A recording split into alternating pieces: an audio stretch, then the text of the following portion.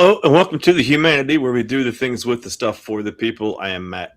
It doesn't matter what your name is! And I am an asshole. I mean, Tommy, how's it going?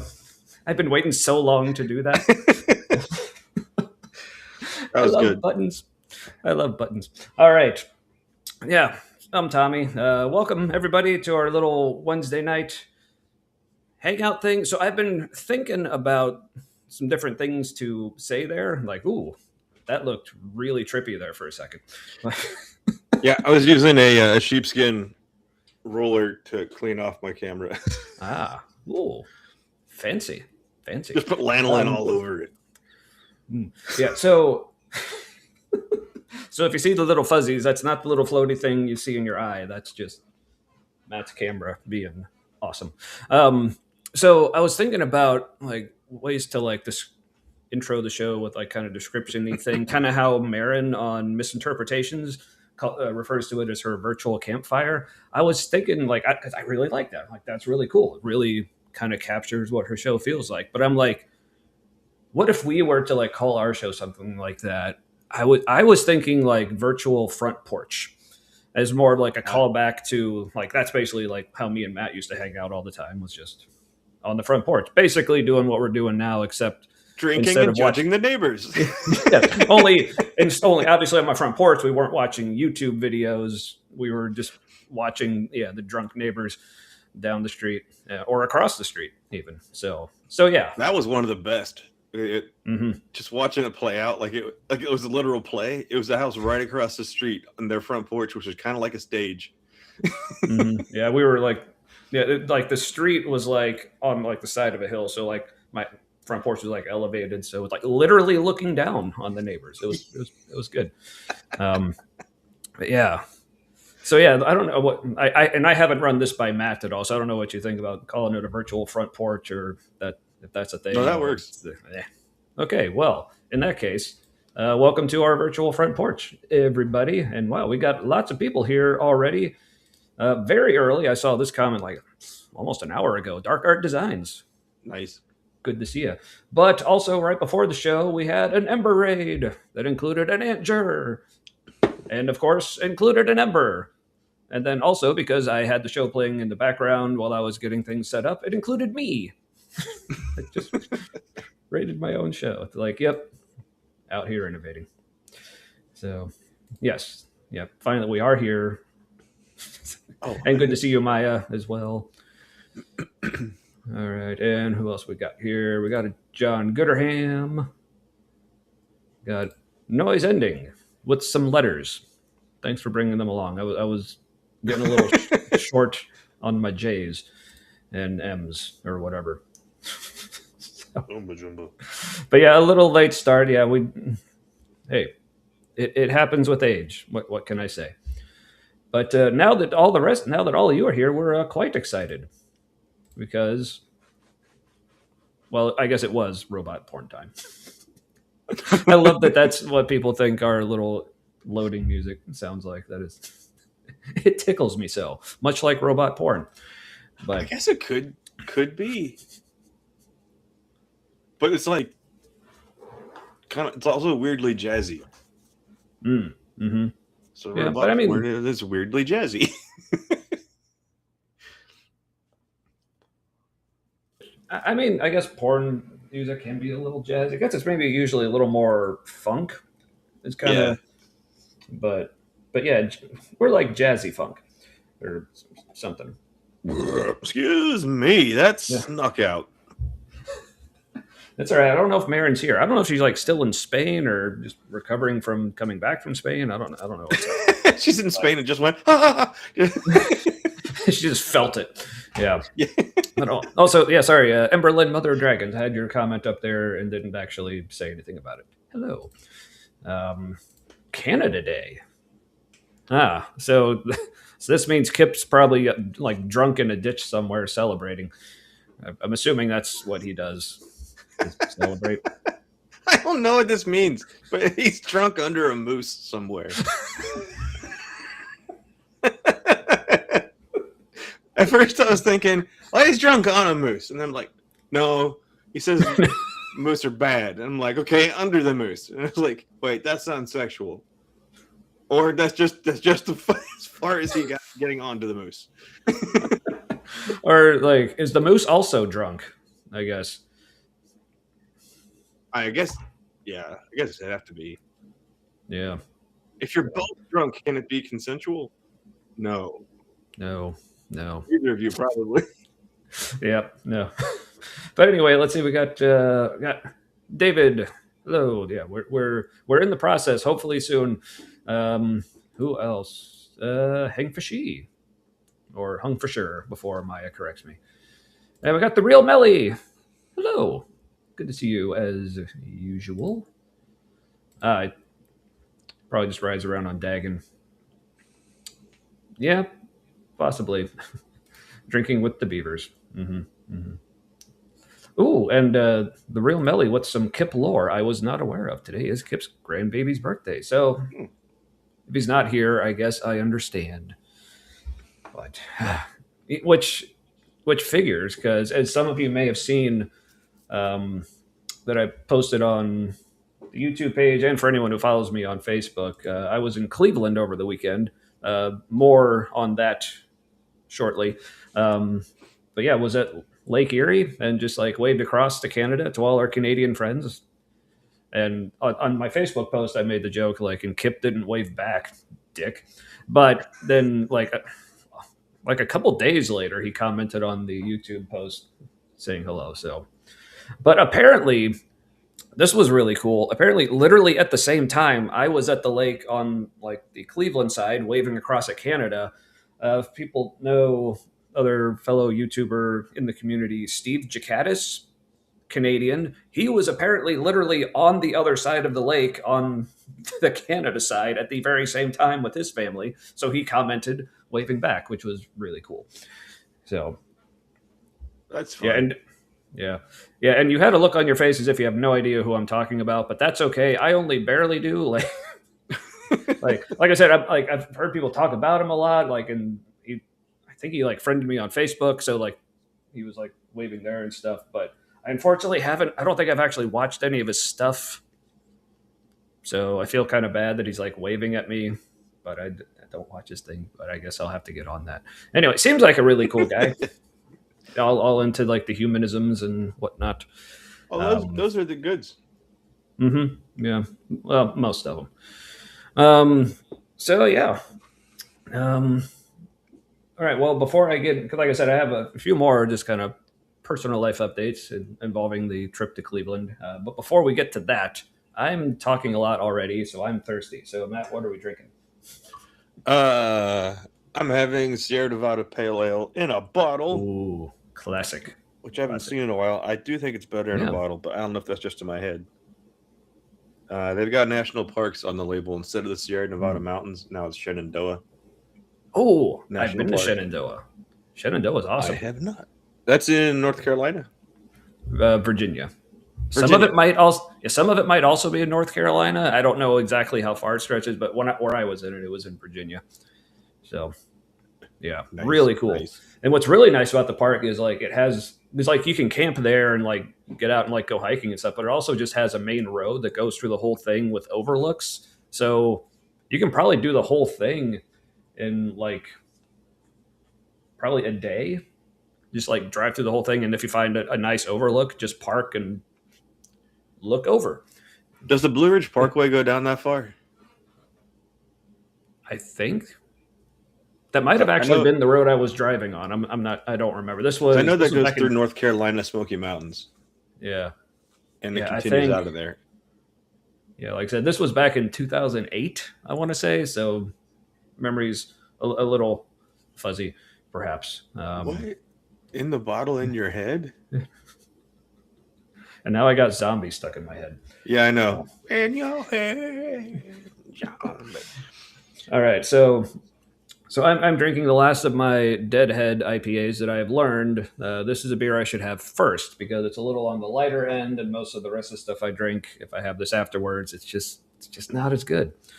Let's see, who else? We got some more people showing up. We got Guard, Burning Goats, as is our custom on Wednesday nights. Thank you for keeping that alive. And Tori, Good to see you. All right. So, yeah. Hello, everyone. All right. Well, I guess before I get into, got a few things because like kind of a lot going on to kind of set up the show tonight. Because as you may have seen in the description, we didn't actually decide on a video. Like I found a couple, and they're actually both on the shorter end, but we figured I'll just like describe them to you, and we'll let the chat decide which one we watch tonight. Unfortunately, we're not fancy enough to be able to have polls for people to vote, so I'll probably just call them like 1 and 2, and people can vote 1 or 2 in the chat, or maybe just go by names or something. I don't know. We'll figure it out when we get to that. But so yeah. So, but speaking of hitting buttons that play the funny videos that make me laugh, so if we remember, several weeks ago, maybe over a month, I don't know. Weeks ago, it was a video where we were watching a video about Aquinas's 5 ways, and we got what is still one of my favorite comments we've ever received. In fact, that I very intentionally made sure that was in the freeze frame for the thumbnail for that episode. And I was reminded of it because it was actually submitted by good old Guard here. Because a phrase that comes up a lot, whether it's on the show or at least in my head, like whenever I'm thinking about things like Christian apologetics and such, the term ad hoc comes up a lot because a lot of Christian apologetics is very ad hoc. But then Guard turned that into ad hoc tua, which might be my favorite 3-word combination ever. So this afternoon, as I was getting things ready for the show, I was like, because I mentioned like we need to like pull a clip of that and work it in, but I couldn't decide if I wanted it to be like how much of, I can't remember the girl's name, of like her line versus the ad hoc. So basically the debate was over the word hoc or hawk. Do I want that to be something one of us says and then she just gives us the tua, or we just go ad and then she does the hawk? So I made both. So real quick, Matt, obviously you let me know, but then also chat, let me know which one of these do you prefer. Now, do you prefer ad hoc or ad hoc?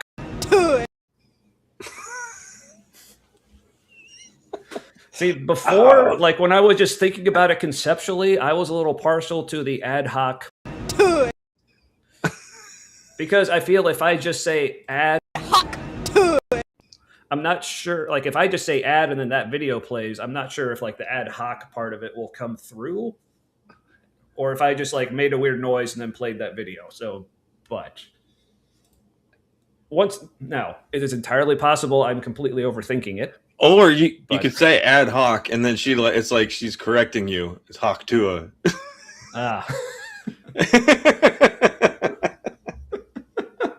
Oh no. I'm so sorry, noise ending. Apparently you've Seriously? I feel like I just like ruined someone's like last man standing, like with the Super Bowl. You're familiar with that? Like, I guess it's this big contest where people try to see how long they can go without knowing who won the Super Bowl. They call it last man standing. Oh, okay. No, I think I heard about that a long time ago. Yeah. So, all right. So people are saying they like the second. So how did you not see that? I guess you just weren't online very much in the news oriented stuff. Yeah. Which unfortunately it kind of ruined her life. Yeah, that's what I've heard.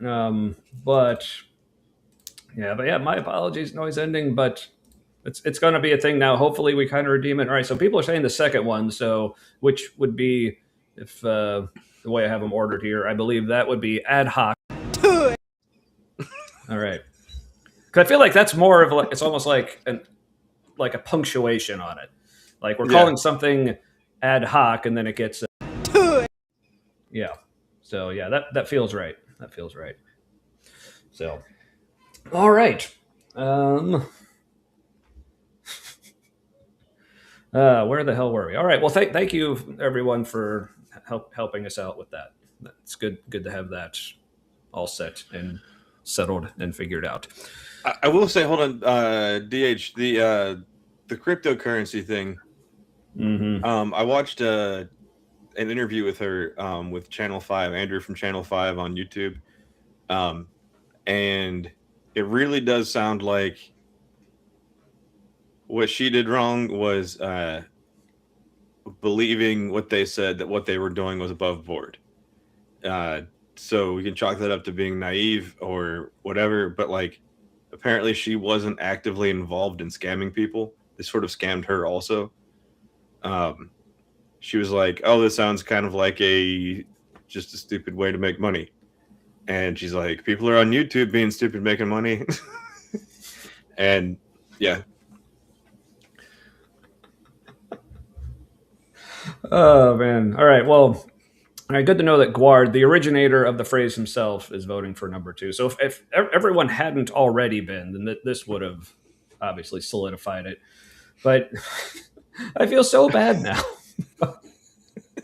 But this, well, you succeeded in never watching it on your own power. Yes, but I still feel bad for you. But this made my day. I'm glad it was you.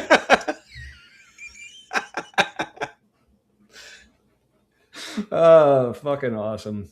Why is it so hot in this room? This is crazy. I'm in the basement. Yeah, I was gonna say probably because it's hot everywhere, but yeah, basement should be. I was outside just like at 8:30, and I was like, "Oh, it feels kind of nice out here compared to earlier," and it was 91. Mm-hmm. Yeah, no, do post. Oh, that's gonna be a tricky one, but. The ergo proctor hawk is I don't remember what that means. I think I don't remember like literally what the Latin phrase means, but I think it's almost like it's kind of similar to like correlation doesn't equal causation kind of thing, where basically just because this thing followed that thing doesn't mean that thing caused it. I think. Correct me if I'm wrong, somebody please. I know like we're almost all of us are neurodivergent, so if I'm wrong, I know someone will set me straight, so which we appreciate. So, like, ooh, wow, where? I can't remember if you've told us where you're at, but I don't remember. So the weather has been nuts. Like it was hotter in the Midwest than in South Florida yesterday or day before, and there was also literal rivers of hail in Idaho on the streets. Made kind of a creepy ass sound. You could just hear all the ice crystals bumping against each other. And then in Wyoming, there was a summer snowstorm. Seattle area. That makes sense then. Okay. Yeah. Yeah, that's okay. Yeah, that's up in the same area. Post hoc ergo proctua. So that means I'm going to have to like take the clip and reverse it. So it's tua hoc. Ooh. Dude, it was 105 in Vermont today. They don't have AC up there. What the hell, Vermont? Whew. Yeah. Oh, so with the last Christmas thing, well, yeah, that is grating. Yeah, but so I actually know a guy. I don't know if he's the guy who actually started the Last Man Standing, or if he was just like one of the main people like doing it on whatever like social media platform or whatever people are doing it on. As in like to the point where he was actually on Jimmy Kimmel like several years ago talking about it. And this was like after the Super Bowl had happened, like he still hadn't heard. So but yeah, like I said, he was just on with Jimmy talking about it. Like his name is Jeffrey. But then he told the story about it later on Facebook. And he said after he was off with Jimmy, like he was still like on like the video call, just talking with the producer or whatever. But then I guess right after they talked with him, just on the show, Jimmy talked about the Super Bowl and who won. But then Jeff ended up overhearing it. And the producer, whoever he was talking to, was like, "Oh crap, you just heard that, didn't you?" And he's like, "Yep." So wait, who was that? I don't think you know him. His name's Jeffrey. Yeah. I was very distracted by G Ward said literal icebergs of hail. Ooh, I have not Yeah, seen and I those. was just remembering that, and it's like seeing a tornado in person. Mm, Like it's scary, but also way too interesting to not look at it. right. Yeah. Yeah. Oh, All right. Oh yeah. One more thing I wanted to. Oh, wait, sorry. Oh, Miranda. Miranda's out of Hey. the hospital. Awesome. Perfect timing because I was literally just about to share this. But yeah. So people may remember we still got a little GoFundMe fundraiser going for Miranda and her little medical adventure that she's been having that apparently now is going so much better than it used to. But not only is Miranda apparently doing better than before, the fundraiser itself, if people remember, like it was originally, I think, only $4,000. Well, as you can see, they later had to adjust it up to 5,000 because they already blew past 4,000. Well, now we're past 5,000 and the goal is now 6,000. So, first of all, good job, y'all. But let's see if we can make them raise that again. How about that? So, but yeah, but awesome. Yeah, good.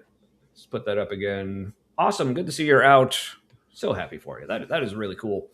Um, Yay! but yeah, but hey, as we all know, just because you leave the hospital doesn't mean you're done with the bills and expenses. So if you haven't and you're able, please like donate to this. But even whether you're able to donate or not, share the link.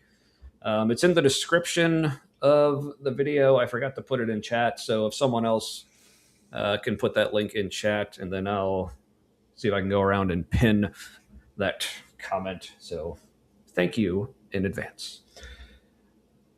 All right. Well, and here it is again on cue. Aunt Jur coming in clutch, as the kids say. All right. Now give me a chance. Gotta log into the thing so I can go into this. Start watching my own show so I can pin the chat. There we go. Oh, hey, it's me.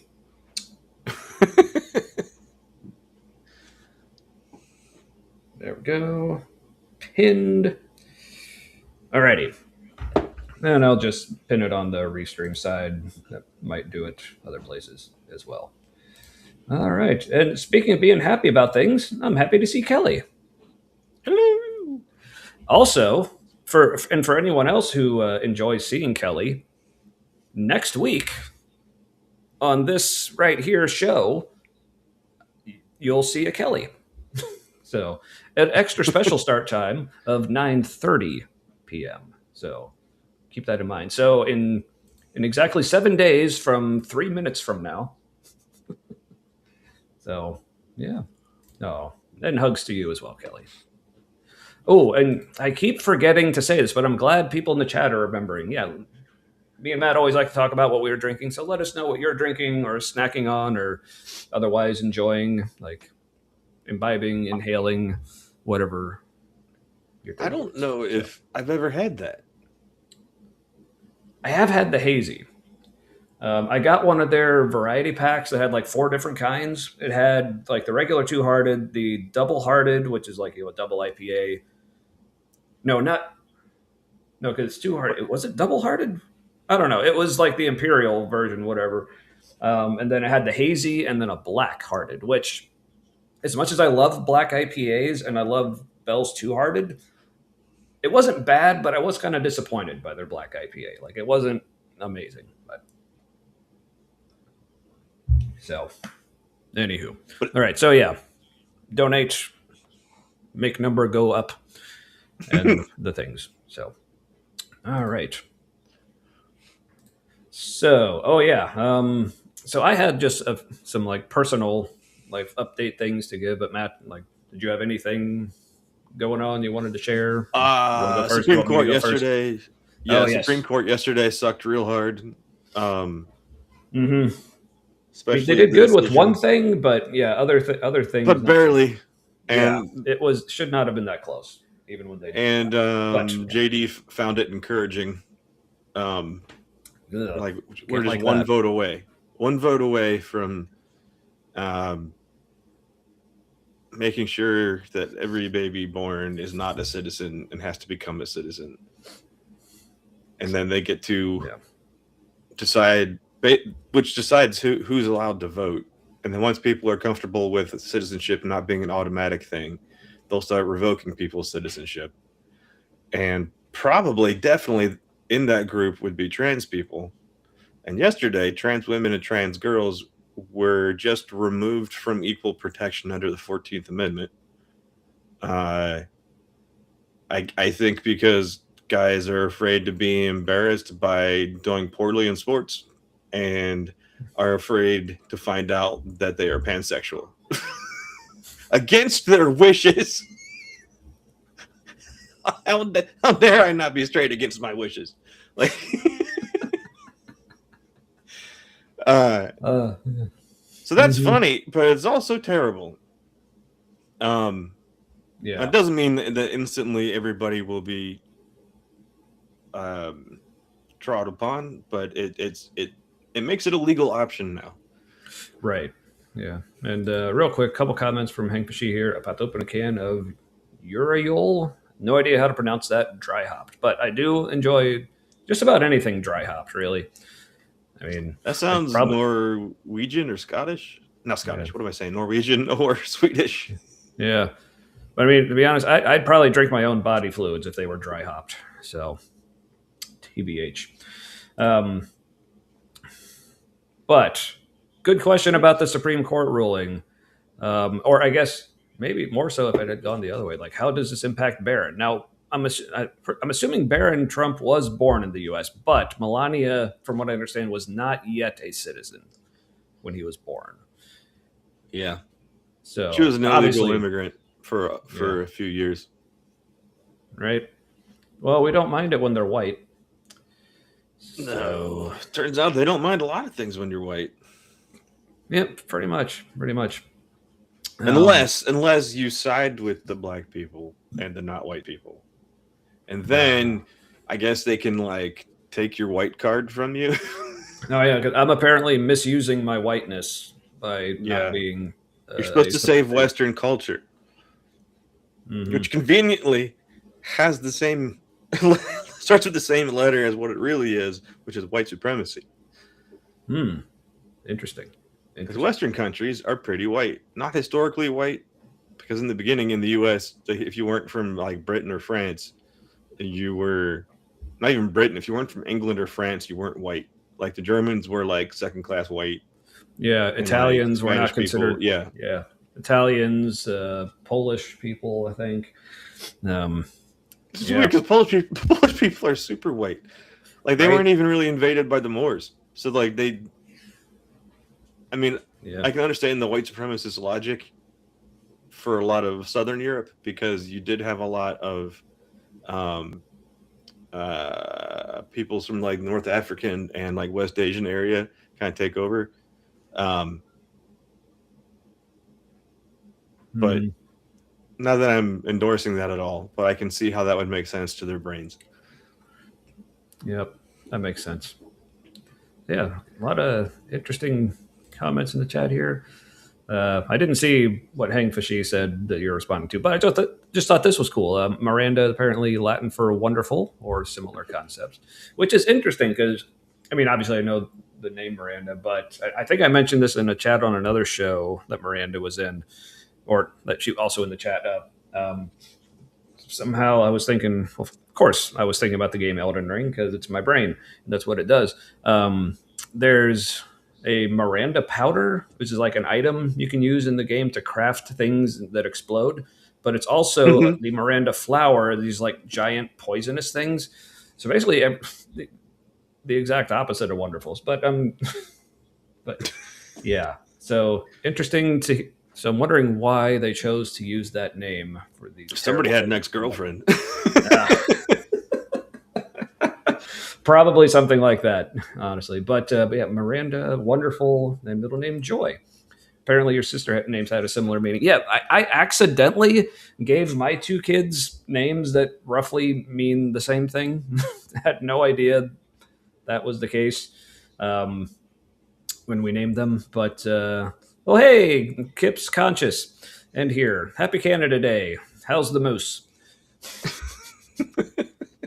You just go back and watch later. You'll understand, or watch the earlier part later, or Matt can just repeat it. I don't know. Nah. All right, but yeah, thanks for eventually waving. Jeez. Yeah, well, thanks for eventually waving back across the lake at me. All right, we got some things. Oh, so the beer, the dry hopped with Galaxy, Citra, and Mosaic. All good choices.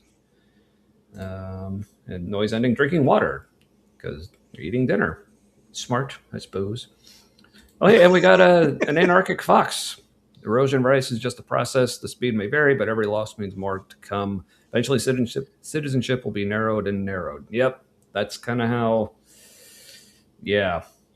Yeah, that's where Yeah. it goes. I'm wondering how far, because things are happening so quickly that, but also so quickly that it's there isn't much time for things to get established and entrenched. So like to the point where it is a change that is like a societal change, and you're not just pushing back against like regulations and stuff. You're pushing back against the majority of the population. But right now, the majority of the population is not in favor of like all the stuff that's happening, or not all of it, most of it. So there's still some fashy people mixed in with there. But I wonder, like, Right. is it changing so fast that it gets so bad quickly that the pushback just ramps up faster than like this revolution they're trying to pull can be really solidified? I don't know. It's going to be interesting. But yeah, narrowing citizenship is where it goes. That's what they're aiming for.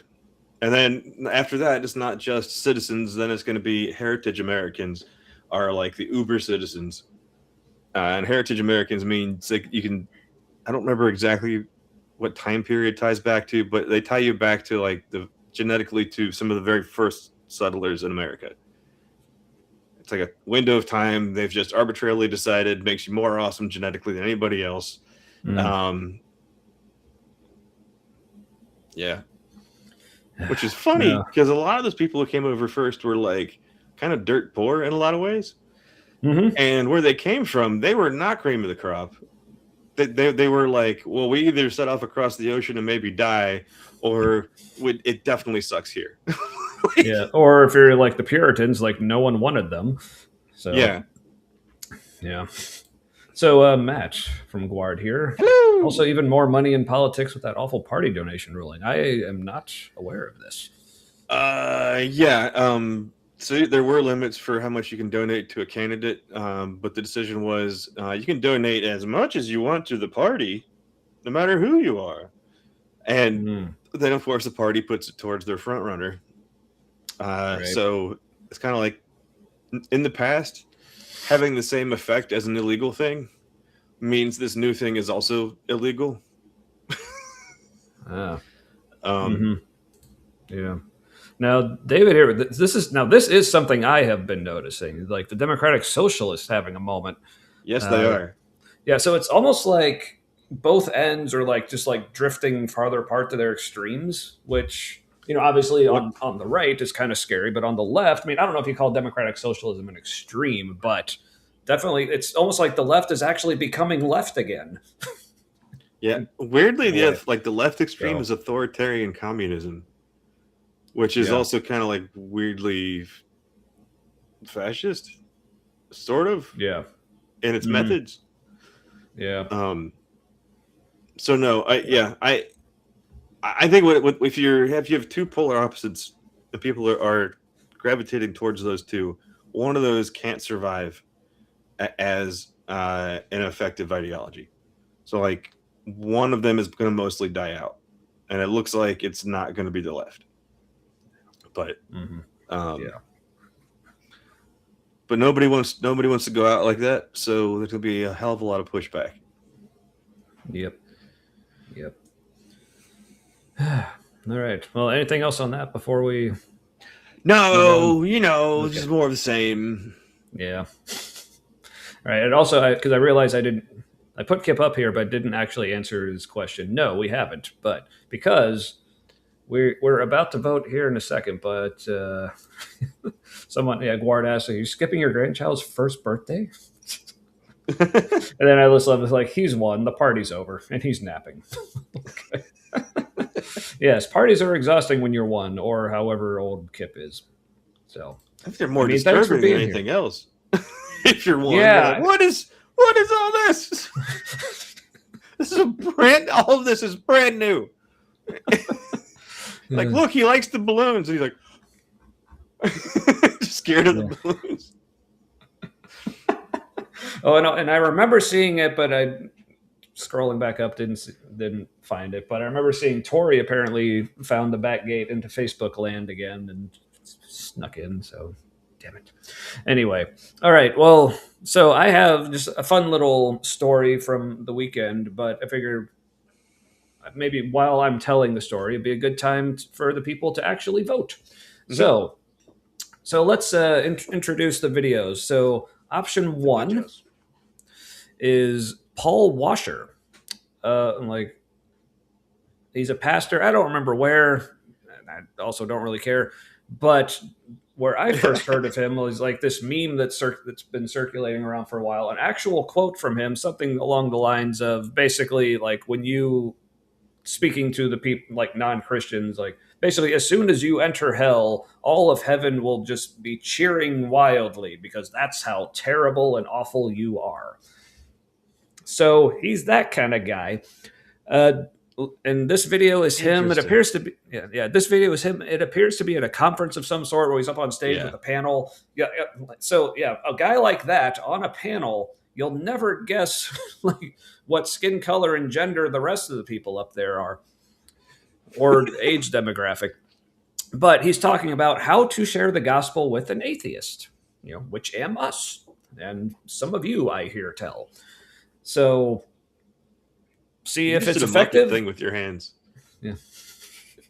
You know how they like move them together? Oh, yeah. Like they got puppeteers both sticks in one hand. It's like yeah. Well, not quite, because we're not. I can't believe I'm saying this, but we're not as fancy as you, Kip, because we can't actually make polls, and we only have 2 choices, not 3. So we're not even good enough to be ripping you off, if that helps. So option 1 is Paul Washer explaining to people how to evangelize to atheists. Option 2 is someone we just covered recently, just a few weeks ago, the ever-aging but somehow still lovable John Lennox on Diary of a CEO answers the hardest question about... of a CEO. Just the way you said diary, it sounded like the first part of the word diarrhea, the way you said it.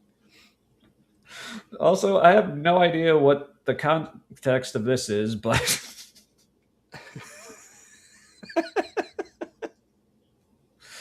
Okay. There's no proper response to that. But thank you. I mean, I'll assume you're right. I'll assume you're right. This is true. Yeah, bad budget scripture science Sunday. And we're the Wednesday version. Yeah, so option 1, well, here I made a little caption here. So option 1 is Paul Washer explaining how to evangelize to atheists, and option 2 is John Lennox trying to explain to Diary of a CEO dude, can't remember his name, about... Now, it's not just the video of him talking with the Diary of a CEO guy. It's on another channel, and he kind of reacts to it. Now, it's not as bad as your Daily Dose of Watching, aka Daily Dose of Wisdom, or channels like that where they're literally just like sitting in the corner watching, like, oh yeah, so just no, watching. It's really just like he took a Lennox clip and put it in his commercial, because at the end he's talking about a real human voice audiobook that you can pay for of your rating. Mm-hmm. He didn't say But done by a real human person. He said real human voice, which makes it sound like they had several people read sample words, and then had AI do audiobooks from those voices. well, looks like Ember, ever the rebel, is introducing a third option. Now, we do not have any dinks prepared for tonight, so unfortunately. So, all right. No. So she's changed it to one. All right, but So I'll put ones this. and twos. How many All of right, each? so well, we'll let them keep voting because, like, I need to tell my story while the people are voting. All right, so speaking of over the weekend, me being in Cleveland and waving across Lake Erie at all of our fine Canadian friends, or I guess anyone south of us, if you keep, or I was also, well, I was maybe almost waving at Kelly because, like, from Cleveland, Detroit, I was kind of facing a little northwest. So yeah, that was for you too, Kelly. Fox one's 3. Yeah, but every time you click the comments, I got to click this back because for some reason it can't differentiate comments and captions. Urgh, restream. Anyway, all right. So some might be asking, why were you in Cleveland, Tommy? Well, it's because I was there to see an Alex Warren concert at Rocket Arena, aka the arena where the Cleveland Cavaliers play. Now, you may be asking yourself, Tommy, you do not at all strike me as an Alex Warren fan. You know, see shirt. True. I do not strike you as an Alex Warren fan because I am not one, but my daughter and her best friend are. But they are also not old enough to go see a show like this without an adult with them. So I went. I mean, I was going to go up to Cleveland with them anyway because my sister and her family live up there. So it was just going to be a nice visit trip. But since I needed to go, like, they bought me a ticket as well. But it was like the cheapest ticket possible because like I wasn't gonna care how good the seat was because like I wasn't there for the show anyway. But well, and no one cares that you don't care, Kip. So you're gonna I'm gonna be like explaining extra now just for you. But so anyway, so I'm at the show, and for people not familiar with Alex Warren, I guess his genre is called like folk pop. So not only just as a metalhead, but also as a drummer, his music just really doesn't do much for me at all. I mean, I can tell it's good, but it's like, yeah, there's like one of his songs I kind of like, and I'm like, I'd be fine if he just had that one song, and that'd be fine. But I mean, obviously, this guy's like super popular, popular enough to fill an arena with his show or whatever. But and I will say, like, production wise and like musicianship, like talent and everything, it was a well done show. So I definitely appreciated it from that aspect. But I guess one of the big things with Alex Warren is like people are like super into just like his personal story and like his history because apparently when he was like 8, I want to say, he lost his father. And that's like a big theme in like a lot of his music and a big way he connects with a lot of his fans, like at his shows, like people there with signs like, hey, I lost my dad too. Or like, or like, my mom just died last month, or they'll share just like somebody they loved one that sounds fun. Yeah. But it's just, it actually became like, it apparently has actually become this really cool thing where like, they like really bond, and he really takes a lot of time to connect with the people in the crowd. Like he'll point out people's signs and like interact with them and stuff, but in a way that he also has a bit of like a kind of like a dark sense of humor about it, which I appreciated. Because there was this one lady who was holding up a sign, like, yeah, my mom just died like 2 weeks ago or whatever. It's like, oh, I'm so sorry to hear that. It's like going back and forth, like, what happened? Like, and then he asked, like, was your dad still alive? And she's like, yeah. Oh, thanks for rubbing it in. And it was funny. So, but then even like towards the end of his show, he actually had this like really nice talk about like grief and like what going through that process is like, and like the things they don't tell you about it, especially when you're a kid, how everyone's like, oh, everything will be fine later. You just got to give it time. You'll get over it. And he's like, you kind of don't.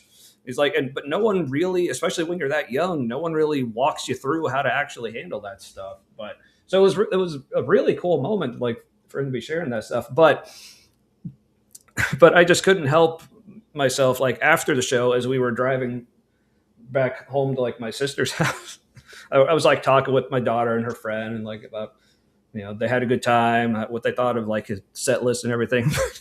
I just couldn't help but like telling my daughter, I don't know, I feel like I need to apologize that I'm still alive, and I like totally ruined that whole experience for her. You should have like connected on such a deeper level.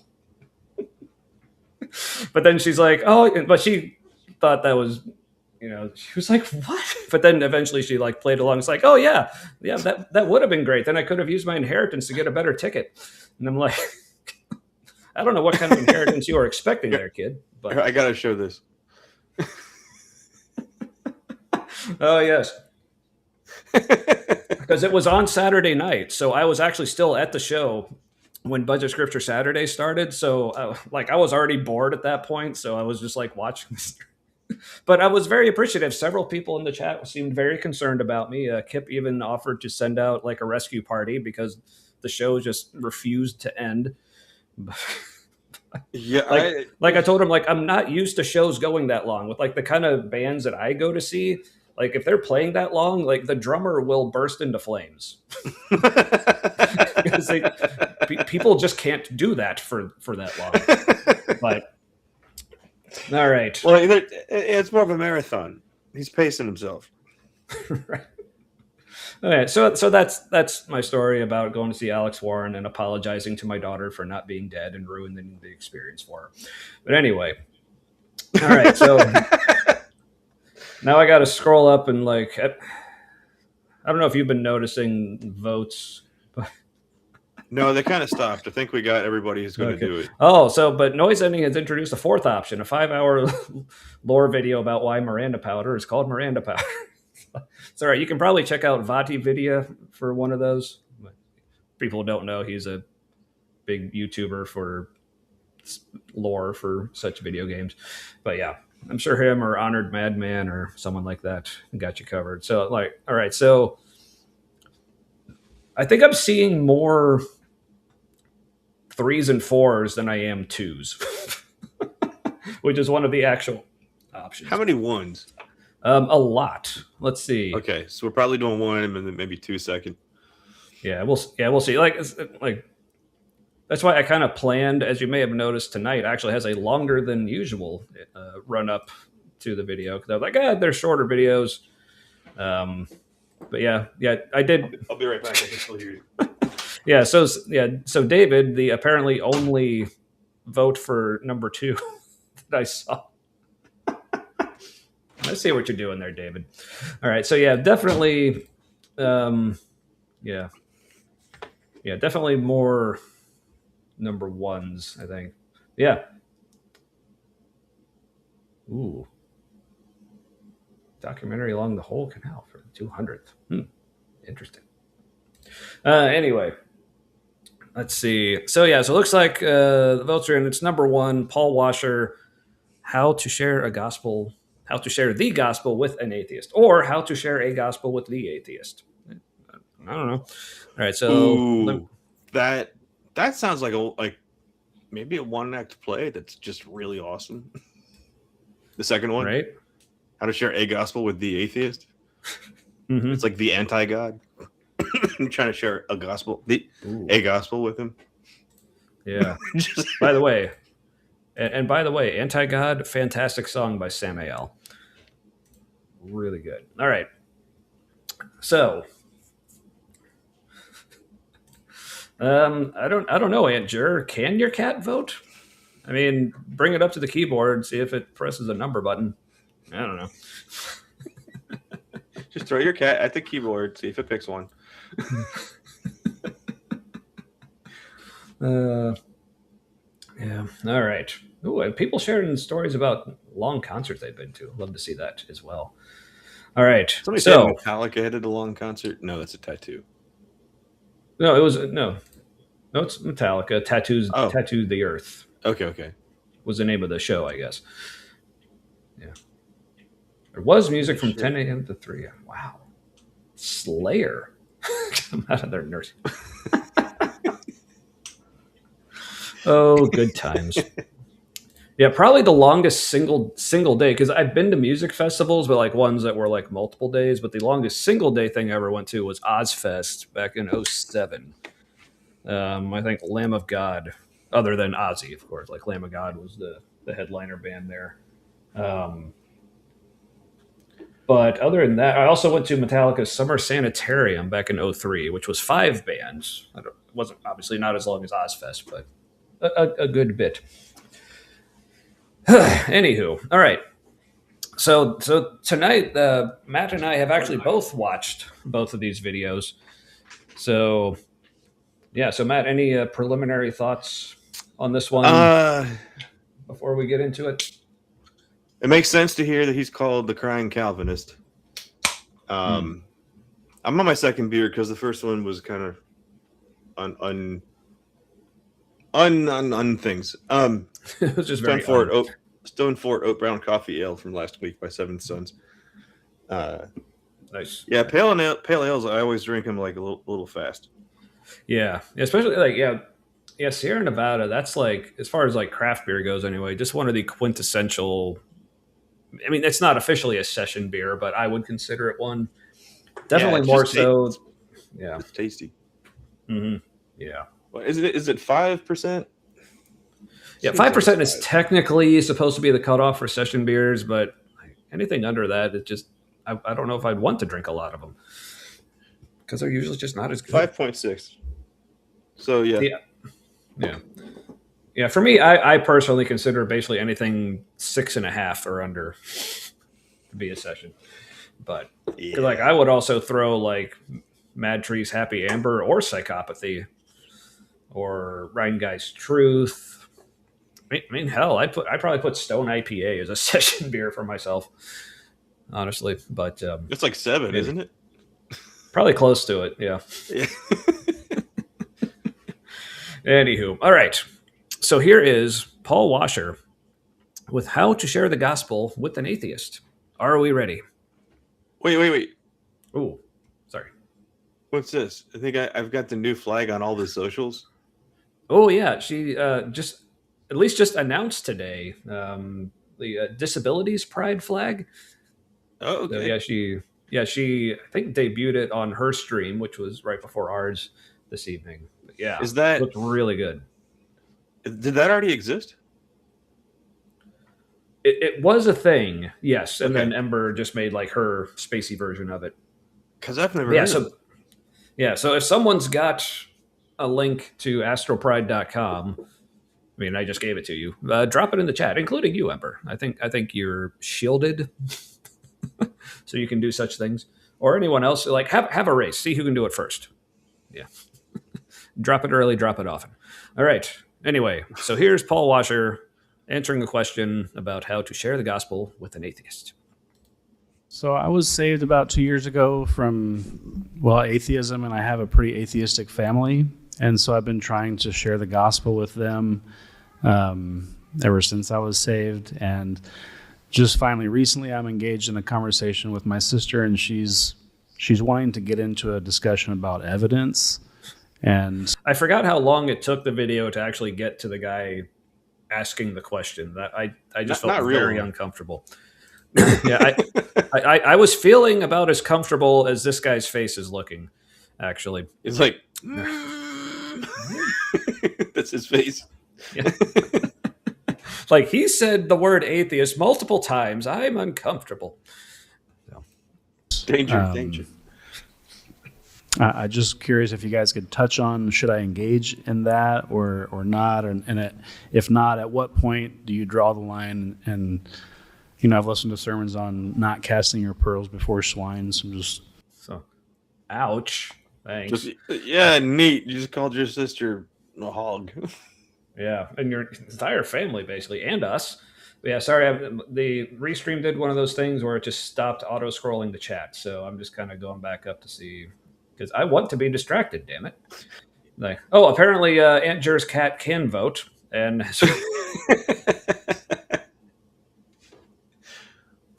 I don't know how to do the conversions from cat numbers to the people numbers. So if you could see if you could get that translated, Aunt Jer. Even though, I mean, obviously it's too late. We're already watching a thing. So And so Miranda, I don't know if that means that his family just goes to different churches than him. It probably means they are agnostic or culturally Christian. Um, Although his sister is talking about evidence, that does sound like she is probably an atheist who would call herself that. Or well, maybe she just calls herself agnostic. That could happen too. But he's like, should I engage in the conversations about evidence? Should I give a defense for my faith? Which is he asking a bunch of apologetics people? If I don't know what else all the other people do, but are they all like pastors or apologetics people? Yeah, I have no idea who the rest of these guys are. Yeah, this is people who don't know. This is Paul here in the middle. Yeah, no idea. Should I do the thing the Bible tells me to do? Panel of elders. Right, but also real quick, catching up on a couple. So apparently it's Disability Pride for Disability Pride Month. I guess I missed that that's what this month is, but awesome. But yeah, astropride.com. I mean, all kinds of awesome stuff, including if you use, I believe this is still active. Ember, correct me if I'm wrong, but if you use promo code humanity at checkout, it gets you $1 off the transgender and ally flag designs. So go see. And if you're wondering, ally flag, Tommy, what does that look like? Looks like that, and it's really awesome. So get you some. You started, it sounded like you started saying something different, and then you just went, your mouth was going like, and then you just started talking. Ally flags, like, yeah. Was anybody speaking of that? Were you? I couldn't understand you. Well, yeah, because I mentioned the promo code. I know. Humanity. I don't know. It's just it was funny in my head. Well, that's good. That's good. Right. So Kip has translated for us. Like, that is definitely a one. Dagon is fluent in cat. Interesting. Now, was he working on a cat translation of God's propaganda? Anywho. All right. Back to this.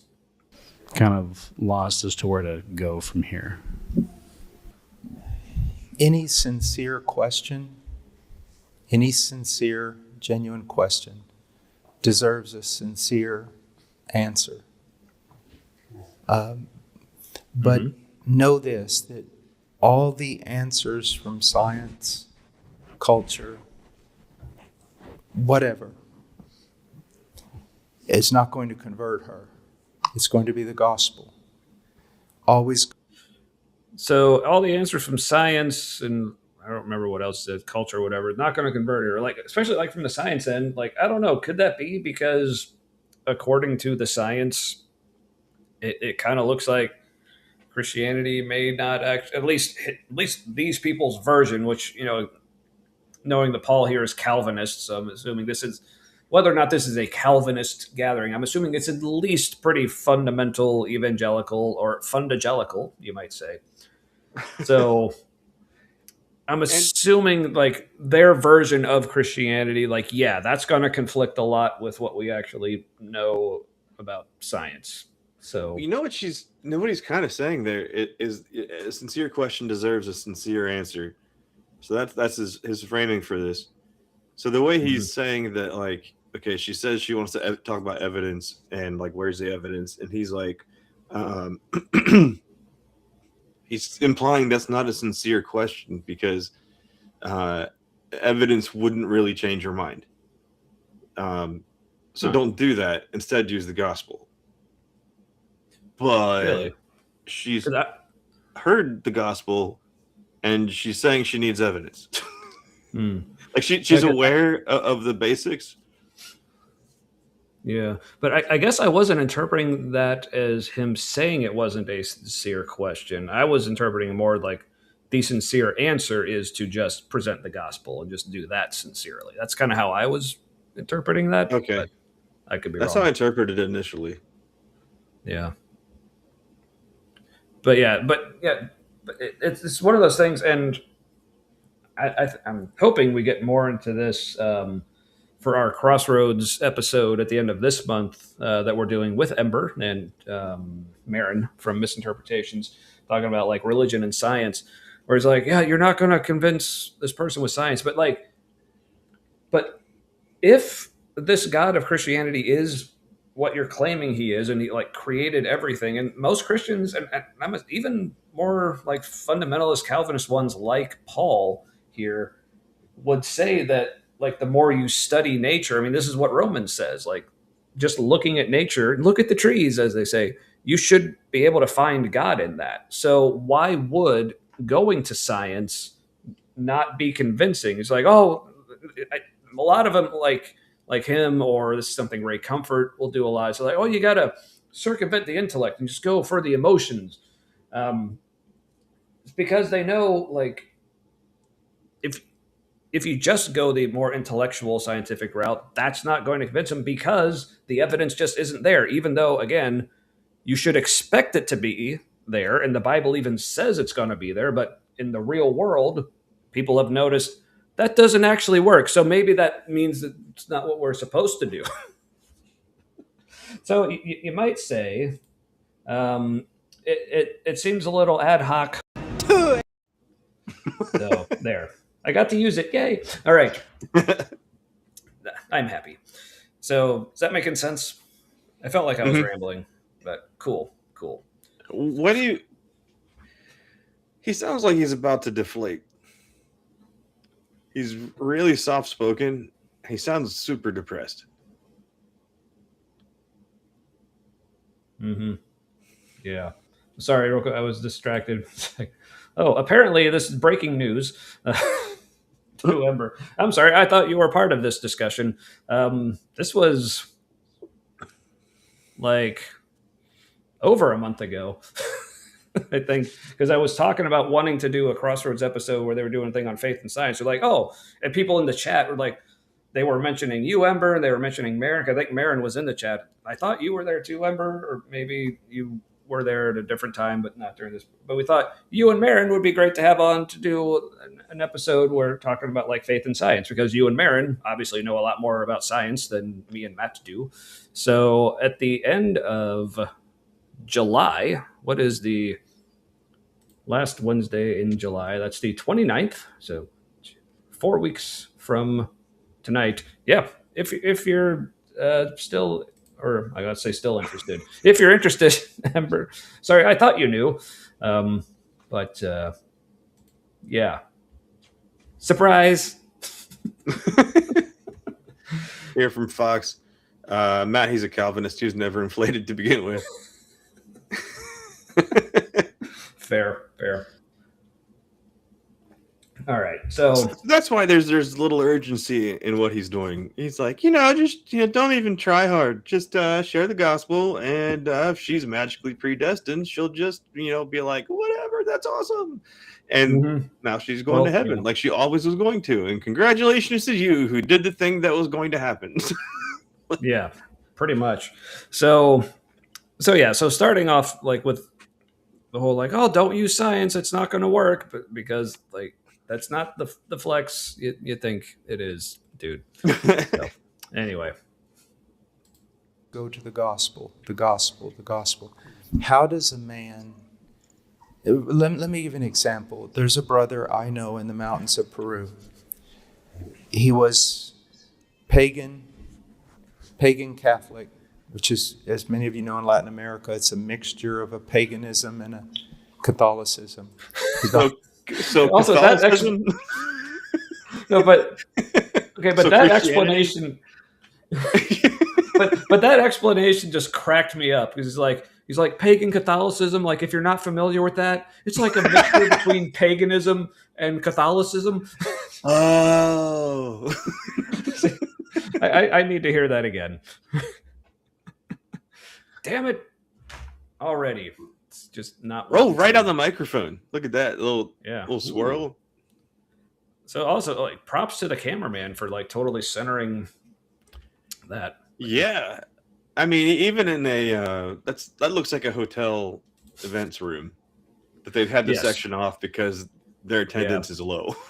Yeah, that's the air wall, or it's not, or this could be like a breakout session, like from the Like a main. mega church.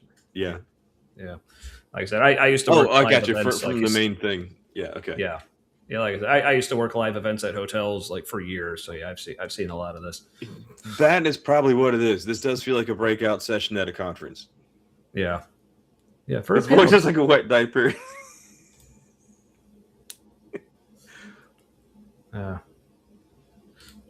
Well, hey.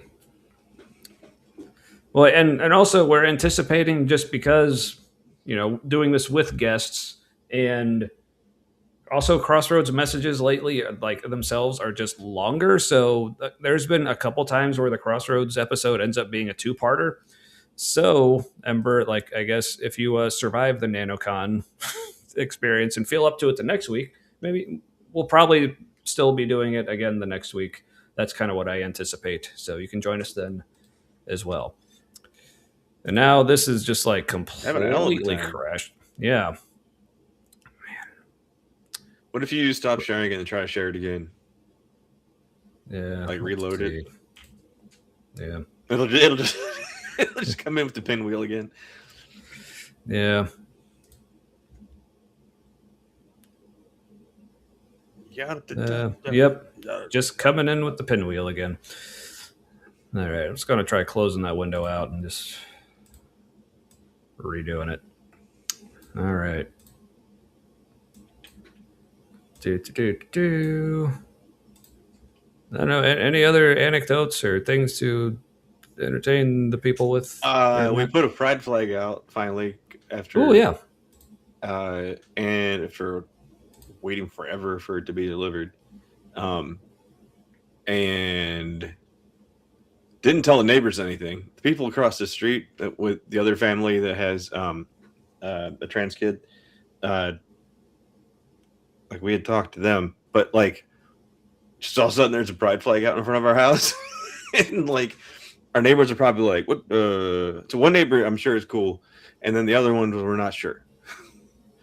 They seem very traditional ish. Also, I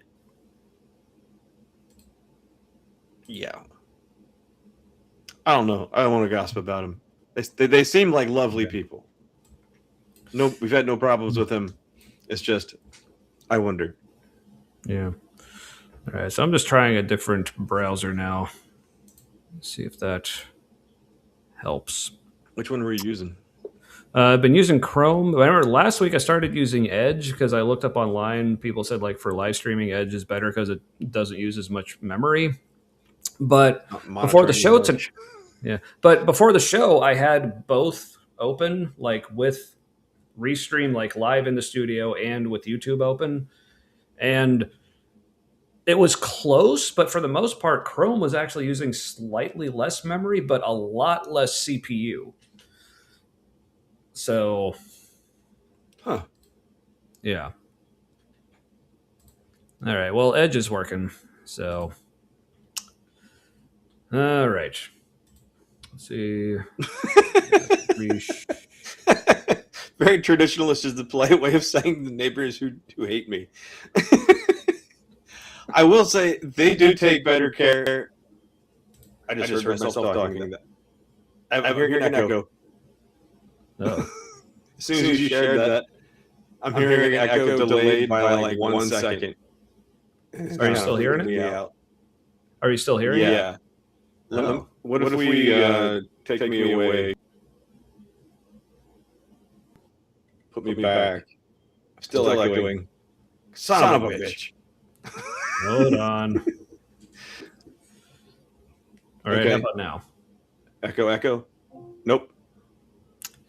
Huh. That is weird because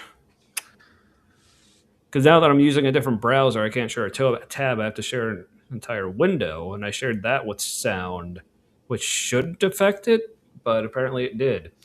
So weird. Let's see. Here, let me try sharing a different way here. There was no distortion either. It was like I was hearing. It was like hearing a live feed but delayed. Oh, because for some reason, okay, so I'm going to have to use Chrome for this because for Restream, sharing the tab only shares that tab's audio, but if I try to share a window or an entire screen, it shares the entire system audio, which is fucking stupid. All right. Once more with feeling, maybe. Sorry, everyone. Usually we're so professional here, but I don't know what's happening tonight. Yeah, or I say, sorry, we're not real YouTubers. We just play them on YouTube. So, Oh yeah, I should get the chat back open. I'm just looking at little mini us in the feed on the right. Some Egyptian god was speaking through Matt. Open the Stargate. What? Are you talking about the Echo? Stargate was a fantastic show. I loved. Was it Stargate Universe? Tommy, did you ever watch that? no. It was really good. But it was more like drama and yeah, definitely just more drama than regular adventure Stargate. And they just didn't know what to do with it. Nobody knows what to do with good sci-fi that people want to watch. Right. Kind of weird. Every channel it's on, they're like, "What do we do?" Not more people want to watch this, but we have a loyal fan base, and we are guaranteed to make money on this in perpetuity. But is it enough money? Yeah. Well, there's never enough money. Good answer. Let's cancel it. Right. Oh, sorry. How did this comment get here? What? Oh, What? Anyway. All right. So since it was working in Edge, but I can't share the Edge tab while in Chrome, so I may have to just back out of the show here momentarily, and I'll rejoin you hopefully in just a minute here. So Matt, are you prepared to vamp on something while I do that? okay. Surprise again. All right. Sorry, folks. I'll hopefully be right back. So everyone, like, share, subscribe. Hey, here's something I'll mention. One of my fidgets that I do when I'm just like, I don't know, doing an autism, is I'll play backgammon on my phone while I'm watching a show, and it's a good time. Lately, I've been watching A Good Girl's Guide to Murder, which I think is a show probably for high school kids, but it's based on a book and it's pretty good. Mystery show. Tommy's back, but I hear nothing. He's on mute. And now he's frozen.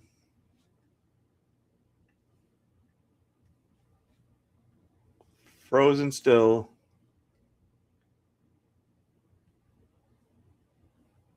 Okay, Tommy is here again. Look, it's frozen, Tommy. It's frozen, Tommy, with a regular Tommy. How is frozen Tommy still here? You're on mute still.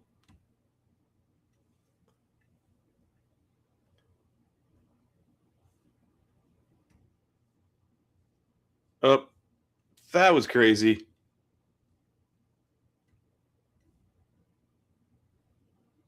Now Tommy is gone again. But frozen Tommy. No, regular Tommy's here. You were frozen for a second, and now you're normal. Still can't hear you. Even though I unmuted you and it somehow dropped you a bit. So we went from having one kind of sound problem to having the no kind of sound problem. Oh, I hear you. Am I back now? Okay, yeah.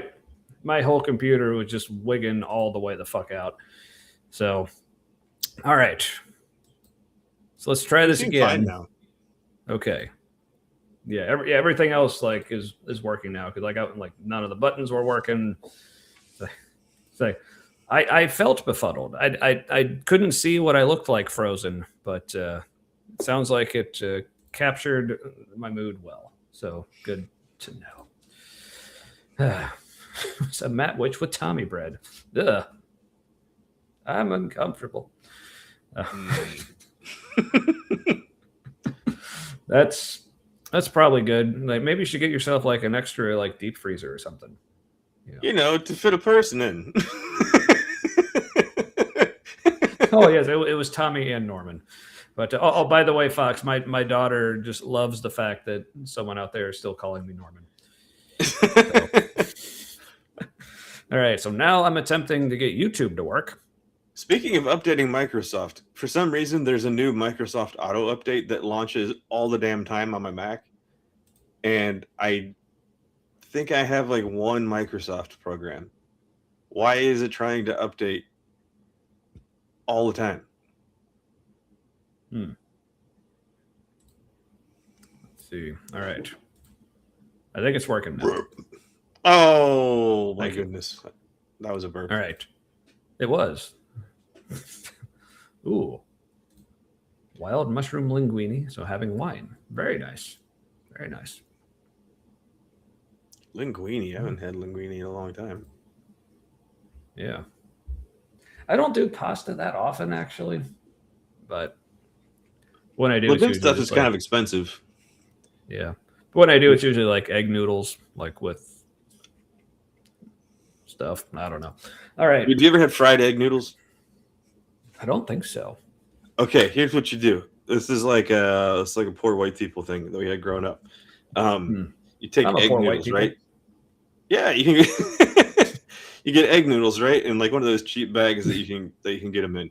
And so you boil them like normal, right? And then you get a skillet going, and you toss them in the skillet with saltines, like a crumbled up saltines and butter. And so it's sort of like light kind of breading mixed in with it, and noodles are a little crunchy.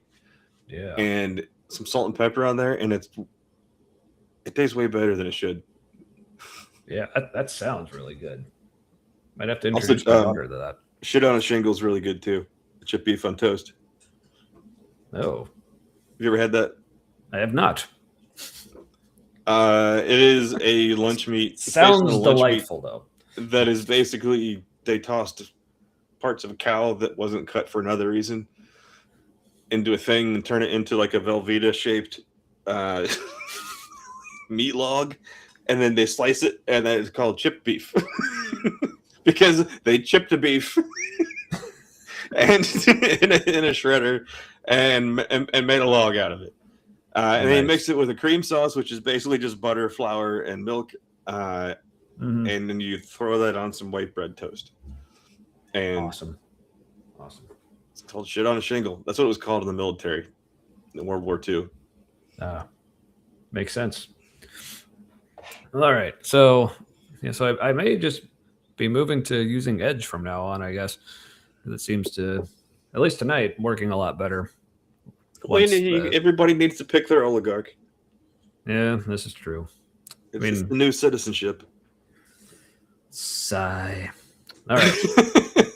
So this is what all of this, just so I could back him up, so I could hear his explanation of pagan Catholicism one more time. He's navel gazing. Yeah, a bit. All right, so finally, here we go. In the mountains of Peru.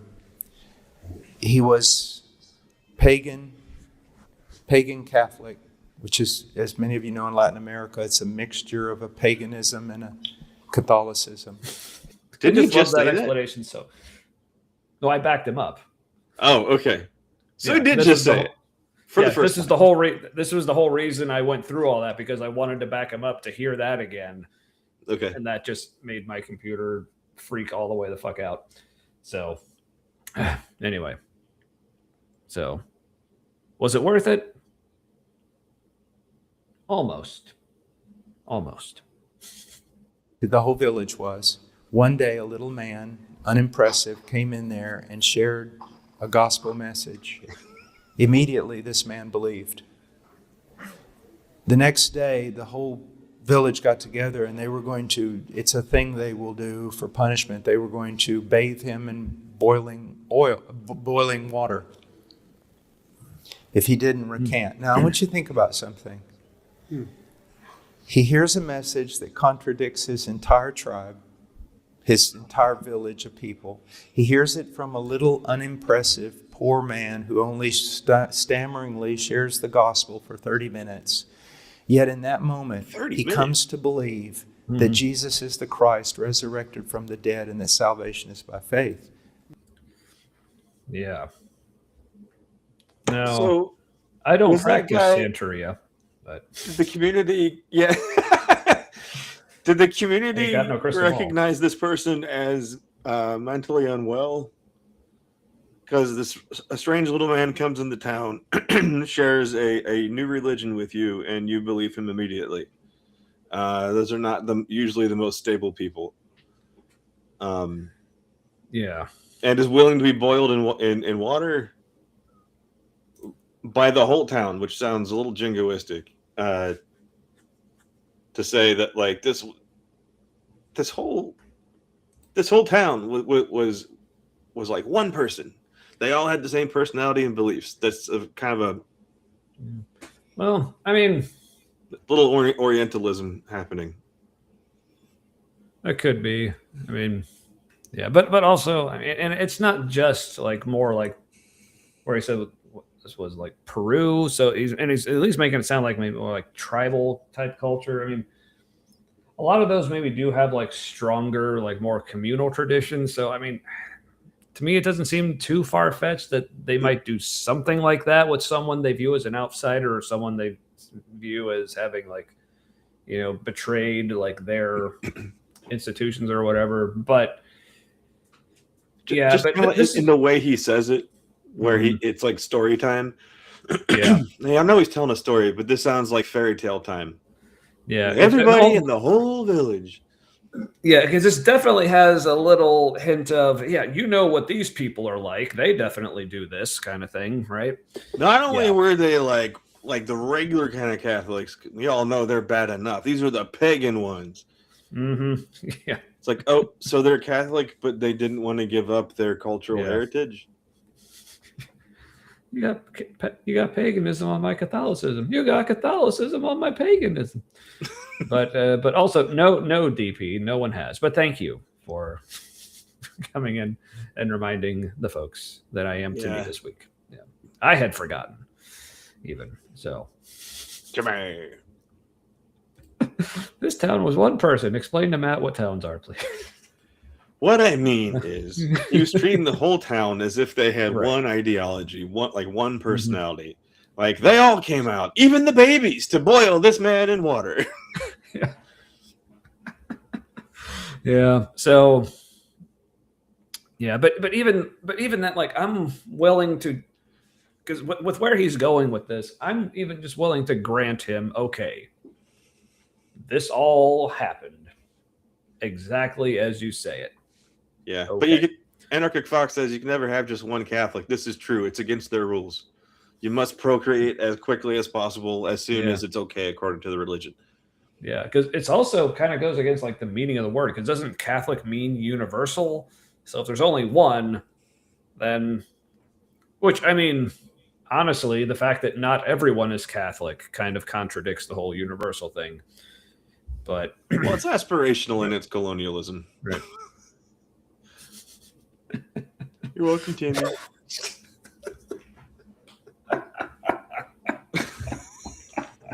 Oh, that's good. That is very good. Pope. All right. Well, speaking of popping things, I guess I'm moving on to my second beer. I picked up the also Sierra Nevada, but their torpedo variety pack. So I'm starting with the Which rye. one's that one? The rye. Wait, is that new?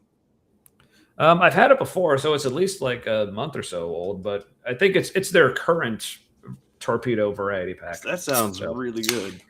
Yeah, I've had it before on the show actually. Ooh, smells a little danker than I remember. Dank. Mm-hmm.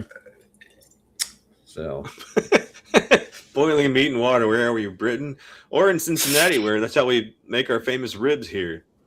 Boil them to a nice color of death. yeah, or AKA gray. Yeah. Yeah, the same color as rotting meat, but plenty of sauce on it to hide that color. Yeah. And the sauce is good, but it's not that good. Is it like good enough to rescue what else they did to those poor But if we're ribs? talking British ribs, that sauce is amazing. Oh, yeah. Like for British food, that is more flavor than it can almost handle. Yeah, actually, I could see their sauce actually doing better with beef. Because I remember the first time I had it, my first impression was, oh, this tastes like what Arby's sauce is trying to be. A little bit. Yep. Yeah, the So- vinegary. You know, a sauce made up mostly of the cheapest ingredients. Right. And also, like, it just because it also reminded me the first time I ever had Arby's sauce, my first impression was this tastes like potpourri at Christmas. What? I am Yeah. not getting that. Because potpourri No. at Christmas is like piney. Or maybe it wasn't necessarily Christmas potpourri, but definitely potpourri of some sort. Like piney cinnamon Yeah. or something. Yeah. So, yeah. But rye PAs, they're tasty. Like rye, like as a grain, gives it a little. I mean, it's described as being like a little spicier. I mean, not like Slightly peppery, very slightly. yeah, but yeah, good, very good. So, let's see here. Oh, you missed a bit. Is Paul upset that some villagers are going to kill a new convert to Christianity? Is he aware of the punishment for blasphemy in the Hebrew Bible? Right? Or even like in Christian history, like throughout, this side of the BCE, CE, or AKA just CE. The common We don't era, do if that you will. anymore, but they had their reasons, and so did God. Yeah.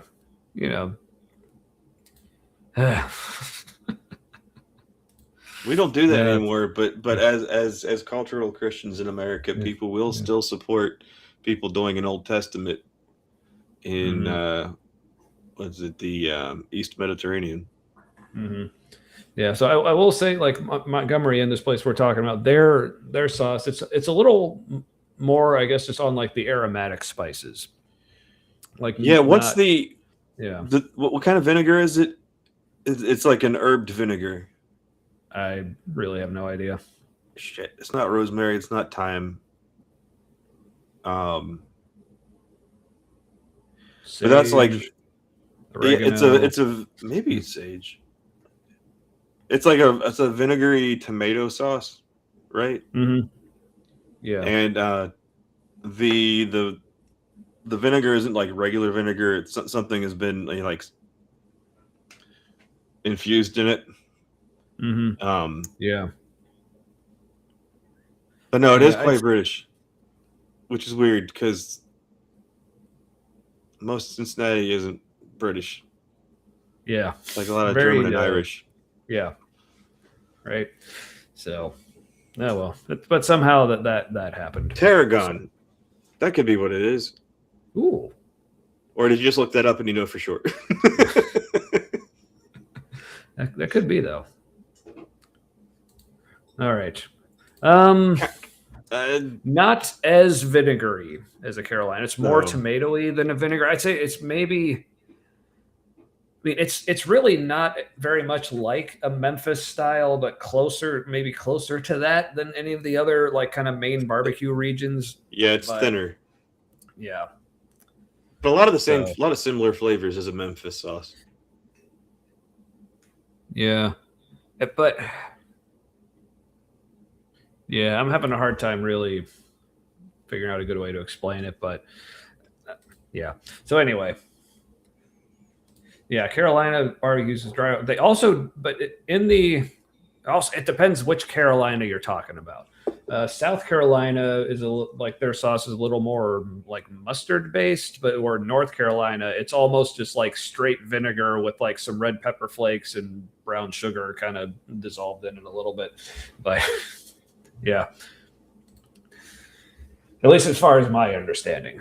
So this could be this could be a whole other discussion. Wait, what? So, What is this? He was jailed for 2 years. mm, Did that happen? I wouldn't put it past him. yeah, I honestly, don't know too much about the guy. So, It kind of seems like, despite all his rage, he's still just a rat in a cage. He does seem like he has like a simmering rage under the surface, and that's why he has to sound deflated to keep it in check, or he's gonna Hulk out.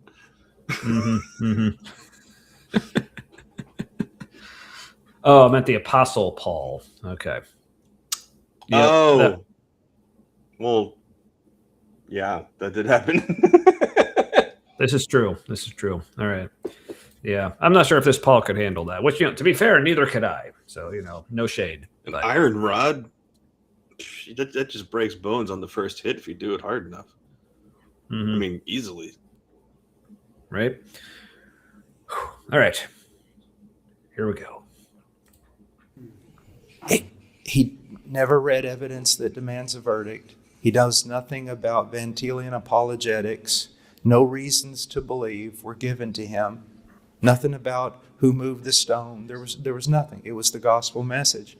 How is it that with that small thing, he's now willing to die for his faith? I think John Calvin, one of his greatest contributions in theology was to answer that question using Scripture, that it was the work of the Spirit of God testifying to the truth of the message. Yeah. Well, he's a big Calvinist if he's quoting Calvin. Well, yeah. I mean, you kind of have to, right? No, I mean, but like even the people who come from Calvinist backgrounds that I've heard talking before, like they don't. It's like how shit, I forget if it's Methodists, the Wesleyan Society or Wesleyan whatever. Yeah, I'm actually related to. I'm directly related to Charles Wesley, so therefore John Wesley, his preacher brother, is kind of like my great uncle. So, yeah, fun fact about me. You rarely hear people like you don't hear Lutherans quoting Martin Luther all that often. It's just interesting. And hey, James is here, and I love how you're saying I can reply on YouTube by saying it on Facebook. I don't know. There's something about that that just amuses me, but I don't know why. But yes, but good to know, and please do. So, Wait. All right. So DP's been tasered 4 at once before. There's a story there. Interesting. How drunk were you? Or how drunk do you wish you were? Yeah. Anywho. All right. Tasering is brutal. The person just planks and hits the ground.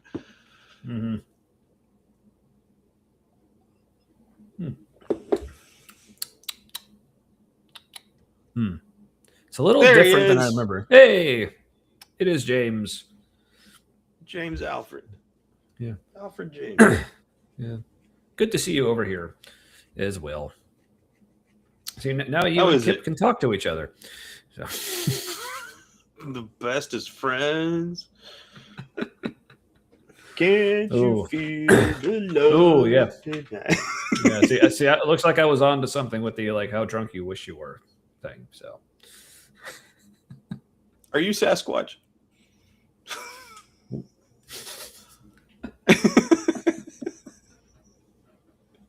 Like there's one. It's just one that keeps popping around to different places. The what? The Holy Taser of Antioch.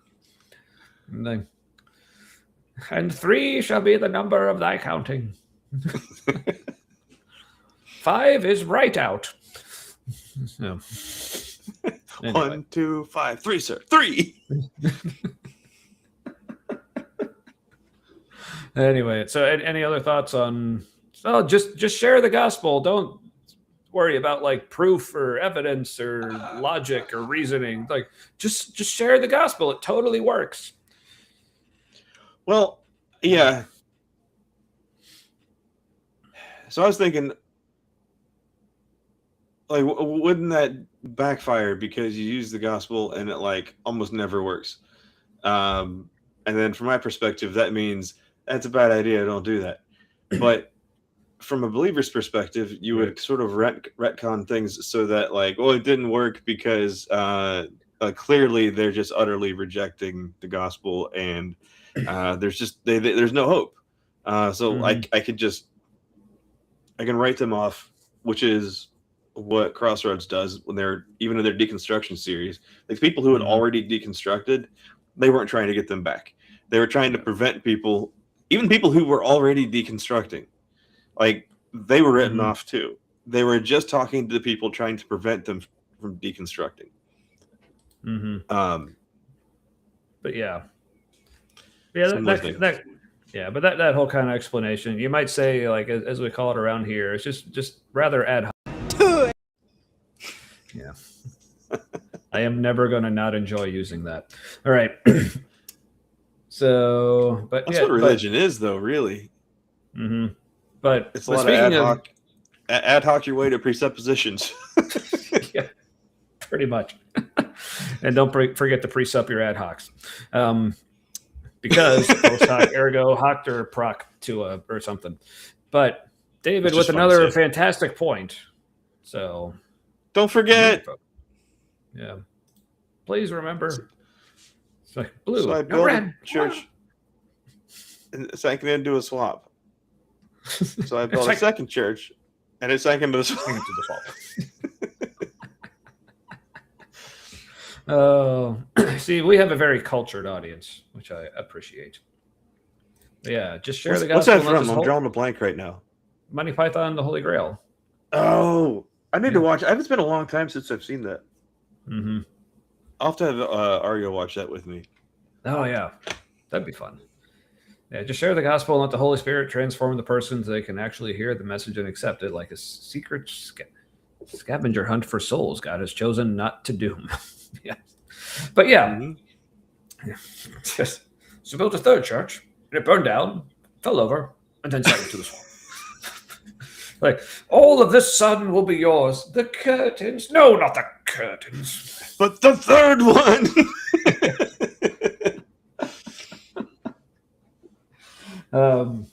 But yeah, or whatever that went with those third, fourth. Anywho, so yeah, so when they boil down the process to just share the gospel, like don't worry about reasoning, because if you use that, that's prone to fail. Not because reason doesn't actually prove anything. No, it's their fault that it doesn't work. So, but you have to go with the gospel because that's just what goes straight to the heart, like cuts all the bull crap. Like, so if they don't respond to the gospel, just pure and simple, then they're just lost. So, yeah. And Tilting Windmill, hello, I'm coming in with a similarly good recommendation. Do like that smash button as creaky blinders. Creaky blinders. Like, yeah, he's a guy who says that. Words. Anyway, you ever watch Creaky Blinders, Matt? I have. Yeah, I don't watch very much. Yeah, I don't think I'm subscribed. I think I just watch him every now and then. But yeah, fun and Welsh, which is fun. I think. Oh, he does sound. As in, I think he's Welsh, not. Yeah. So. All right, are we ready to get back to the Vidya? Yes. Illuminating his heart and regenerating him. So that should be your concentration. Speaking forth the gospel, demonstrating the gospel to your family, which means if you try to share with... Yes, with consent. Smash the butt licking.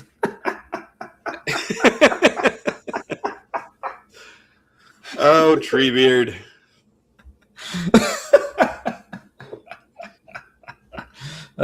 Good reference.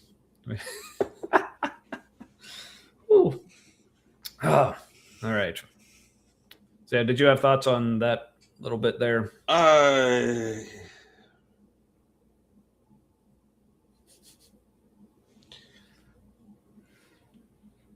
get what he's saying, and this would be. I kind of appreciate what he's saying, because this is one of the least annoying things to hear from somebody who's trying to evangelize. It's like, fine, you do the thing you got to do, get it over with. I say I'm not interested, or if there was evidence that like this was true and happened, like then I would like believe it happened. I still wouldn't believe. I wouldn't come necessarily to the same conclusions you have. Mm-hmm. And then they go on and they like do their thing where they're like being a Christian kind person to try to convince you to do a thing. It's like, okay, that's still annoying and frustrating, because like I would know you're doing it to just try to convince me. So it would be, it would come across no matter what as having kind of a manipulative background to it, like just trying to get me to do a thing. And but if I have to be around somebody, like that's the least problematic. It's not like they're like, I don't know if I can be around you because you don't believe the same thing as me. Like, if they're in the family, like that's a rougher thing to hear. Unless they're a complete asshole, then you're like, neat, cool, okay, let's start now. Indeed. But speaking of not assholes, Bree is here. Hello. Bree, Good to see you. And bzz, as they say. Bree, I appreciate Right. your channel. Yes. I like how you will point out when people are the flaws in people's like thinking, or when they say something incorrect about information regarding cryptids and stuff. Oh yeah. But similar to the Y-Files, you enjoy the topic, and you're like, there might be something like that, but it ain't what this guy's talking about. Like, that's fun. Mm-hmm. Yeah, because especially I'll say if you're not familiar with the Bree Hive, go subscribe. And if you're interested at all in like the cryptid type stuff, think like your Sasquatches, your Mothmans, your all kinds of stuff that she covers. There are things I've never even heard of that are like covered there. But I love her approach because I'm interested in that stuff. But unfortunately, like a lot of the people who are talking about that stuff are also just like super like, no, this is all totally real. But yeah, Brie like comes at it with a much more like healthily skeptical, I guess, approach where it's like, yeah, this is all really cool, but let's like be serious about this and like really examine it. Yeah, so yeah, very cool. Something that freaks me out is about all this stuff is like there are stories and stories that have some evidence where this weird thing definitely did happen. Not that we know it's a cryptid or whatever, but if these things are really happening, like over and over again, people like who don't follow like Sasquatch stuff or Bigfoot lore or stories at all, and you'll have people who are like, it looked like it literally walked out of one tree and into another and was gone, and they're like, I swear I saw that. And okay, if that's really happening, we have bigger problems. It means there are times when reality doesn't apply. And right, which I would if like that's to know happening, about. we should really know. Yeah. Oh yes, and Loveland Frogman, Loveland, which is not too far from us. It's actually I had no idea there was a frogman. Yeah, one of the Cincinnati suburbs that we have. But all right, but I want to go back because there was like a series of comments here I wanted to address. So first, where'd it go? I don't remember exactly what this was referencing, but DP had a comment here from Matt. Shadow puppets, Matt. You demonstrate it with shadow puppets. I don't remember what we were demonstrating, but good to know. The gospel? That makes Or sense. cryptids. Right. But speaking of, so Miranda's really started something here with the butt lichen. So yeah, so Treebeard would definitely have butt lichen. Don't smash butts without grippy socks. I don't know what that means, but yes. Or just don't wear socks. Like, I guess if you have to wear socks, if socks are a must, you do want some traction. Oh yeah, for sure. Yes, and friends don't let friends smash butts with people with unwashed butts. Oh, for sure, for sure. So it's like should really let all of his previous partners know.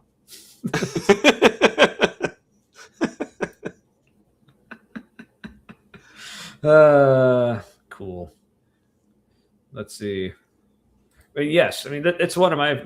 It is definitely a part of my Saturday enjoyment when I have like I'm not busy on Saturdays, but yeah.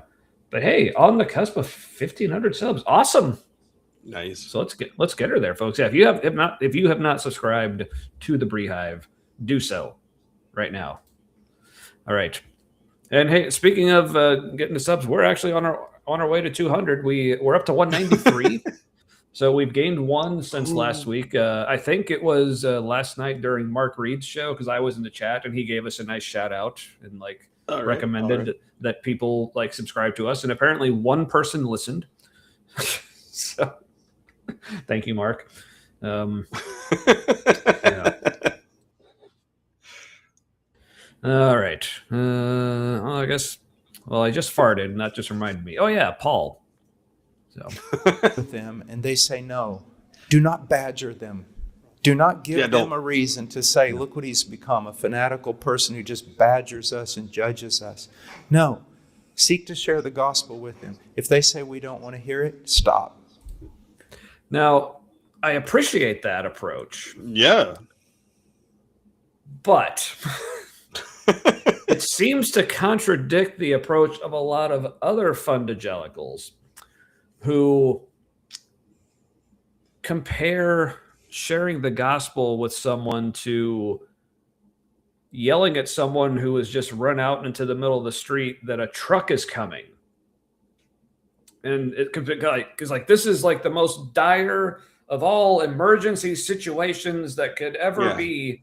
And you're like, no, like you're about to get hit by a truck. I mean, because they would say, like, as you're yelling to the person, you're about to get hit by a truck. If they were to turn around and say, I don't want to hear it. You're dumb and crazy. I'm not listening to you. Like, they'd be like, okay, I'll stop. No, they take the approach like, no, you got to keep pressing in on it because, like, it's so urgent and so dire that you can't let up at all. Like, so yeah, I'm like, although he is a Calvinist, so it's not dire to him.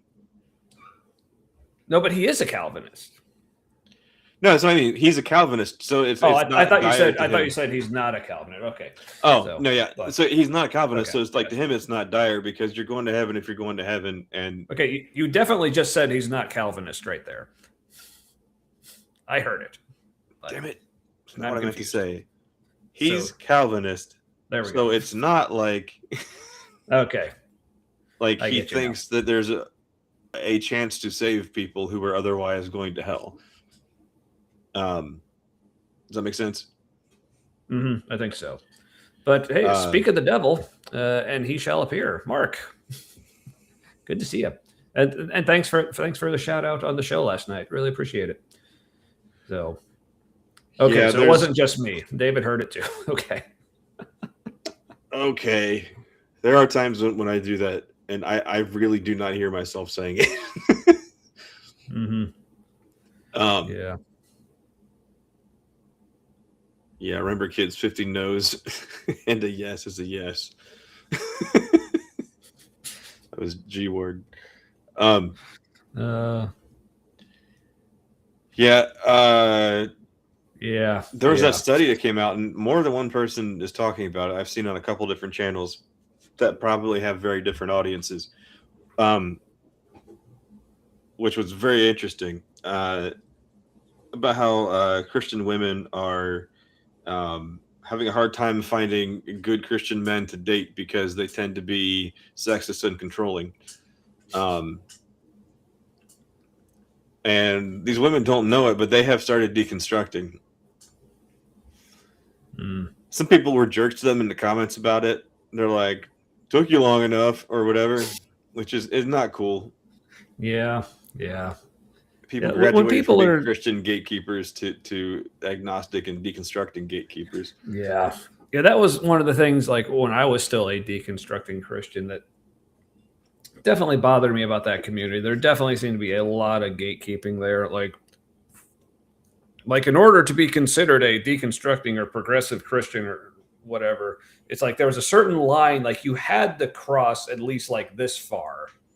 Because like if someone came into the community and they just started questioning, like, well, let's say like I'm starting to question and deconstruct the idea of like the infallibility of Scripture, which okay, great place to start with your deconstruction. That's fantastic. But if they expressed anything like no, but even I'm not saying they stopped. But it's almost like everyone else in the deconstruction community. But if they didn't say enough other things, they almost treat them as if they did. Because like to say, well, hey, I'm starting to question the infallibility of Scripture. What do you all think of this? But then if it came out that they still like thought homosexuality was wrong, or they still believed in hell, or whatever, it was like, oh, you're like just one of those kind of Christians, huh? And like almost treat them as if, like, you know what I mean? Like take the step they are taking towards you and don't badger them about all the rest of the stuff. It's like, hey, just keep talking. They'll probably come along with that stuff too. But yeah, just definitely, if you haven't met like at least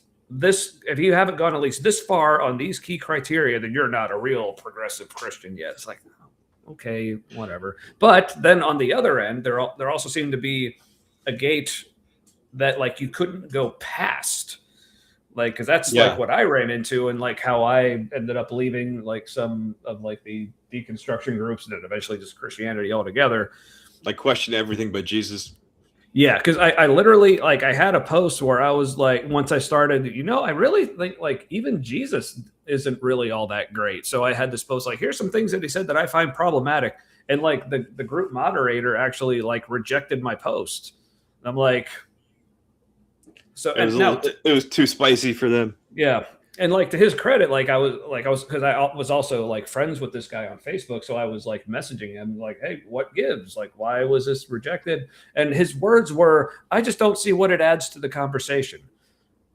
I'm like, I don't know. Maybe what do you want to say? What podcast it was?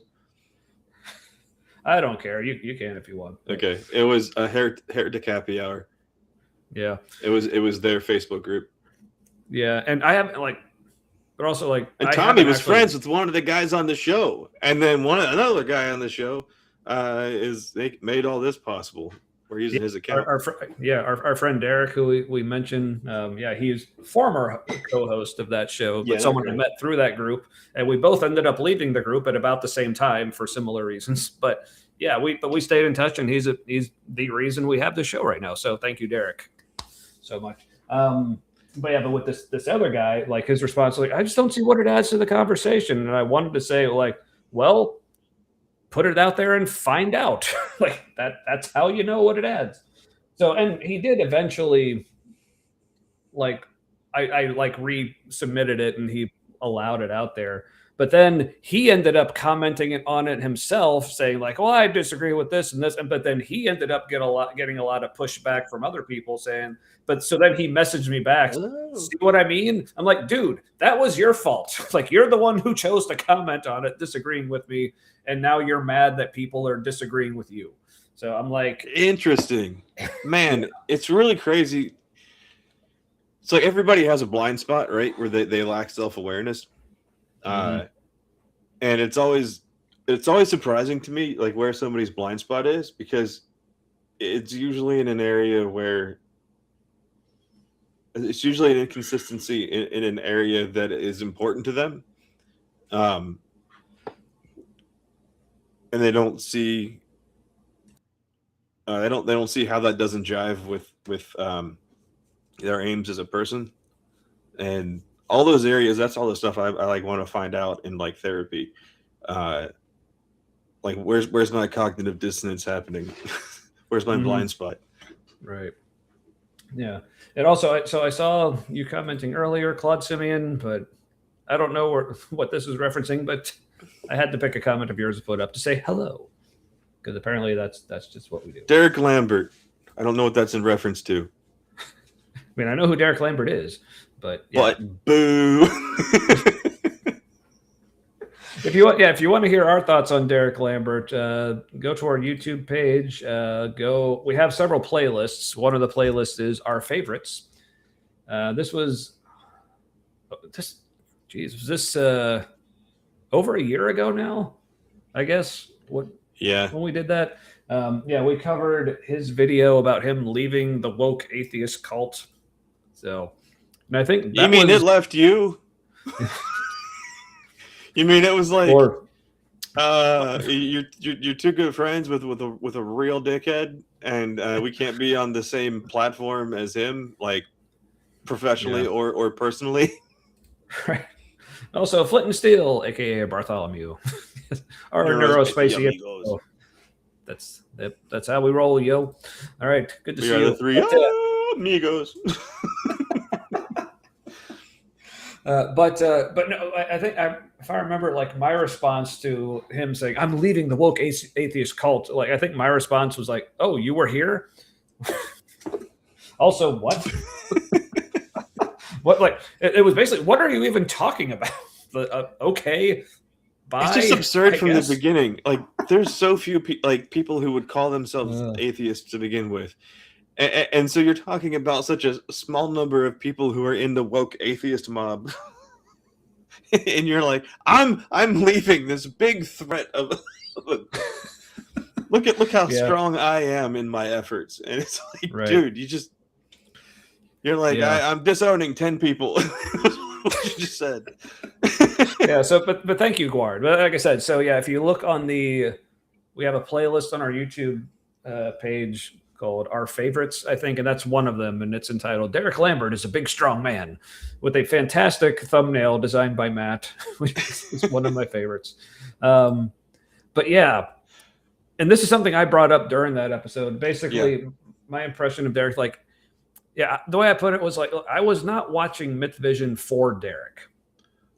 Like now the work he was doing with the channel as far as like getting the guests and like having interesting topics and like all that kind of stuff. Like, yeah. And he was a decent interviewer too. Mm-hmm. Like, he was definitely answering questions that like I hadn't heard answers to, or because he asked the questions a little differently, there's additional info or a different angle to the same thing I'd heard before. Mm-hmm. Yeah. But especially when it came to like the episodes, even like before like this whole like controversy and bullshit came out, the episodes that were like just him like doing VO over like some animations and stuff, I was like, like little mini documentaries. He just sounded like he was so far up his own ass with the way he talked. So, but like everything he said was like profound. Just that. Mm-hmm. I heard enough of that in Catholic Church, and people do the readings in a Catholic Church. They treat it like it's a Hebrew scroll, like that's how they read it, and it's something from the Gospels or the New Testament. You're like, this. It really points out how unprofound a lot of the readings are when you read it with that tone of voice, and what you're saying just isn't that. Mm-hmm. Exactly. Like, oh, now this is a good feeling. House to yourself for the week. Wow, that does feel good. Those are good times. Yeah, but if you're interested in more of our thoughts, do go back and watch that video. It was good, and not only because I know I've mentioned this before, but probably my favorite thing about that video maybe was knowing, like, I have no idea if Derek ever watched it or ever will watch it, but I just love to think that if he ever does, he's thinking, oh, I'm gonna watch this and see what these guys have to say about me, knowing that like the first like almost hour of it is us talking about Matt's at that point recent back surgery. So he's got to sit through that before we actually that was rough.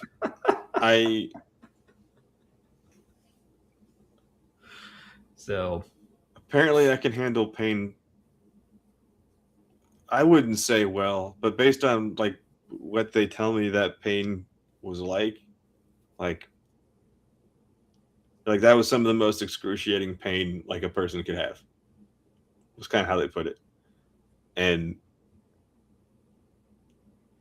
I fucking walked into the ER. And yeah. Ooh. I'm not saying I'm awesome. I'm saying maybe the tism did a strength. It happens. And ooh, apparently there's cake. I want cake. Ooh, man, cake is good. Where is my cake? What I'm makes growing birthday impatient cake already. taste like birthday cake? You know, there's yellow cake, which tastes away, and then there's chocolate cake, tastes like sort of like chocolate. Yeah. But then birthday cake, the white cake, what is that flavor? It tastes like how sprinkles should taste. Yeah, and then you get like birthday cake flavored other things like ice cream or whatever. And it's like, Yeah. Why does that taste like? The one that really confuses me is cotton candy, because that's like a flavor. But from what I understand, actual cotton candy, like it's literally just sugar. Like that just gets spun and like stretched out. But Yeah. apparently it's also a flavor that, again, you can have like an ice cream, taffy, other kinds of candy and such. But yeah. Wait. Okay, you know how cotton candy always has like an additional taste to it, right? Mm-hmm. It's Yep. just sugar. Sometimes it's flavored, but like it's usually just. I don't think it's ever flavored. No, what am I saying? It's just different colors. Yeah. So maybe they figured out how to make it taste a little bit like food coloring, or like It's vanilla. Yeah. get it to taste a little bit like the inside of that trailer smells. Vanilla. You know, because usually somebody with like their shirt like tucked up like this because it's so damn hot in there. Yep.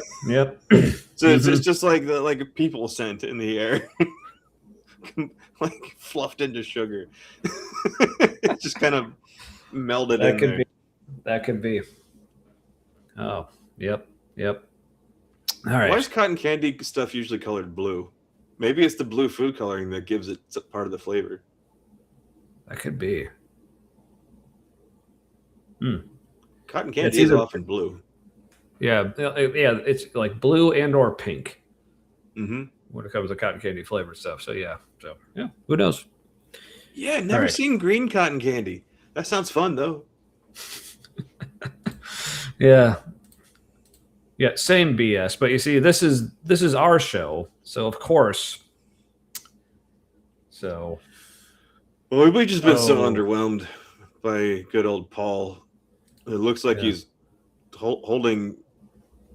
This looks a little inappropriate. It almost looks like he's got a giant dick, and it looks like a microphone. Speaking of giant dicks, well, of course, Derek has been sitting down with insipid sophistry. That checks out. What? That checks out. But so he's trying to hitch his wagon there. I thought he would have stopped doing as much by now. Like, is he really making a living? I guess there are enough chodes and chuds online to make a buck off of. Mm-hmm. Yeah. He is both a chud and a chode.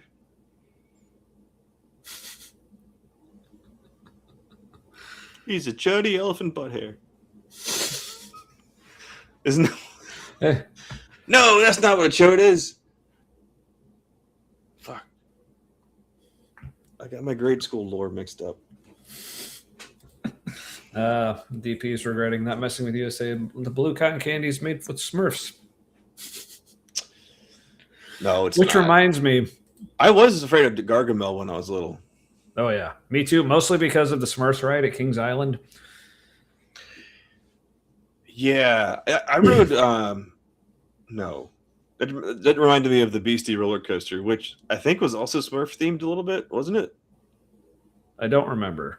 I don't think it is anymore. It may have been at some point. Yeah. That scared the shit out of me when I was real little. Yeah. But yeah, BS, do it. Do it. Oh yeah, cotton candy on his microphone. That'd be great. Mm-hmm. Make it look like he's holding a cotton candy cone thing. Ooh, now here's an important question from Aunt Jer. What's the difference between a chud and a chode?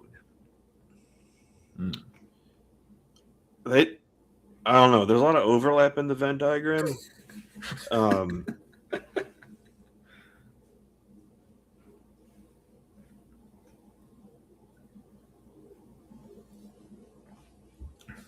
So like a chode could be kind of like a dullard with a big ego, and a chud would just kind of be in like a patriarchal idiot. Sorry, I just love like how much thought it looked like you were like seriously considering. Like that was like a good long pause. Yeah, no, that was a good question. Maybe the most thought-provoking question we've had so far tonight. So thank you for that. Well, of course. Have they invited David Wood on? I mean, might as well. The dangers. Wait. Oh, god damn, that makes a lot of sense. That is a good crossover. Yeah, that does go with the save the Western civilization kind of vibe. I'm not racist. I just do a racism.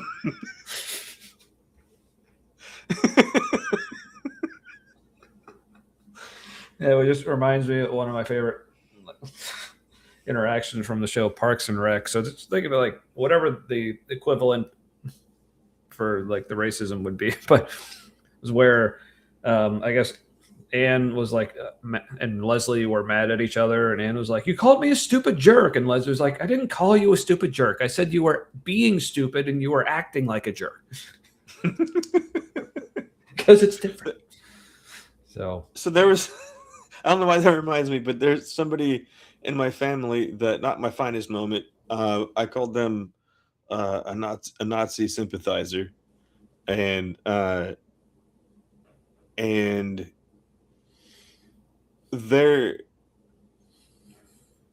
way they retell it is that I called them a fascist, and I'm like, sure, we can go with that, because that one is like easier to deal with, I guess. But it's like weird you heard me say fascist when I said that. I guess it's not weird. I mean, it is kind of the same thing, but just interesting what people are more comfortable with. Also verified that, like, never mind. All right, but I like this comment because I want to hear, like, see what y'all can come up with for this. I'm trying to do a Christianity is like cotton candy joke here, trying to figure out the punchline. So yeah, get to it, chat. You taste and see, and it disappears. That's actually fucking brilliant. That is perfect.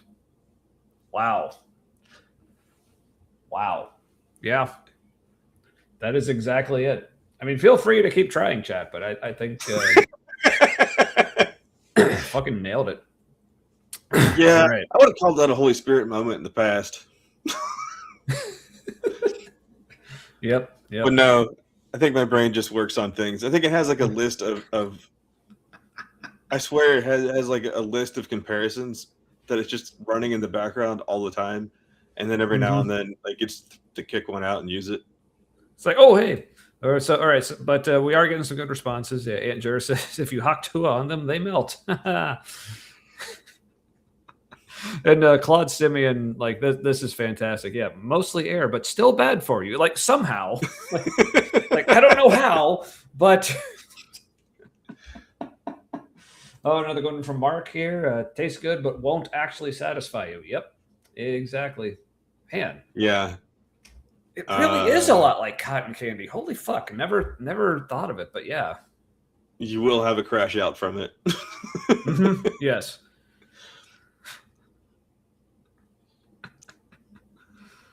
Gives you a dopamine hit. Mm-hmm. Let's see. DP, Christianity is like cotton candy. You go in with good intentions, thinking you're getting something sweet, but you just wind up spun on a stick with cavities in uncomfortable places. Yep. Man. Wow. So much good stuff here. Yeah, evangelical Christianity is like cotton candy. It's mostly fluff that falls apart under scrutiny. I never would have thought that like cotton candy would be such an apt metaphor, but wow. It's absurd how much cotton candy they give someone. Like how many grams of sugar that is. Like it's if you can, if you were to compress it down, that would be kind of like a 3-inch cube of sugar. It's quite a lot. It is. Yeah. But it doesn't feel like it, so it's fine probably or something. Oh yeah, remember this guy? I got one of my kids drunk on cotton candy once. Like they Owie at the time ended up on top of our car when we got back. Like she back to the car. We were walking there, and then she just scrambles up on top. It just sits there. And I was just like, well, I'm just impressed. I'm not even mad. Like, you've never done that before. She was speaking in broken English. We have a video of it somewhere. Like, what are you doing on top of the car? And she's just like, wow.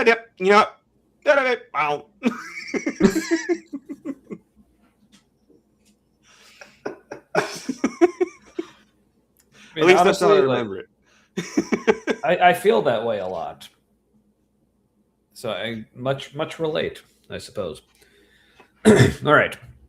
Man, this is actually the first time tonight you actually started talking after I hit the play button. So are you okay? Yeah, okay.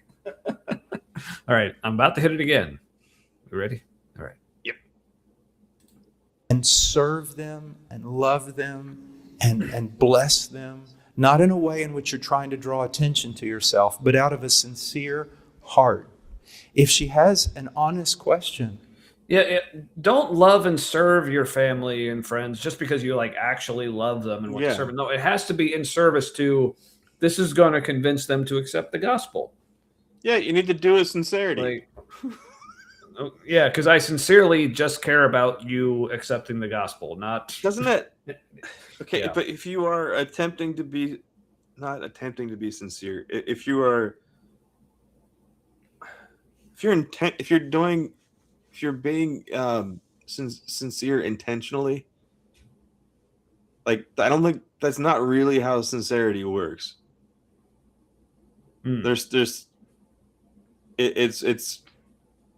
It's a less effort like way of interacting.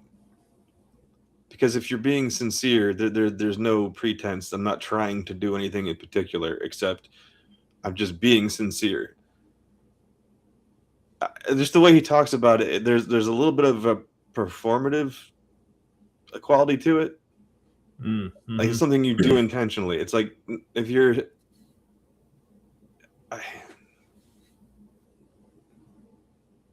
I don't know.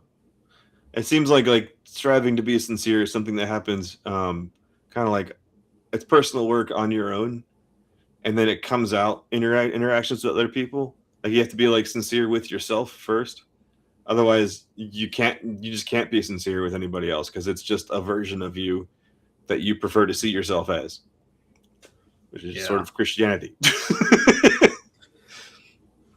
Yep, pretty much. But and I think Kelly also nailed it here. Yeah. So love bombing. Yeah. Basically. Yeah, you know that thing cults do? Mm-hmm. It's really bothering me how slow and deadpan everything he is saying is. There's like no passion there. Yeah. He sounds depressed. He sounds a little drugged, honestly. Yeah. He's so plodding in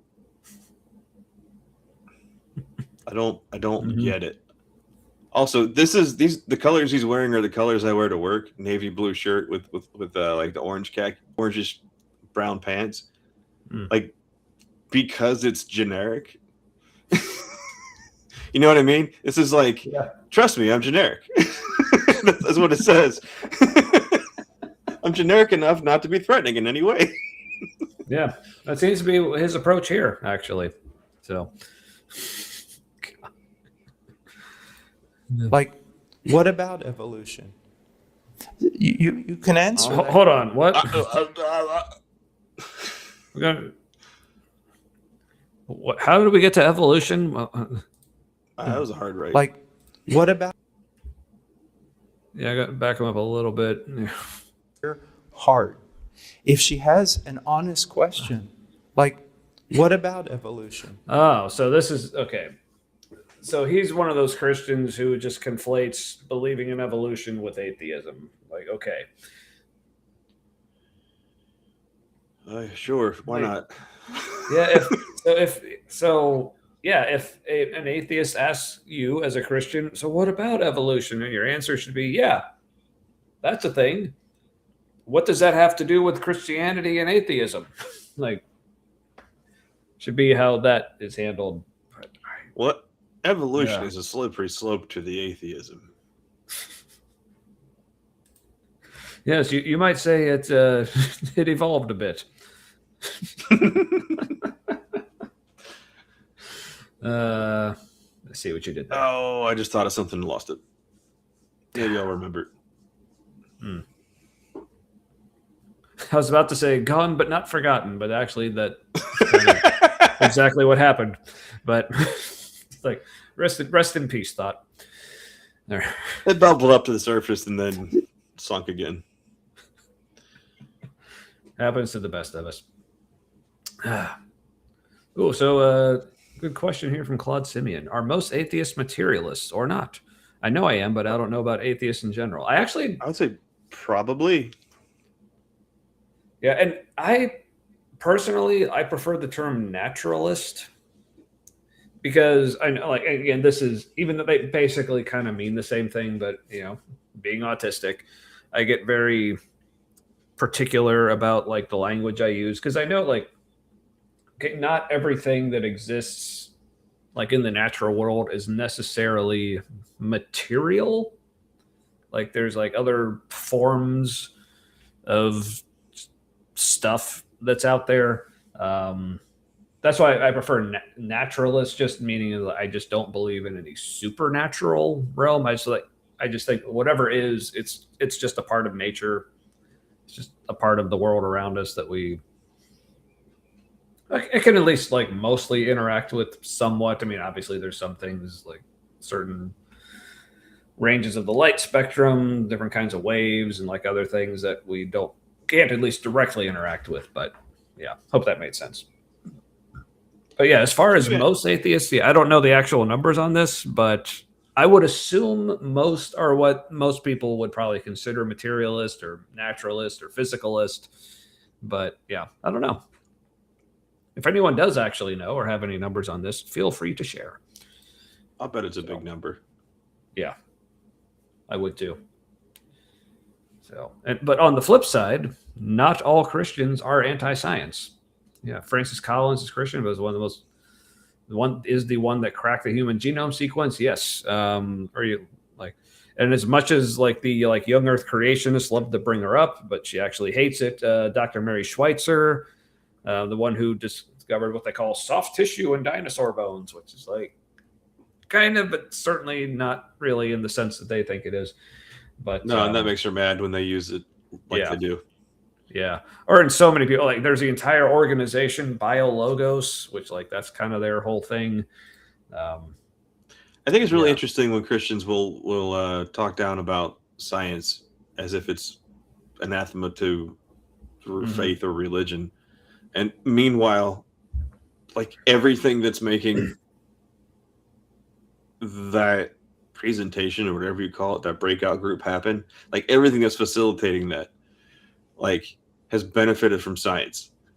Like the book, which I assume is a Bible on his lap, like the paper in those Bibles is kind of high tech. It's like super thin and pretty strong.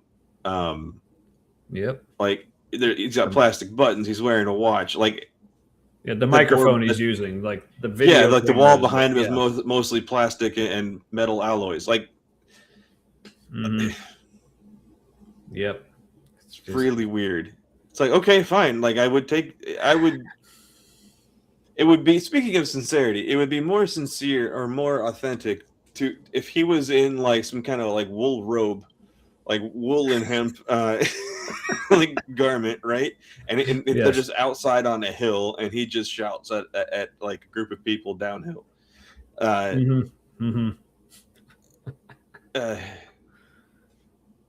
Yep. By the way, it's weird that Amish people chose buggy as like the height of technology they would accept. Yeah, right. Like why not walk everywhere? Why there? Was it just like that's when everything started, and they're like, well, we'll just stop here and never have a mustache because Civil War. Yeah. And that is the reason. I was about to mention that. But good morning, Alira. Thanks for joining us. Making us part of your morning again. But yeah, Mark had a good comment here. Yeah, speaking of like whether or not most atheists are materialists, physicalists, naturalists, whatever. And Mark says most atheists are. However, I think that is a result of most atheists being skeptics. Skeptics need sufficient evidence for belief. So that definitely tracks it. I think if you're going to believe in something beyond, the physical, material, natural, whatever world, it's like, well, unless you can prove it, and so far, that's even like the most like ardent, we want to call them like supernaturalists or believers in the supernatural, whether it's like religious or theistic or not. That's one of the things that they always say, like when we say, well, can you prove that your supernatural claim is like actually real? Like, no, that's not how it works. Like, you can't prove it. And so then us as skeptics were like, okay, then I withhold my belief in it until you can, or someone else can, or whatever. Yeah. That's Mark not how it works. You have to believe for it to be true. It's like, kind of sounds like it's all made up then, doesn't it? Yeah, a little bit. So, I mean, not like somebody made it up on purpose, but layers and layers of cognitive distortions where you see reality just a little bit off, and you can build on that until you have just like this whole massive offness.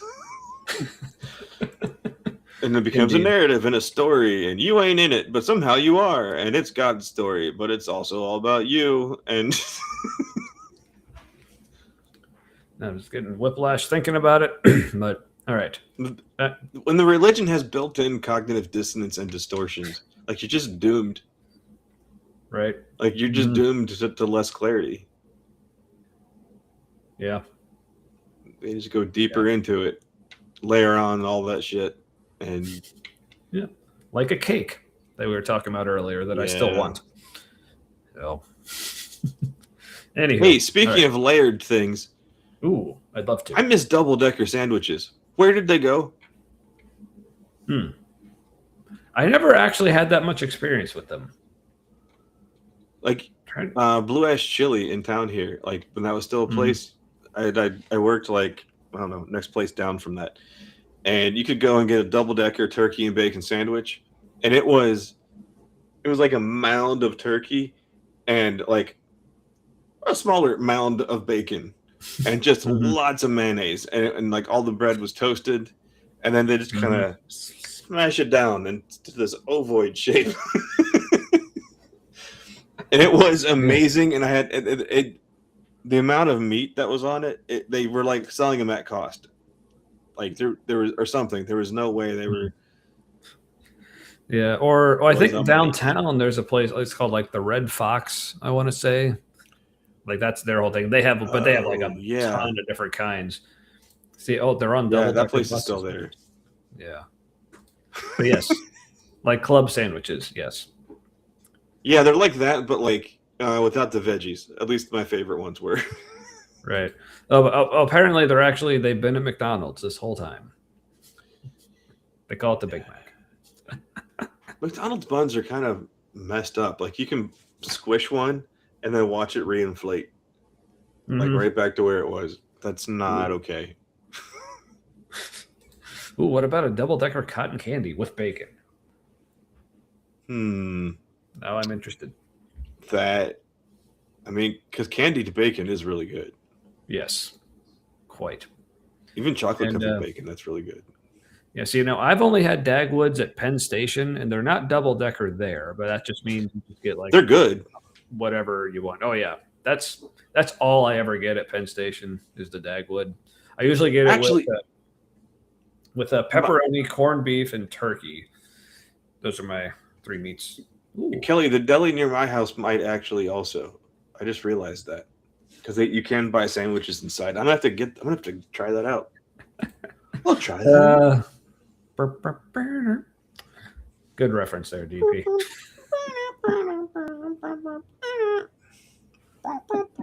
But I remember, like, one of my favorite things ever done with that song was, like, so when my parents, like, they have one of those, like, TV cabinets where, like, the TV's, like, on a riser thing, so it can actually, like, go down into the cabinet and, like, the door closes. Whoa. But then when you want to watch it, it, like, comes back. They've had this thing for years. But I remember when they first got it and we got it set up, we tried a couple different things. So the first thing we tried was, like, when they first tested out the raising it out, we played the, like, Also Sprach Zarathustra, or AKA the theme from 2001 Space Odyssey. Like, it was right. But then the next music we tried was the theme from Sanford and Son. So, like, as it's rising up, it's like and it was fantastic. But speaking of fantastic, here's not that or something. You can answer that question, but not thinking that by answering all her questions, you're going to bring her to Christ. Questions about evolution. Yeah, that's not gonna go anywhere. Yeah. It is the power of the gospel. It is always the power of the gospel.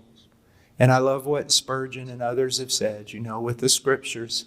You don't have to defend the scriptures any more than you have to defend a lion. Let him out of the cage, he'll defend himself.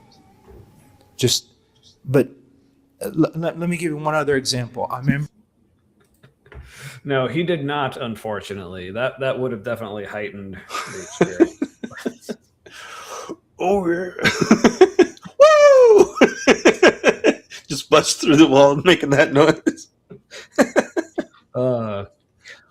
My poor parents would have had an entire elaborate series of heart attacks.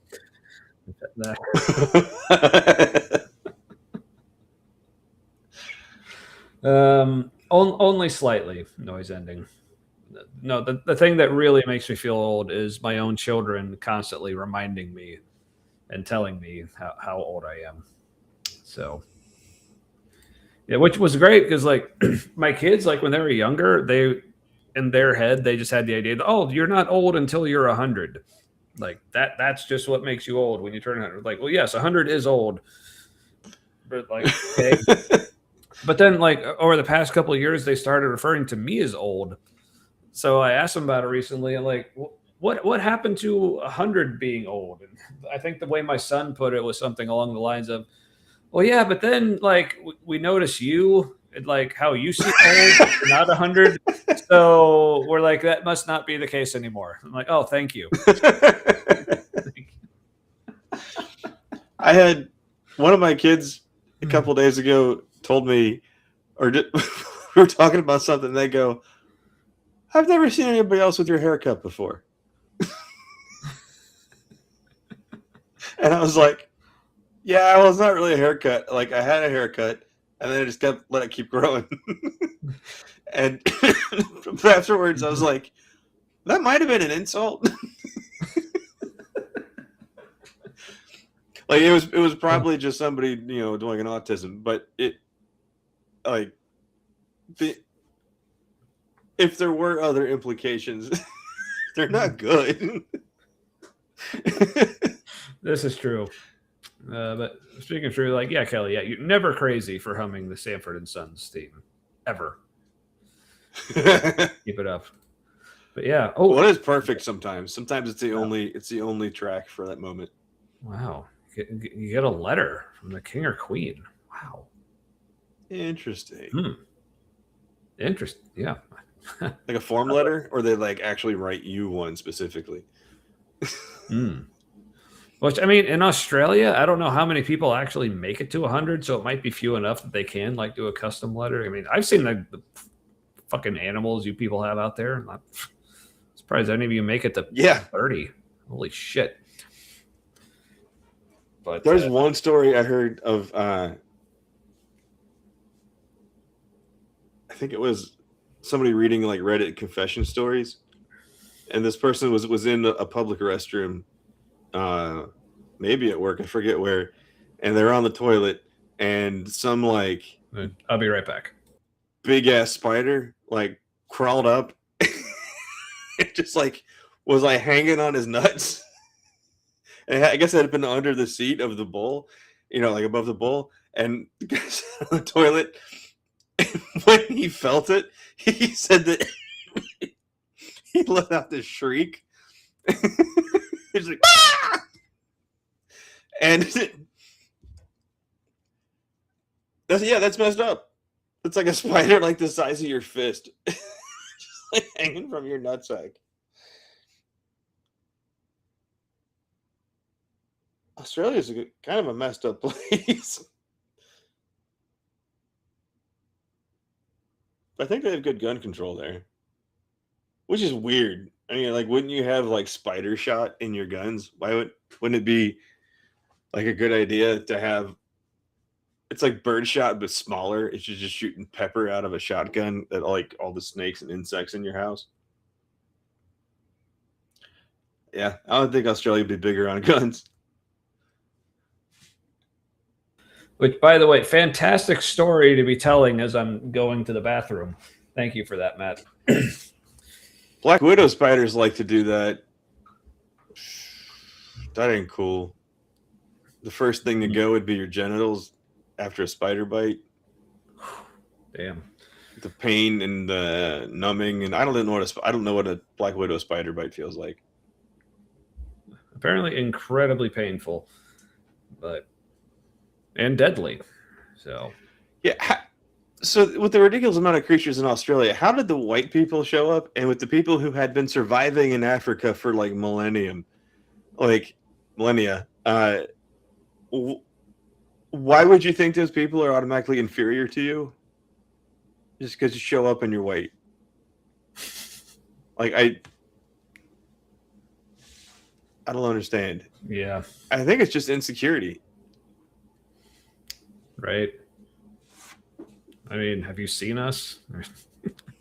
This is something I've noted like several times, like, and something like just occurred to me like recently, just watching a YouTube video. I don't remember what the channel was, but I just remember it was these three guys. It was like, I don't remember exactly if it was two white guys and a black guy or two black guys and a white guy, but just seeing like the different like skin colors next to each other, it just occurred to me, it's like, okay, if I had never heard of humans, like never seen them before, if I was just like an alien from another planet and someone were to show like this picture of these people to me with like their varying skin tone, and they just tell me, oh, these are all humans, like they look a little different, but like they're all the same like species, all the same animal, whatever.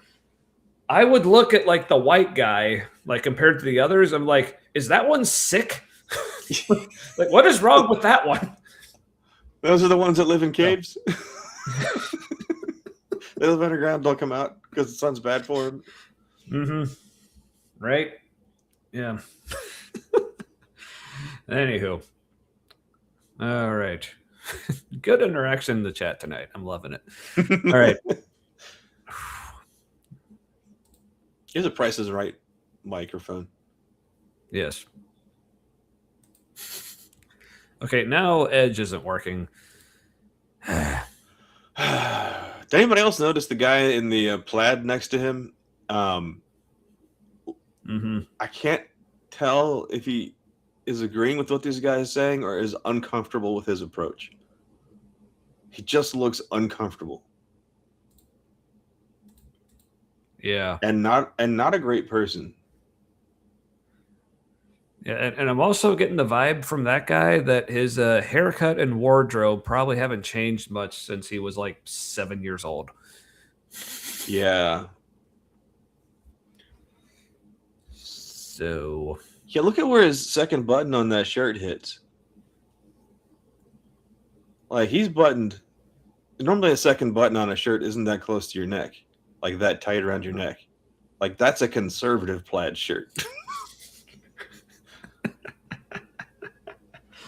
yeah. Was the mannequin. Yeah, well, here's the thing, Mark. It's working better than Chrome was earlier. So, I mean, maybe it's just my laptop. So yeah, get us up to like however many subs we need to be monetized so I can actually afford to upgrade my computer. So this will actually work. So, all right, try it one more time. Nope.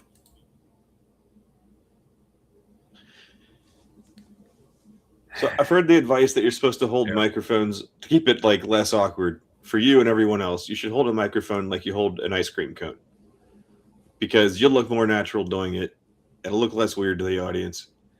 This guy holds ice cream cones weird.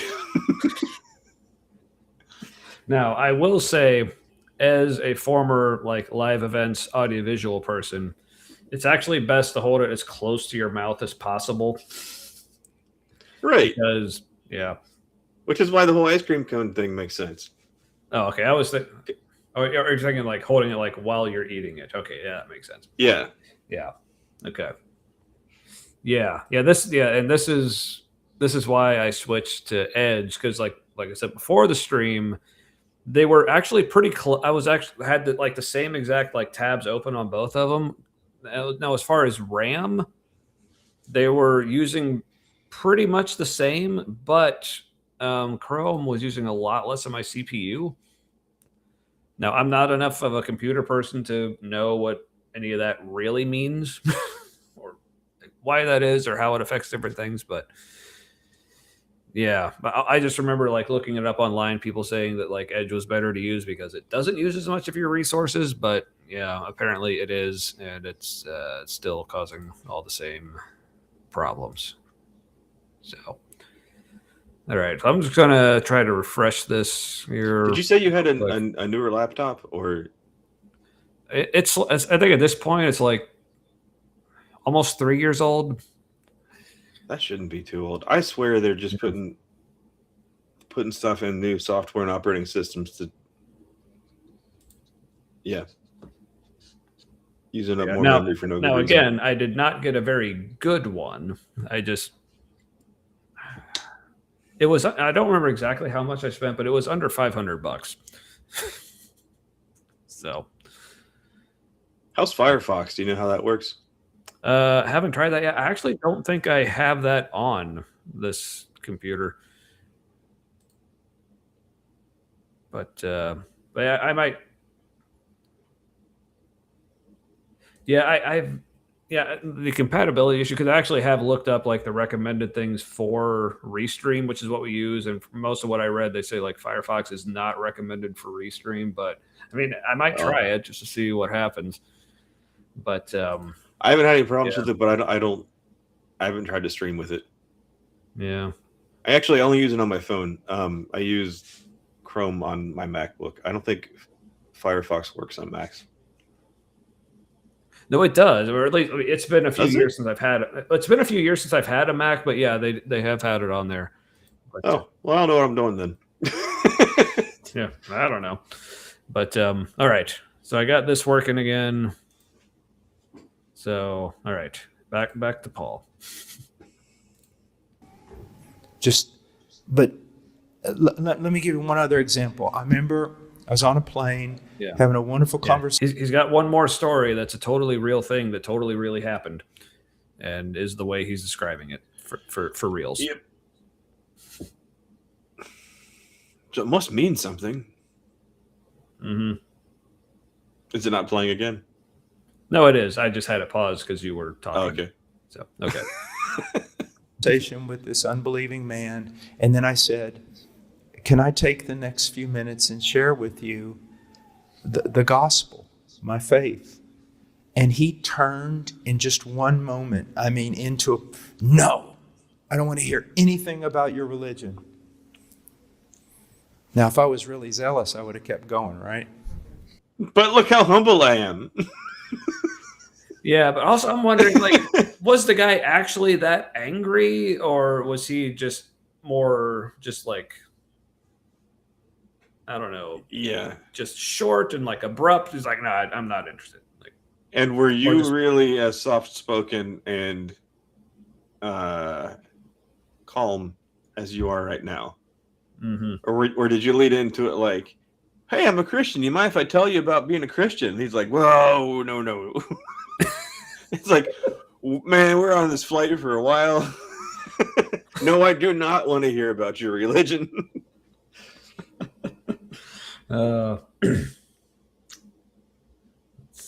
So someone else in here, let's see, where was it? Mentioned opera.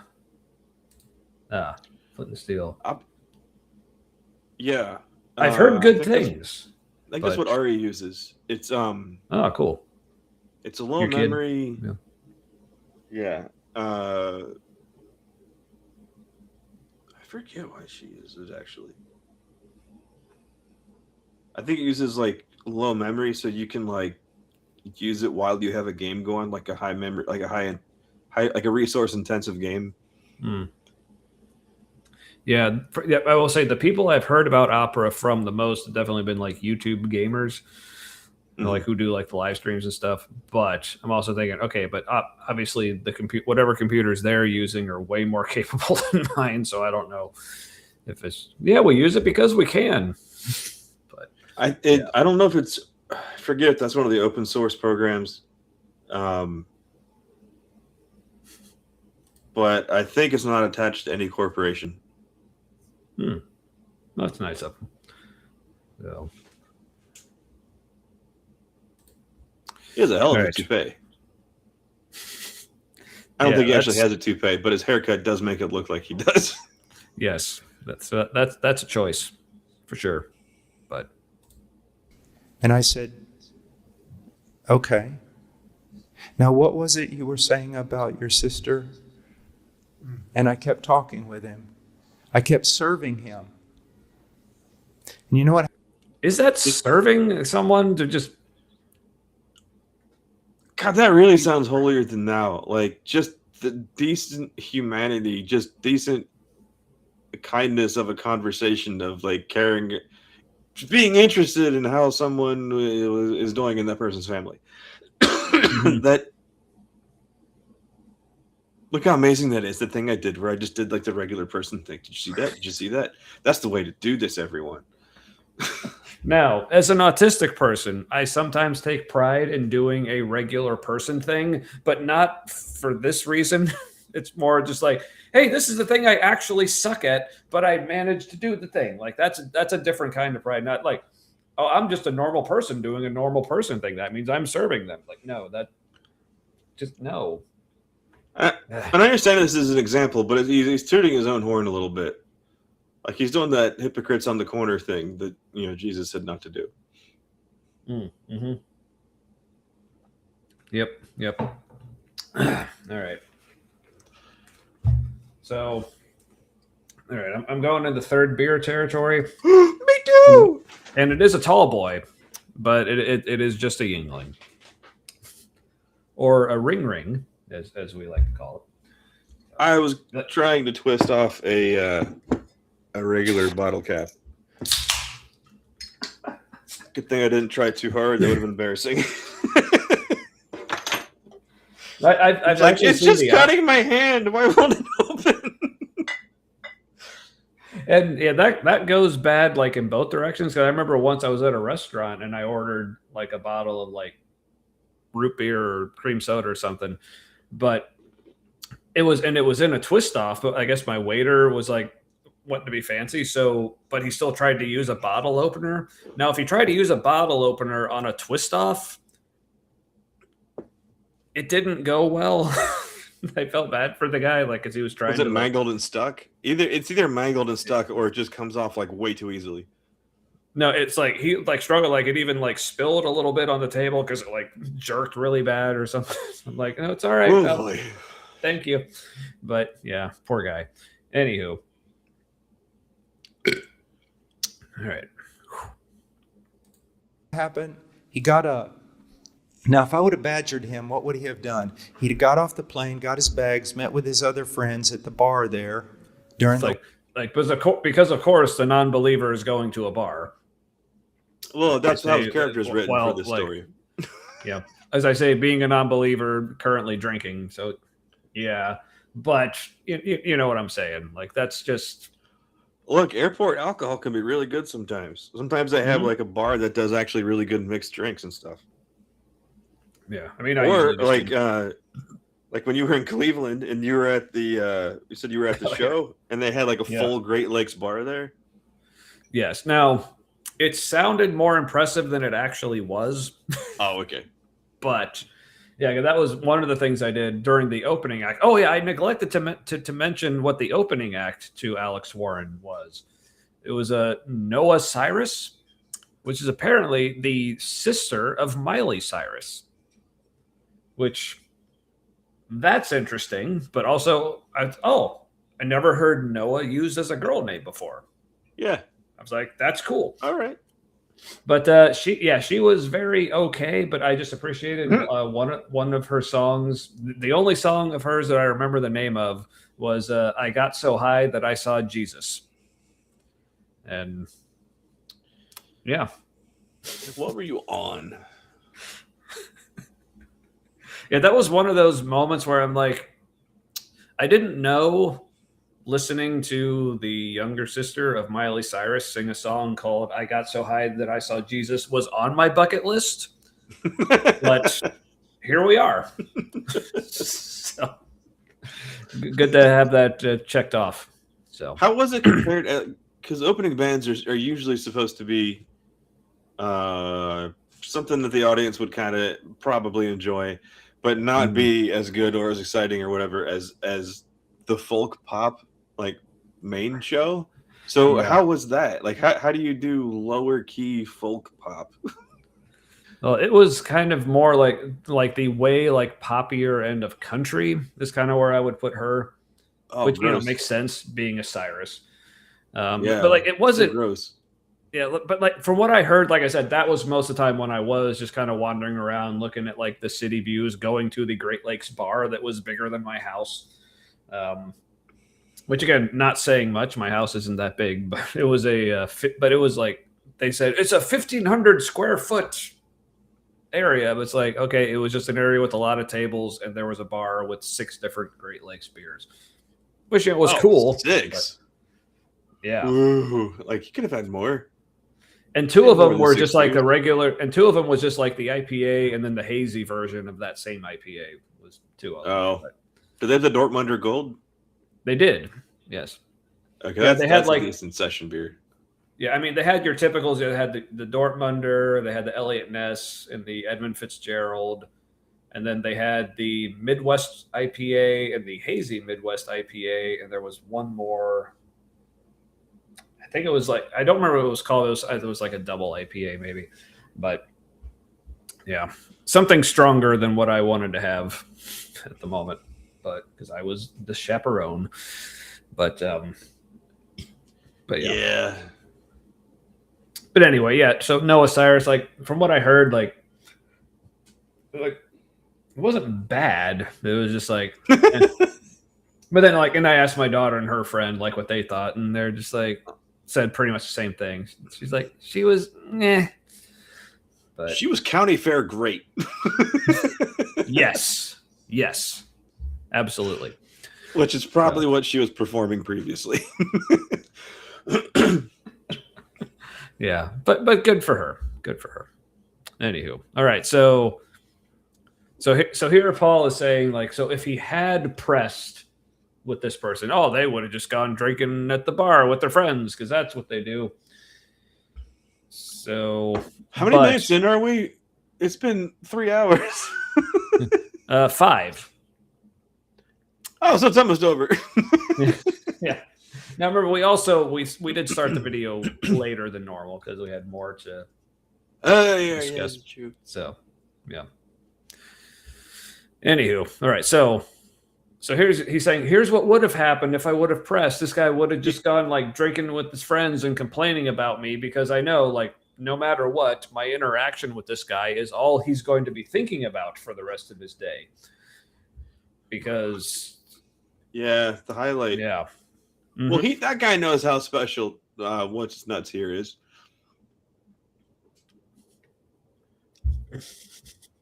Why does he need a lap Bible? This is kind of bothering me. Oh, so this is kind of bothering, but also amusing me. She was still upstaged by the butter sculpture of her sister. I'm assuming this is talking about the Cyruses. But That's crazy. I mean, yeah. Yeah. Also, I'm wondering if Yingling has a little corn in it because that last sip kind of reminded me of Kix. You remember Kix? That's yeah, man, the kicks were good. Mm-hmm. Just sweet enough. Yeah.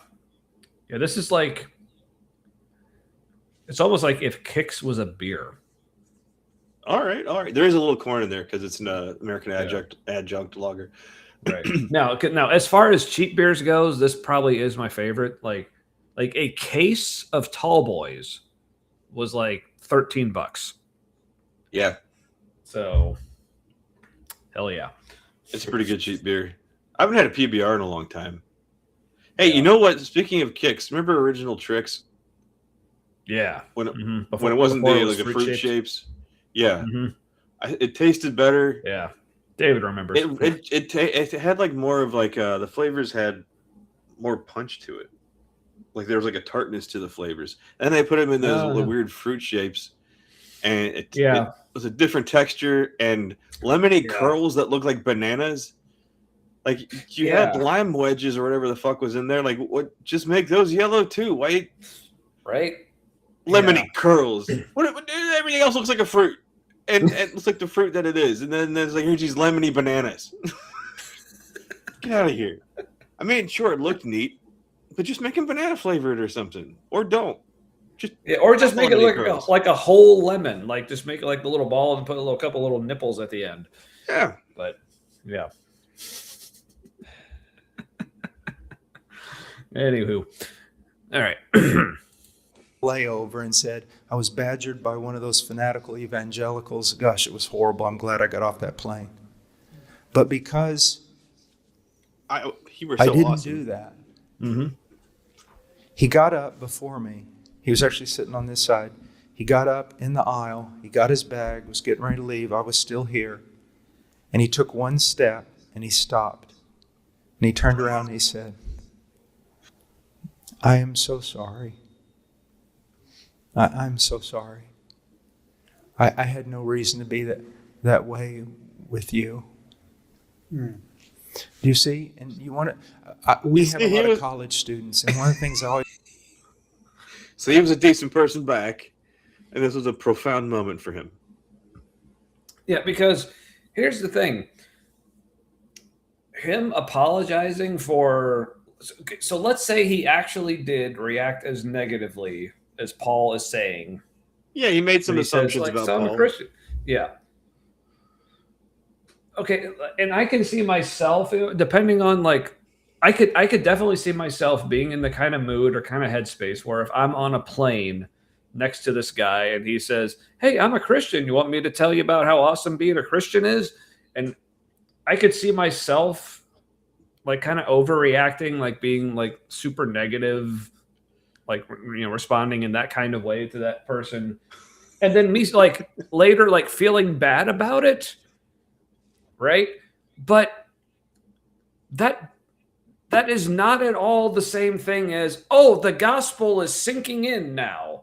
And right. I'm going to eventually believe because of how nice you were. Like, no, you had a decent interaction and he didn't go away mad and apologize to you for assuming something incorrect about you.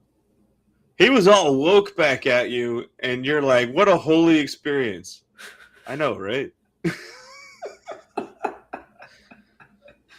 Yeah. You know what's crazy is this whole wokeness thing. Oh, Yeah, all of it. Uh, the people who would be called like ultra woke and stuff, who use like therapy language when they're talking about doing what's best for people and being kind to themselves and others and all that. That group of people is like trying. It's sort of like another revival. It's like a revival of what people thought Christianity was about, and we're trying to get out of it. Like it's like where progressive Christianity was going to go next, and like that kind of revival is happening of these kinds of things that lead to the fruit of the Spirit, all that kind of stuff. People are like, yeah, okay, well, can't we just like, well, we know what does that. We know what makes people work best. Like people are studying that, and we know how people can thrive. So let's just treat people that way. And this guy's even impressed by it. Paul's even impressed. right. Like this guy is, for somebody to apologize for having the wrong idea about somebody, that is kind of a woke thing to do. Yeah. It's a vulnerable thing with a stranger to do. Yeah, but again, this is not at all. So apparently the bar for like being a good Christian evangelist is, well, just don't piss them off. And then you've won them over, apparently. Or as Mark says here, when did not being a dick become inspired by Jesus? Like there are other reasons not to be a dick, right? But well, I guess because maybe you don't convert anybody yourself, but you're one of those 7 people or whatever it is that like says the gospel that you contributed towards them being saved in the future. It's like, or you feel good about yourself, and this is a story you've told yourself about what is happening, so you feel even better. Right. Exactly. Now, which honestly is all of it. Like our version of reality is like a narrative created by our brains. Yes, very much so. Now, so I'm going to start with the apology just to say, and I mean this in the nicest way, but dude, have you seen this show? You're apologizing for taking us off topic. I get it. Like, and I appreciate the sentiment, but yeah, no worries whatsoever. So the question is, so is Christianity also, like it's too off topic for this video. It's like, ouch. All right. It's like I apologize. Now get back to it. Oh, is this just like, was that just an extremely roundabout way of saying hit the goddamn play button? I don't know. That way's more funny. Oh, speaking of which, oh, damn it.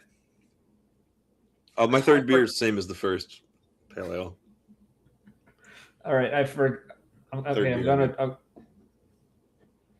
All right. So I need to make room for another little button. So I'm okay. So I'm going to remove this. I'm about to remove this little clip. Here, let me get back to the chat and where'd it go? All right. So I'm about to remove this clip to make room for another little fun video to play. So I'm just going to play it one more time for those who haven't seen the latest promo for our show that Dr. Kip cut for us unintentionally. Here it is. If you aren't subscribed to The Humanity, make sure you subscribe. They stream on Wednesday nights, and it's usually pretty good. But I hope you appreciate what I did for you. What's next on the agenda? I don't know. Did Kip actually fall asleep? I did that for you, my friend. Right now, like I'm about to remove it from my little like selection of buttons here, but that is still available on our YouTube channel, so you can go watch it there anytime. But good night, Miranda. Oh, yes. Good night. Good to see you. Thanks for showing up. Hope everything continues to improve for you. And your own house and stuff. And congrats on busting out. Yeah. But yeah, good to see you as always. Take care. And hopefully sorry, I closed the window on your fundraiser. But yeah, the link to the fundraiser is pinned in the chat. So if you haven't donated or shared, visit the link, donate if you can, and share it either way. So yes, it did. Hey, I mean, rude. Shut up. Anyway. All right, let's see if that's here. So that was fun.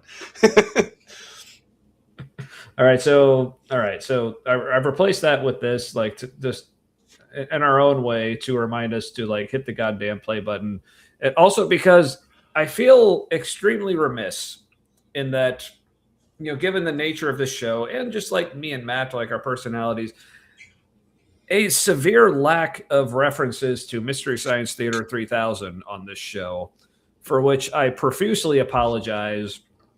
But to make up for it to you and to get us back to the video, push the button, Frank. I am the button. yes. Just have to tell them, look, you've been converted, and now you're saying to me your parents have gone to church for 25 years and you don't think they're Christians and everything. Let's talk about how you're going to act when you get home. You are going to not come in there like... Oh, yeah, and it was kind of abrupt, but he has moved on from the airplane story. He just left that with, oh, the guy apologized to me, so that means Jesus did the trick, or whatever. So... Yeah. Yeah. Well, that's because like you got a good enough nap in when you were actually on our show, so you're well rested. So I'm glad that worked, Kip. So... So was Paul was he did he continue talking to that guy? Like that was his aim, is to get the guy to think that Christians are fine. I don't. So that's why he continued talking to him. So the guy would. It just sounds transactional. Yes, very much. Yeah, and sorry, like with all that, I forgot to actually address the question or comment that David was derailing us with. Yeah. Wait, that was just your apology. Here's the actual question. Yeah. So is Christianity what Paul taught or what Jesus taught? Because the two aren't the same. What it is currently, I think you could definitely make an argument it's more Paul than Jesus. Yeah, and the more conservative someone is, the more Pauline their Christianity is, and the more progressive somebody is in politics and in their religion, I think the more focused on Jesus it is. Yes. So yeah, but also, sorry. And, and the people who are very focused on Pauline. Sorry, the people who are really focused on Pauline stuff, don't see that's what they're doing. I think it's the same. I think Paul is just expanding on what Jesus taught, or like explaining it, and that's explained it different. Right. But yeah, but Guard here with another critical question. Like I do remember the banana flavored. I was more partial to the strawberry Nesquik myself, but yeah, I do remember the banana being a thing. There was banana milk? I'm only familiar with the chocolate and the strawberry. Yeah, like I said, I'm not sure if I ever actually had it, but I do remember it being a thing. That sounds really good with some Nilla wafers. Oh, fuck yeah. Indeed. All right. But now, Crow is greater than Servo. How? Nope. Wait. Hold on. In puppet design, yes. Like Crow has more going on, I think, but Tom Servo is funnier. Yes. And I may be partial just because of the name, but I was always been a Servo fan. So, but Crow is more of the straight man, and he's more of the Abbott to Crow's Costello. Wait, you just said Crow is a straight man to Crow's Costello. Yeah, sorry, I was comedically, like when there's a comedy duo, like one plays the No, but you straight said man, which but you said crow for both straight man and. oh, I didn't mean to do that. I meant Tom Yeah. Servo. Oh, okay. All right, my Yeah. bad. It's all right. I was So- confused. Tom Servo is funnier because Crow is there to set things up, Right. Yeah. and Joel just seems I can see that. perpetually high and present. Now, I was more into the show with Mike than like I didn't watch much of it with Joel, but Yeah, it took me a minute to get into Mike because I had watched a lot of the Joel stuff when I was on Comedy Central, and then when he left and Mike came in, I was like, "Who's this Mike?" And I wasn't into it at first. yeah. Thank you on so many levels, David. Anywho, but yeah, I mean, but I'm just a fan of the show in general. I like Joel and Mike, and I do still like Crow and Gypsy and Cambot. Gypsy's voice was great. Yeah. This is your dishwashing liquid. You soak in it. Yeah, just what they were able to do with black drainage hose and two plastic things. Yeah, she was literally an articulated trash can with a flashlight on it.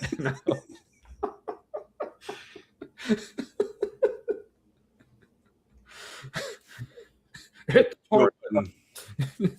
Yeah, sorry. Yeah, or as it were. Push the button, Frank. I am the button. That is Some right. zealot. You are going to come in there and share. What? Yep. Sorry. That is very much like you were the doctor telling me to hit the play button. That was that's what that felt like. I am the button.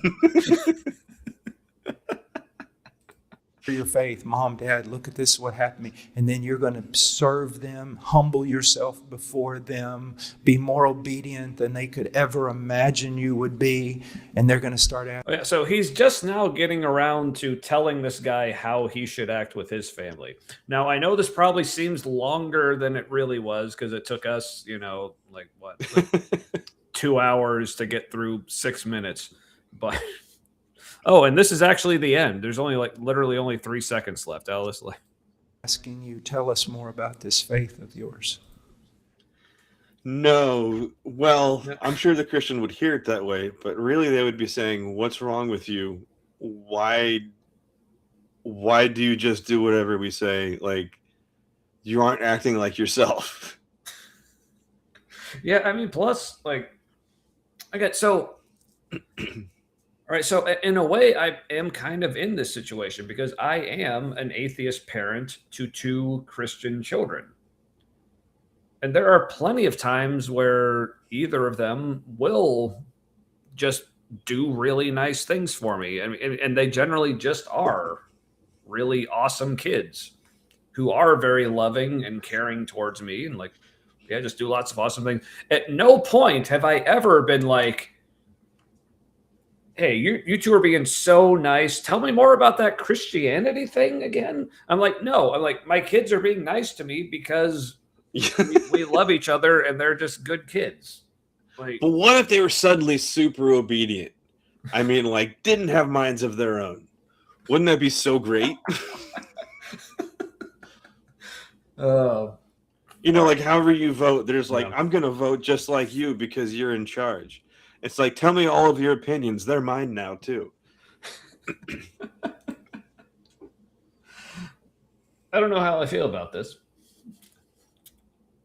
Well, I mean, I think it's probably good because, after the 3-hour tour, they were stranded. So, more time until you're stranded. Oh, yeah, because because if you think about it, if it took them 3 hours and then they're stranded, well, if you just turn around and go another 3 hours, then you're just back where you started and you're not stranded anymore. Right? Also, a 3-hour tour, that means out and back is 3 hours. Their boat didn't go that fast. The island was right off the coast. You know what I mean? So many things about that show are just, anyway. Were they on Lost's Island? is that in the same universe? And that's why nobody found him, is because they were like in some kind of temporal. They never explained, really, honestly. They were in some kind of like. No one found them except the Harlem Globetrotters that one time for some reason. Yeah. Like the Lost Island was in some kind of like pocket purgatory. I am also not sure that's how stranding works. And Mark would know. He is on an island where that was essentially started by people getting stranded. So, well, at least from the white people perspective. Yeah. Intentionally. Yeah, the other people, they were already there, and it's like, this is just where we are. Who the fuck are you? Well, that's like, just when civilization arrived, Tommy. Like, so that's when the history begins. It's like, and why are you so pale? Are you sick? Do you need help? The natives are like, well, surely they're gonna die soon. I mean, they look like they're already ghosts. So, have they been here before? It's mostly sun all the time.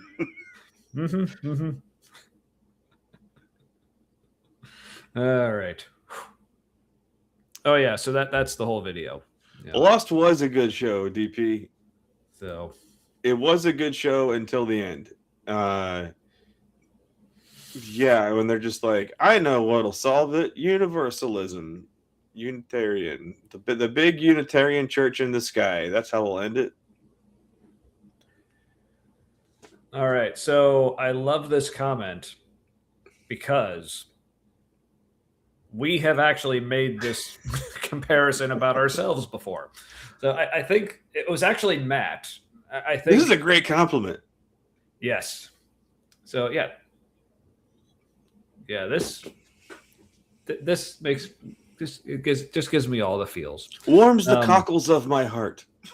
It's like I didn't even know my heart had cockles. Don't even know what the fuck cockles are, but they are quite just warm found them at the moment. Yeah. But I think this is the way Matt described our vibe a while ago. Go back to like the original podcast days. I think then when you said it, it's like our vibe is kind of a mix between Statler and Waldorf and SpongeBob and Patrick. And I do feel like that's basically what we're doing. Like as we're watching these videos, it's like, we were like, which one was SpongeBob and which one was Patrick? And we're like, yes. It varies. But I feel like what we're doing is essentially if SpongeBob and Patrick were to take on the roles of Statler and Waldorf on the Muppet Show, that's essentially what we're doing. Oh, now I have my way to describe the show. Because like I said before, like when people have asked about the show and like what it's like, and I feel like on paper it just sounds like so generic. Oh yeah, we're two atheist former Christians who watch apologetics YouTube videos and react to it. But I think really good way to describe it is like, so imagine SpongeBob and Patrick took on the roles of Statler and Waldorf on the Muppet Show, but the Muppet Show is apologetics videos. Because well, that'd be something to see. Yeah. And people are seeing it now, I guess, apparently. Deep in the subcockle region. So it just makes it sound like my cockle taint.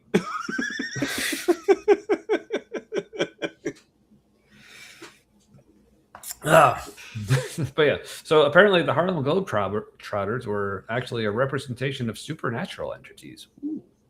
Well, I believe it. It would also make a lot of sense if somehow they were all just really high. Because like whenever there was a gorilla on the show, it was clearly a dude in a gorilla costume. Just like, well, look at that gorilla. That seems so real. Yeah, TV but also was bad for a long time. It still is bad, but it's been more impressively bad. Yes. Like the production quality is better, but right. But speaking of production quality, and people have good of such things, Elira, I know like a while ago, like you were in contact with us about possibly doing like a song for us, which is still awesome, but also at the same time, you were talking about how you were like just really like kind of overwhelmed and like you're trying to like step back and like take a break from stuff.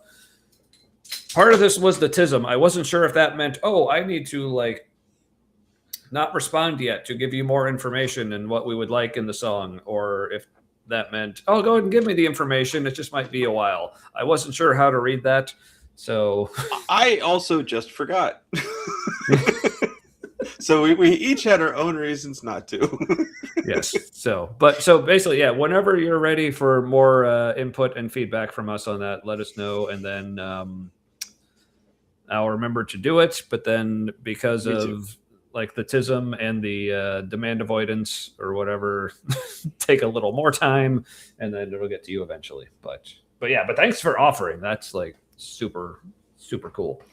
Looking forward to whenever and whatever it may be. So, all right. So at this point, all right. So we're a little after midnight, going a little over 3 hours.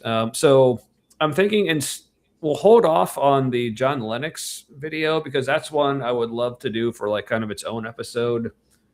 Yeah, he did a lot of crazy stuff in there. Yeah. Like little twists and turns where he started talking about one thing and then was suddenly talking about a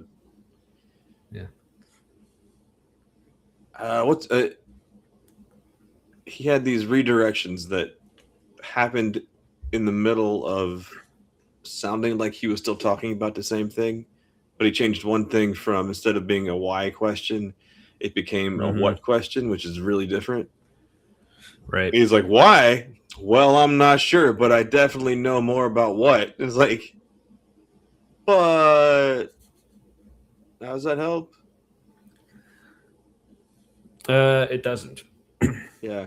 I think Knowing more about the why helps inform the what, and sometimes just reshapes the what is actually happening. Right. But speaking of what, all right.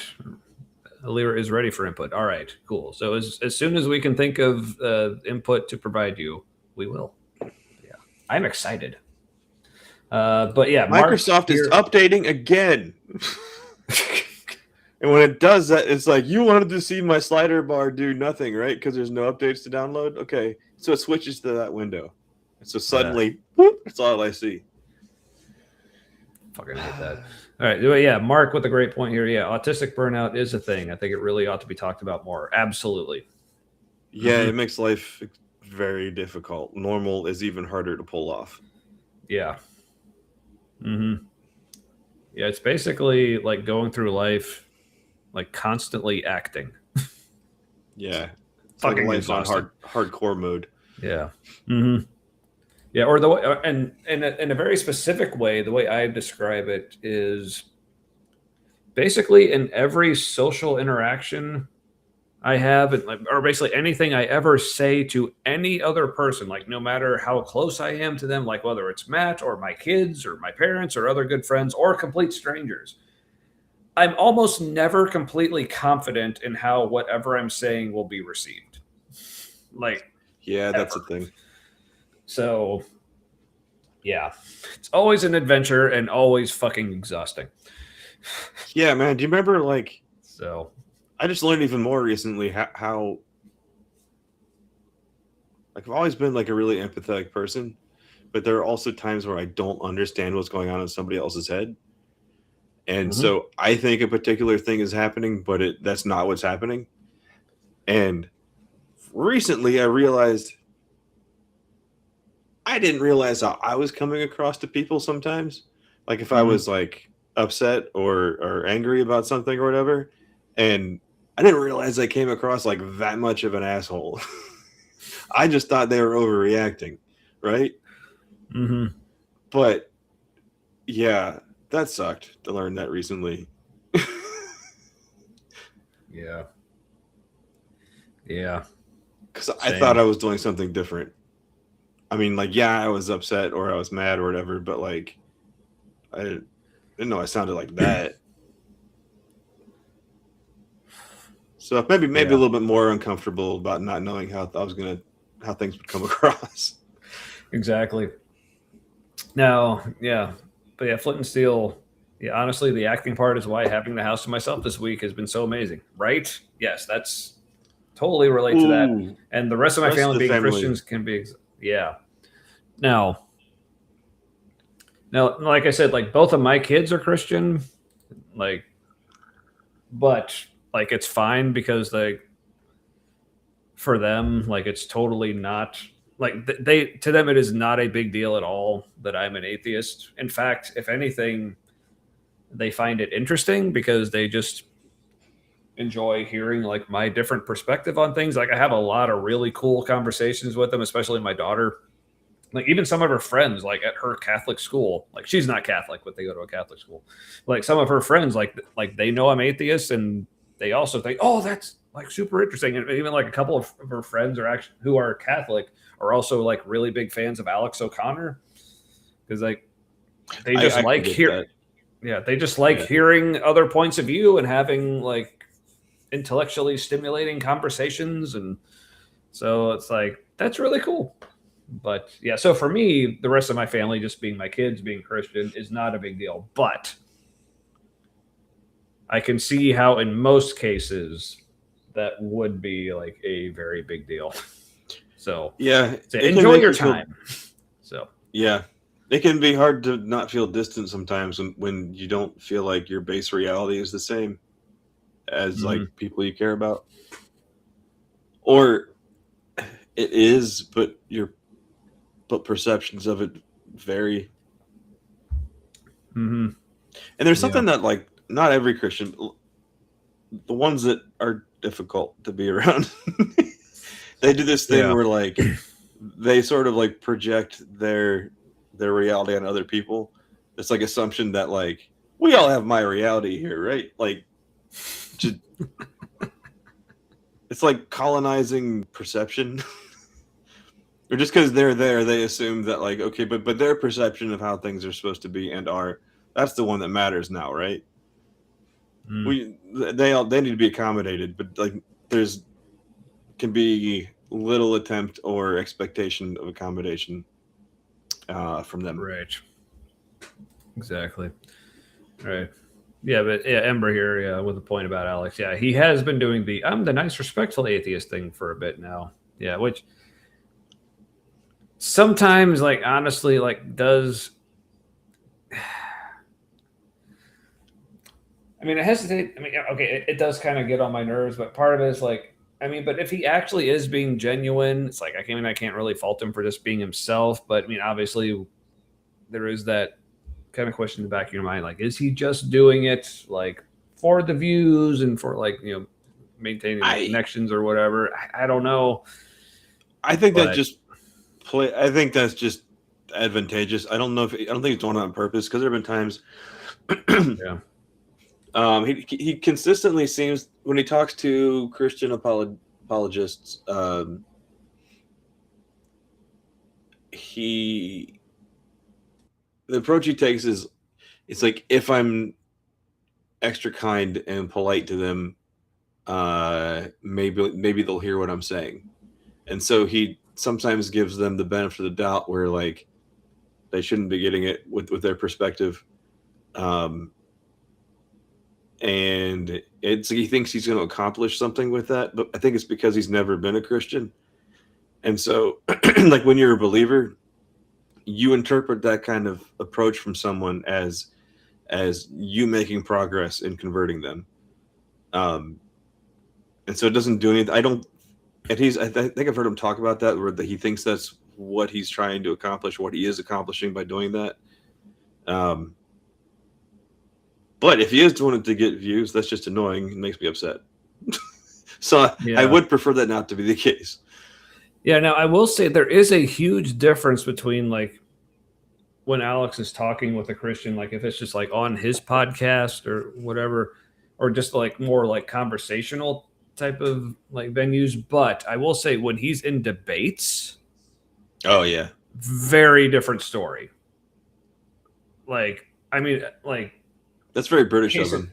yeah, like case in point, like when he was debating with Dinesh D'Souza or the Connectleys, like he was being absolutely savage, which was That's my really favorite, fun to Alex.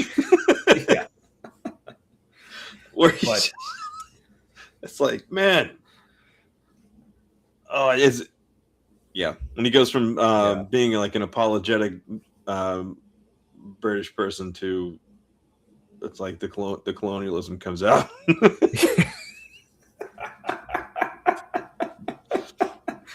something like that. Yeah. It's like, I don't know if you right. noticed, but I own you. For sure. All right, so at this point, like I said, we're not going to get to that the John Lennox video.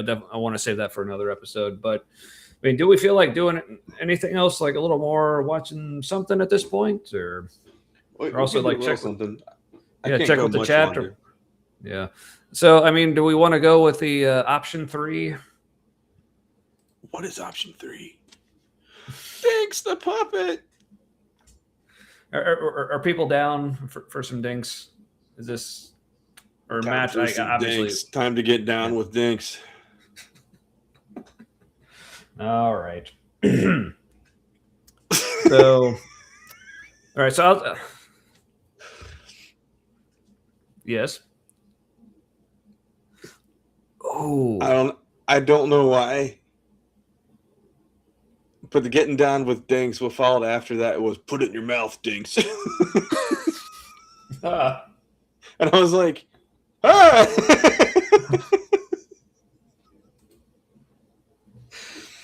Anyway, now it's in your minds. Thank you. So I will say the one that immediately jumps out to me here is praying in the Spirit. Just because this was such a big part of mine and Matt's background. So I'm curious what he has to say about this, but it means all kinds of things depending what your flavor is. Yes. But I'll scroll through a little bit. So if any of these titles are jumping out at anyone, like chat, let us know. And obviously, Matt, let me know if you were thinking anything. Oh, like I know why he did it here, but turning it into a dollar sign, like that just made it so much worse to me. I don't. I'm like that was a choice. Suicide for fun and profit. It's like, what do you? And in that font too. Yeah, it's fuck. These fonts are weird. The font is weird because it is very childlike. Like it is very like PBS children's television. Yeah. Oh, but real quick. So apparently, whatever we watch, we're gonna have to make it good to make it worth it for David to come back and watch. But good night. The letter of the day is S. Oh man. Infidelity is for infidels. Ooh. How does one prey upon spirits? Is there a trap? Yeah, it's like in Ghostbusters. You know, they have the little trap thing that they like wheel out. You're gonna nom some souls.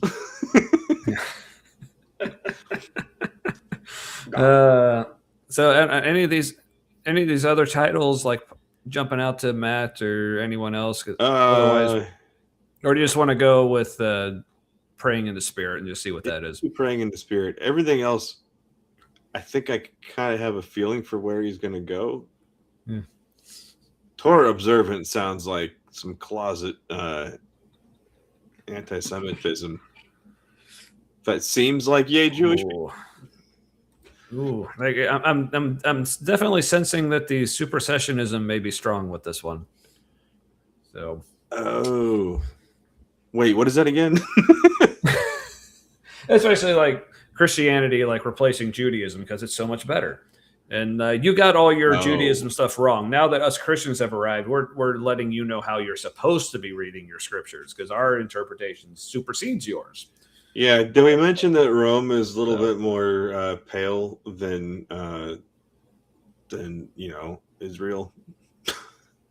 The people of a bit, a little bit white supremacy. Yeah. Oh yeah, and Mark, yeah, total. I totally get why they were using a dollar sign, but it's still just. But even in the actual title of the video, sorry, it's being covered up by the comment.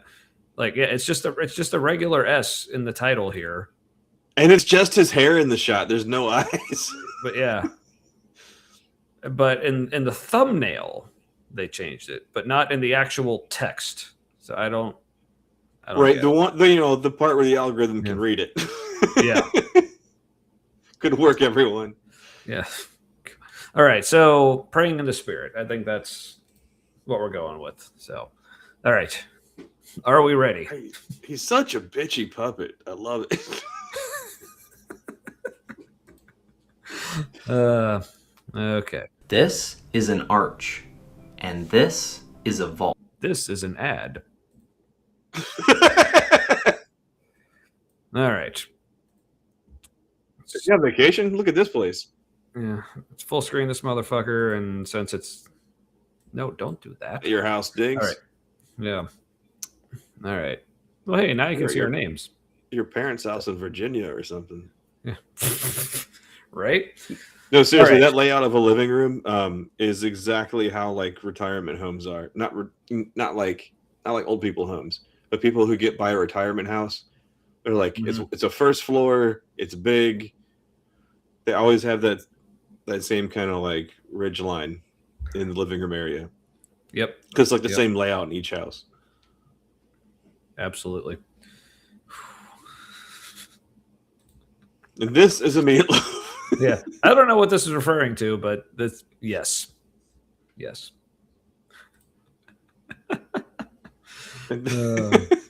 What is happening? Did I miss something? No, but I like it. Question mark? Yes. Mm-hmm. Wait, our names just popped up again suddenly. Did they fix something on the back end of the channel? Well, no, I changed the layout. I went from. Oh, okay. Restream, why are you doing this? Because since it's a short, like I'm just bumping it to like the less horizontally thing. Did it again. Anyway. So, okay, what is happening? Man, I love it, but I do not understand. I really like the idea of somebody just walking into a conversation they weren't part of with a meatloaf and just saying, and this is a meatloaf. Yes. All right. I want meatloaf. Shit. Sorry. Well, ketchup is one of the best like complimenting things of a meatloaf. And this is pod racing. No, see, I've learned like instead of because with meatloaf, two of the common things are like ketchup and minced onion, like on the top. What's better is barbecue sauce and French fried onions. Okay. But are the French fried onions like really covered in the barbecue sauce? Don't they get soggy then? Well, no, you sprinkle them on top. Like after the baking? After like the oven time? Okay. Or actually, I've even done it like also mixing some of those in with the meat. That is also good. Ooh, yeah, that's a great idea. So. You put the egg in the meatloaf too? Mm-hmm. Yeah, okay. Yep. Well, you know what else is good in the meatloaf? You saute some onions ahead of time. Ooh, right? I've not done this. And I think I only did it once. Like you can put like if you put onions in the meatloaf, they gotta be chopped like real small because then once like the moisture cooks out of them, then they kind of make the meatloaf crumble. But if you cook out a lot of the moisture ahead of time, then also the onions can like, fold and change shape with the meat as it cooks. I'm gonna make a meatloaf, not tonight, sometime soon. Yeah, but that just gave me an idea because so one of my things is like I love grilling, and with a lot of the time, like no matter what I'm grilling, like I'll just throw a whole onion on the grill and just have that there the whole time, like rotate it, like it's like grilled whole onion, like. But I never eat the whole thing with like whatever I'm grilling. Yeah. But now I'm thinking next time I grill, I'll do that, but then save the rest of the onion and put that in a meatloaf. Yeah, if you ever had done sauteed onions on the grill, like in some like olive oil, that's really good. They're nice and smoky. Yeah, and some garlic. Yeah, really good. So, all right. Oh yeah, we were watching some Dinks. We should probably get to that. Praying in this. Let's hear what Dinks has to say about praying in the Spirit. Would you explain Paul's instruction to pray in the Spirit and simple ways to do this? My only reference is a denomination that used it for control. Well, praying in the Spirit simply means praying in your prayer language, or speaking in tongues in your private time. That's simply what it means. But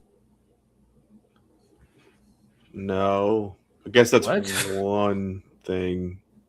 We did it all the time, and it really just means like autopilot praying.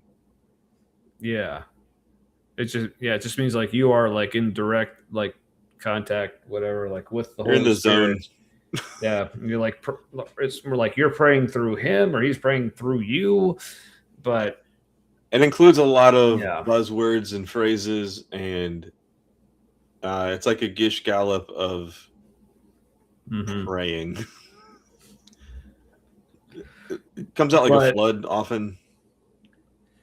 Yeah, but and it can include speaking in tongues, but Dinks here basically say like that's just what it is. It's like, and I would have thought Dinks is not on board with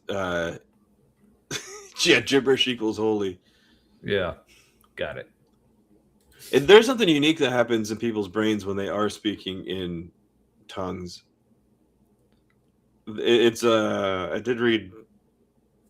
Shit, somebody monitored people's brains when they were speaking in tongues, and like the language parts of their brain like are activated, but also not the part where like content is being conveyed. And so it is kind of a unique meditative state. And there are things that happen in people's brains when they're doing it that like don't seem to really happen other times. It might be a way for you, like for your brain, parts of your brain to talk to other parts that aren't necessarily in like direct communication regularly, which is kind of cool, but it's not the Holy Spirit. Yeah. Yeah, and I guess also for a little added context for those who aren't like familiar like with Matt's and my background with like this prayer. So with this church Crossroads that we cover monthly, Matt and I were both involved in their kind of like prayer ministry, like spiritual warfare and like healing, healing and healing and deliverance. Yeah, prayer type of stuff. So lots of casting away demons or spirits of the badness. Yeah. And just being able to like, it was a big thing, like where we could have like when we were on the prayer team at Man Camp, which is something else we'll talk about more once we get to 200 subs.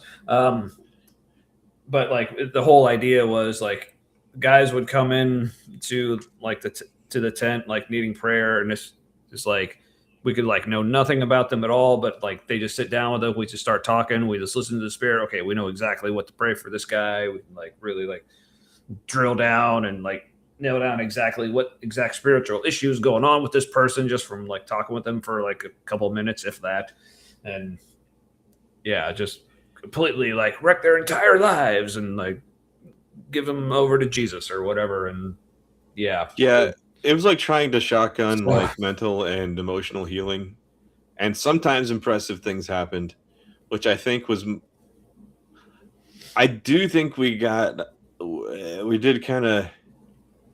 I think people can get a sense about other people more quickly and deeply than we think we can if we're paying attention to, like the parts of ourselves that pick up on more subtle things about other people, like nonverbal things, like their face is doing this particular thing when they say this thing, and so and the part of your brain realizes, okay, people tend to do that when it's for this reason, and so you can kind of like can get to the heart of things quicker, which is like really pretty cool, and seems like a wonderful magic trick.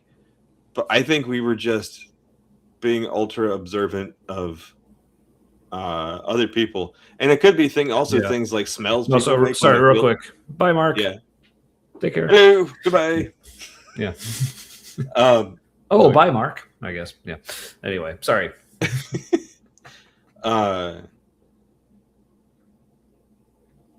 I think it was just being tapped into like more awareness of other people than we normally are, and like it could just be smell. It could even be like smells people put out like when they feel a certain way.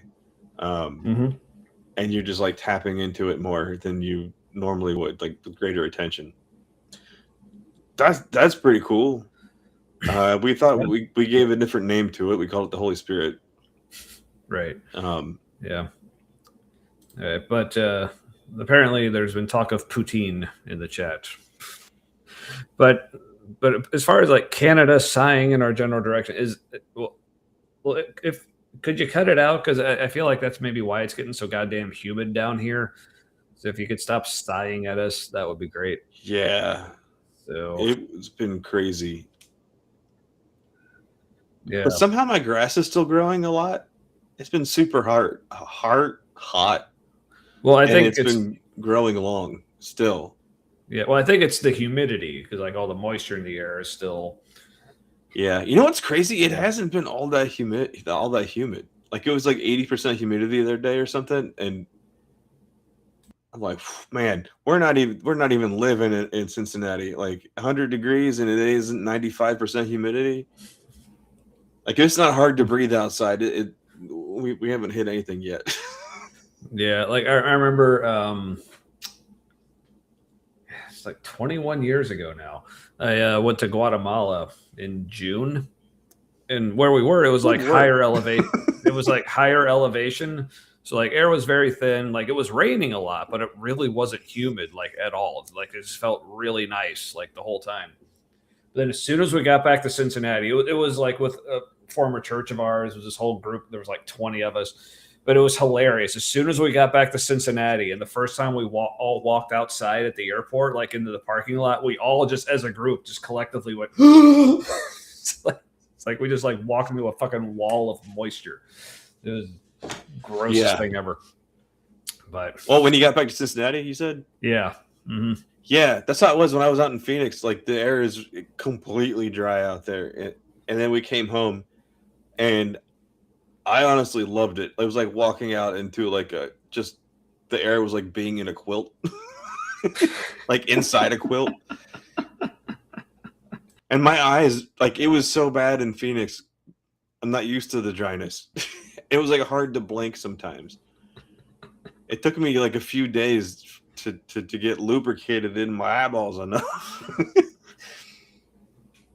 Also, being in Canada, to hear the Blame Canada song in the South Park movie for the first time is very cool. Did you laugh really hard? You're like one of three people cracking up in the theater. Noise ending. That is awesome. Well, I mean, I'm somewhat well traveled. Like, yeah. So I've been to, as far as like foreign countries, I've been to Canada, but only like literally right across the border at places like Niagara Falls, or like from Detroit over to Windsor. So that like barely counts. But other than that, yeah, I've been to Guatemala, Germany, India, and Nepal. But at the same time, Nepal was just briefly, right? It was for a few days. It was like, oh, okay. It was part of another India trip. So like I was in one trip I went to Mumbai and Calcutta in India, then up to Kathmandu in Nepal. But Kathmandu, yeah, cool little city up there. But then as far as like in the States, like I've been to several states and like both coasts, but for all the like foreign countries I've been to, there's still a lot of places in America that seem like pretty common like attractions I've never been to. Like never been to like Boston or anywhere in Massachusetts. Boston is never great. Never been like out to Seattle. Never been to Yellowstone. You know, a lot of these like really, popular in my own country places, but yeah, I've been to fucking Nepal. 3 months. So yeah. Actually, I lived in Salem for 3 months, and I lived in Chelsea for 3 months, like 2 different sessions for a co-op job. Living in Salem is like living in like which land at Disney World. Yep, it's a tourist area, but I lived like 3 blocks from the tourist area off of Harbor Street. I think it was on the corner of Harbor and something. which is a Latino ghetto. Came to find out. I'm wording well. All right, so to bring us back to the subject of the video that we're subjecting everyone to, so with the whole like praying in the spirit and like prayer ministry stuff, so it's like being mentalist magicians, a little bit, but not knowing you're doing that. Yeah, a lot of that like kind of like cold reading type of stuff in there for sure. But it's not even like okay, a little bit. I guess it is a little bit. A little bit like cold reading. Yeah, and I will also say like Matt is like far more experienced at this stuff than I am. But because it's actually his fault that I got into it. So and I'm still pretty good at that kind of stuff. Kind of always have. And sometimes it's weird. Like somebody will. Like I was like the only person at my high school who knew this one teacher, who just assumed everyone else knew this one teacher at school was a pedophile. But like everybody loved this teacher, and I thought they all saw the creepy too. One time he left the room after like talking to these two like girl students, and I was like, that man's a pedophile. People were like, what? Turns out he was having a relationship with at least one student in his office. On the clock. So fantastic. I read the vibes. Yeah, I blame the some tism. vibes we definitely pick up on. All right, so apparently Melly has been to 5 of the Canadian provinces. Like that, all of how many are there? There's not that many. I don't even know how many there are. But only 10 U.S. states left. Wow. I have a lot more than that left. Like, so Ohio, because lived there my entire life. Indiana, Michigan, Kentucky, Pennsylvania, Connecticut, Tennessee, North Carolina, South Carolina, Virginia, Maryland, Georgia, Florida. But Georgia was like on the way to Florida, probably, right? Well, I spent some time in Atlanta. Okay. And then I've driven out to Colorado. But what states are in there that I haven't mentioned yet? I think Illinois, Kansas for a bit, right? No. Yeah, Kansas, Missouri, Colorado.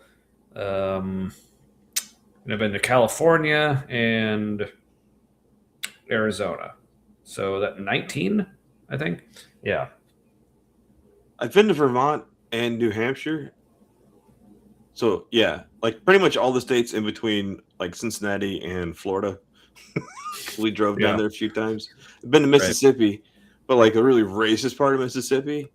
Mm-hmm. And I swear, like you can feel the evil in the air. It's crazy. It's just potent. Also, it's weird. It's like the Civil War just ended down there in that part. It was in Hattiesburg, Mississippi. There's a college near there, I think. It was weird. It looked like everything was modern, but the dislike between races was nuts. Like, yeah, it was just weird. It's a hair away from it being acceptable to hang people. Like that. That's how it felt. Back to Dinks and his dumb hair. This all comes from 1 Corinthians 14, which is vastly misunderstood by most. So I'll try to go through it, but 1 through 12. Fortunately, Kip, why did I'm doing it again. I just Kip the puppet. This happened last time we watched Dinks. I kept saying Kip. Hey, why am I doing that? Do you think we can get Dinks to do like a cameo or something with like wearing like a paste-on goatee, talking about Kip stuff, talking about holding the Dead Sea Scrolls in his bare hand? like Brian thinks that Wes Huff did for some reason.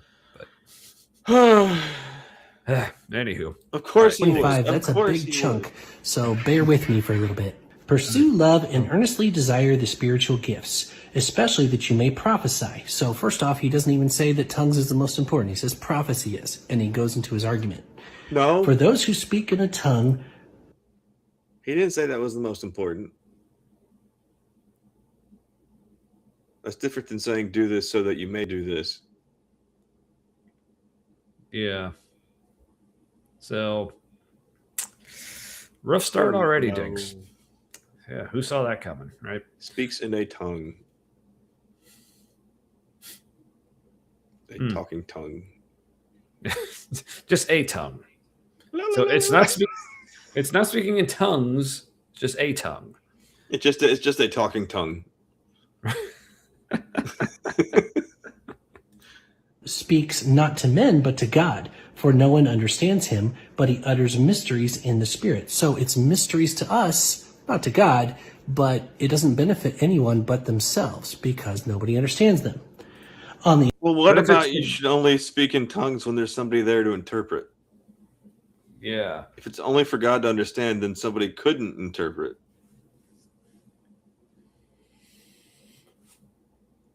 This is a weird approach, Dinks. Yeah, and I also felt like from what I haven't heard Dinks talk about issues like speaking in tongues before, but from what I gather, I would guess he is not so much into that like now. Like he might be one of those like the way he said, yeah. So yeah, the way you said that, like if you're speaking in tongues, you're doing it mostly for yourself. That kind of sounds like he thinks it's a selfish production, right? But if you're speaking in a language that God understands, then wouldn't God also be enjoying that you're like speaking to him in that language and you're connecting with him in that way? So it would still be a good thing, right? Yeah, maybe saying do it in private. You know, it's just spiritual masturbation. Do it in private. Right. Yeah. Hey. On the other hand, the one who prophesies. Sorry, that's right on cue. Did you hear that thing about the guy dressed like Uncle Sam at the Great American State Fair bullshit? No. He was jerking it to a female performer. He was like live streaming while he was doing it. I don't know if the live streaming while he was doing it is actually what happened, but I like that version. I don't know if that's a rumor or if it's true, but there were like people did call the cops on him. He was in like his red, white, and blue overalls or something, like with like one hand on the inside. It's just that tent was a pumping down there. That is and there's fantastic. Been so few people there, and it's so few like worthwhile things to say that this is like one of the crowning occurrences of the event. Like it's just sad the photos of the event, and like Fox News is still trying to like be like, oh, what a thing, and like in the back of the shot. There's just no one because it was a rainy day. But this was the day, but it was also the day where they were supposed to do their thing from the booth or whatever. And they're like, it's raining, but people are still coming out. And it's just like 3 people under an awning. Like, yeah, so brave, so amazing. But what's worse is that the thing was supposed to be like this like cultural celebration of like the creativity of America. And so there was supposed to be like mini versions of like Burning Man of like every festival, cultural arts or music festival. There was supposed to be like a day or two of that at the thing. It was going to be a month long, and like all the best like art, like musical artists and dancers from like all different genres are supposed to be there. It's supposed to be a celebration of like American art, and then it was this. I know, like I guess so many states ended up like I guess they had like booths for like all the states, but like several ended up just pulling out. So, which Good for you. And then it was just filled up by like companies doing exhibits from those states. Mm-hmm. So instead of like, I don't know where John Deere is from, but like, let's say Illinois or something. And so there wouldn't be anything from the state of Illinois there, but it would just be like John Deere and like some other companies having like. But apparently, like I don't remember what state it was. I want to say Tennessee, but I could be wrong. But there was this. I think it's like Mount Olive or whatever. Like pickle. It's a pickle company. Yeah. And they were going to be there, or maybe it was North Carolina, but they found out that like in like the booth, like the general area they were going to be, there was this video playing, and it included like a depiction of the Confederate flag. Yeah, that was North Carolina, I think. Yeah, and they were like, no, we don't want any part of this. So if you want pickles, go out and get some Mount Olive pickles. They're apparently solid people there. So yeah, and supposedly that was a staffer or an intern or somebody who decided to put that up to see if they could get away with it. It wasn't like sanctioned by the state, and the governor put out a statement of condemning it, and it was not supposed to happen. But apparently enough people thought it could be okay that it was up for a minute. Yeah.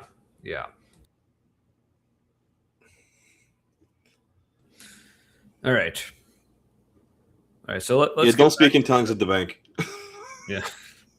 Or do. I don't know, but film it. I'd like to see it. Yeah, I was about to say, film it and send it to us.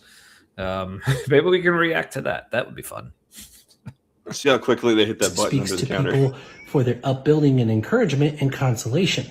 That's what prophecy is, not just speaking the future. The one who speaks in a tongue builds himself. I will say I appreciate that, because I think a lot of people kind of misconstrue like prophesying is just, tell them what's going to happen. It's like it can be that, but it's also I think in general it's basically just relaying things that you're hearing directly from God. I think is kind of what it's supposed to be. Yeah, if you're telling the future, that is almost always wrong. The people who do that are often telling people what's going to happen in their future, and they're just wrong over and over again, and they keep doing it, and it's a mental health issue. Yeah, or even like in different books of the Bible. I think it's like Daniel. Like that's actually one of the ways they could kind of tell when the book of Daniel was written, was when the prophecies started being wrong. Yeah, like they were really specific, and then they're kind of general and wrong. Yeah. So basically, it's like, okay, everything it was correct about, okay, it was probably written after that. But then when it started being wrong about shit, okay, it was probably before.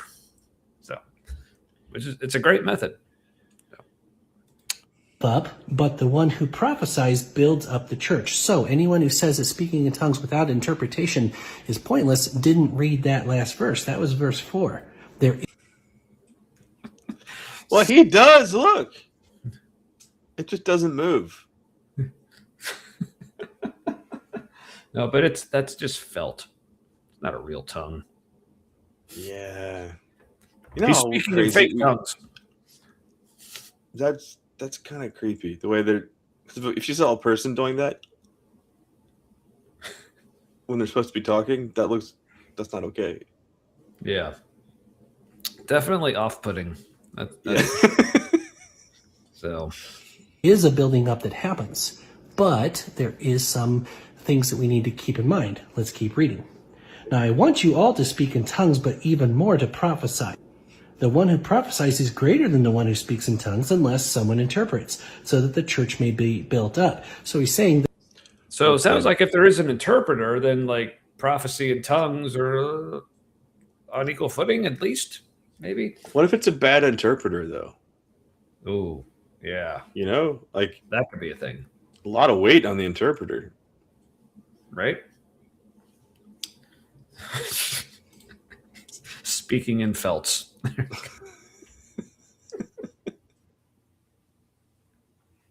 Well done. Well done. Hey.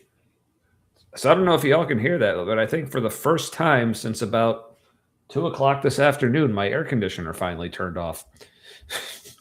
Wow. Dude, I was at somebody's house putting up wallpaper the other day, like I do. And they had their AC set to 74 and didn't have the circulation fan going at any point. And so I'm on the second floor and it's like 75, 76 in that room. And the humidity started building up because everything I work with, like a lot of it has moisture in it. And yeah, it was pretty rough. Just like sweating. When you see your arm hair start to just get wet and stick to your arm. Mm-hmm. Yep, been there. Yeah, it was really bad a couple days ago. Like it was so bad where I think I had the thermostat set to 75, but later in the afternoon I looked at it, the actual temperature was 77. So it wasn't even keeping up. Yeah, that's the thing. Yeah, and then when it tries to cool that down and it's running extra hard for longer. Mm-hmm. Yeah, it seems like it would be cheaper to keep your house at a stable temperature throughout the day instead of that thing where you can program it to be warmer during the day and then it has to just crank out a bunch of cooling for 3 hours to cool it down. Yeah. Yeah, that's what I've been trying to keep it at kind of mid. I'm just keeping it at 75 the whole time and just. We got to do 71 because my daughter her body can't cool itself down well enough. And so we have to keep it. So it's 71 and she has a fan on her. Yeah. And I will say that's like when my kids aren't here, when they're at their mom's, I'll keep it a little warmer because their bedrooms are on the second floor and my house, insulation is not the best. So it definitely gets a lot warmer. No, it also helps like my son's room because it's in the front of the house. It gets the most sun. He also just has his own little window AC in there as well. So that helps. But yeah, when they're not here, I just keep it a little higher because I'm just on the first floor. So whatever. Anyway, so and you're old and you get cold easy. So as interested as I'm sure you all are in all of that. Well, apparently 78, Melly. Ooh. Now, I guess if you like it, why not? Yeah. Mm-hmm. Oh, plus you use fans. Yeah, that definitely helps. Just to keep even if the AC is not running, just keeping air moving. That's the main thing. Yeah, for sure. Yeah, get to stop those weird pockets of hotness. Mm-hmm. I'm a weird pocket of hotness. How old are we? Are we middle aged talking about the AC? Yeah. But but from henceforth I shall refer to myself as a weird pocket of hotness.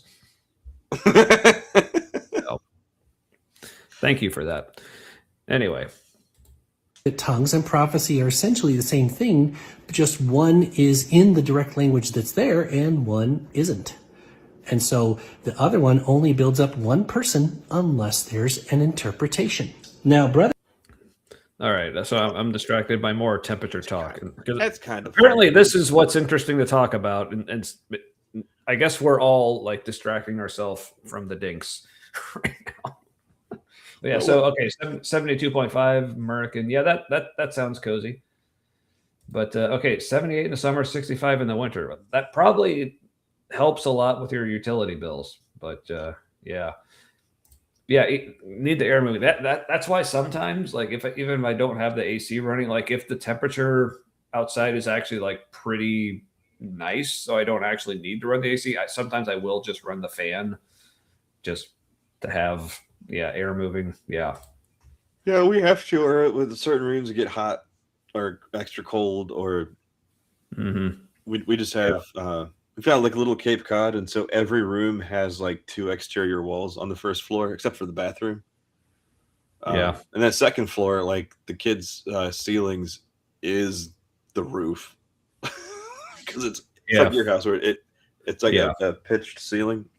Mm-hmm. Yeah, and mine's not a Cape Cod, but same thing. Yeah. Well, I mean, it's like a Cape Cod on its side. Yeah. Or turn 90 degrees, where instead of being the roof slanted towards the front, it's slanted towards the sides. Yeah, pretty much. So, if I come to you speaking in tongues, how will I benefit you unless you bring some revelation or knowledge or prophecy or teaching? If even lifeless instruments, such as a flute or the harp, do not give distinct notes, how will anyone know what is played? And if the bugle gives an indistinct sound, who will get ready for battle? So with yourselves, if with your tongue you utter speech that is not intelligible, how will anyone know what is said? For you will be speaking into the air. So he's talking about the benefit of the church. He's not saying if there's no interpreter that it's fake. He's just saying you're only benefiting yourself. There are doubtless... But is that wrong, though?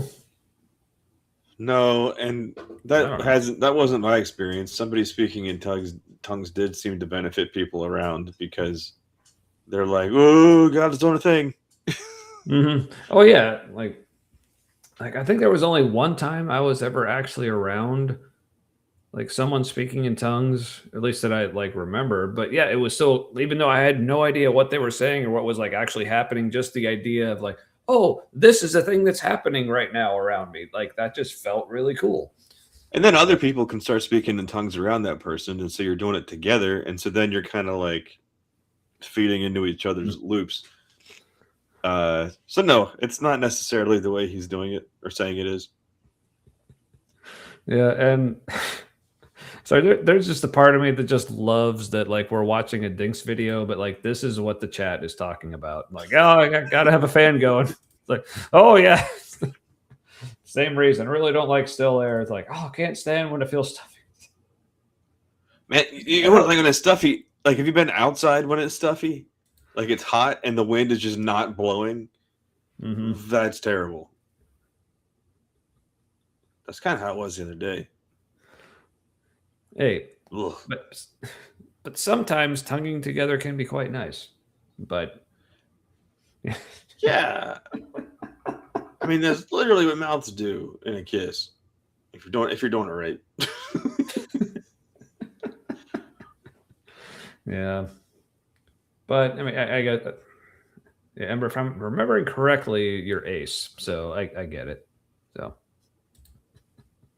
just prefer garlic bread. All right, well, good to see you, Bartholomew. Thanks for stopping by. We've heard enough for things 1 month. Yeah, but we're gonna keep going anyway. Yeah. Well, that's crazy because like this month just started. Yeah. So still fair, but all right. Hey, we're almost halfway there. Yes. Yay! Right? I mean, I'm not ace, but still, garlic bread. Yeah. I like a Texas toast to garlic bread. Yeah. Oh yeah. Yeah, it's like every time I get Texas toast, I'm like, why do I not always have this? But especially, I started like putting like a few like pepperonis on it, like when I put it in the Ooh. toaster oven. Fuck yeah. Yeah. Oh, you know what else would be good? Making a sandwich out of Texas toast. Ooh. Mm. Why was there never an Arby's Texas toast sandwich?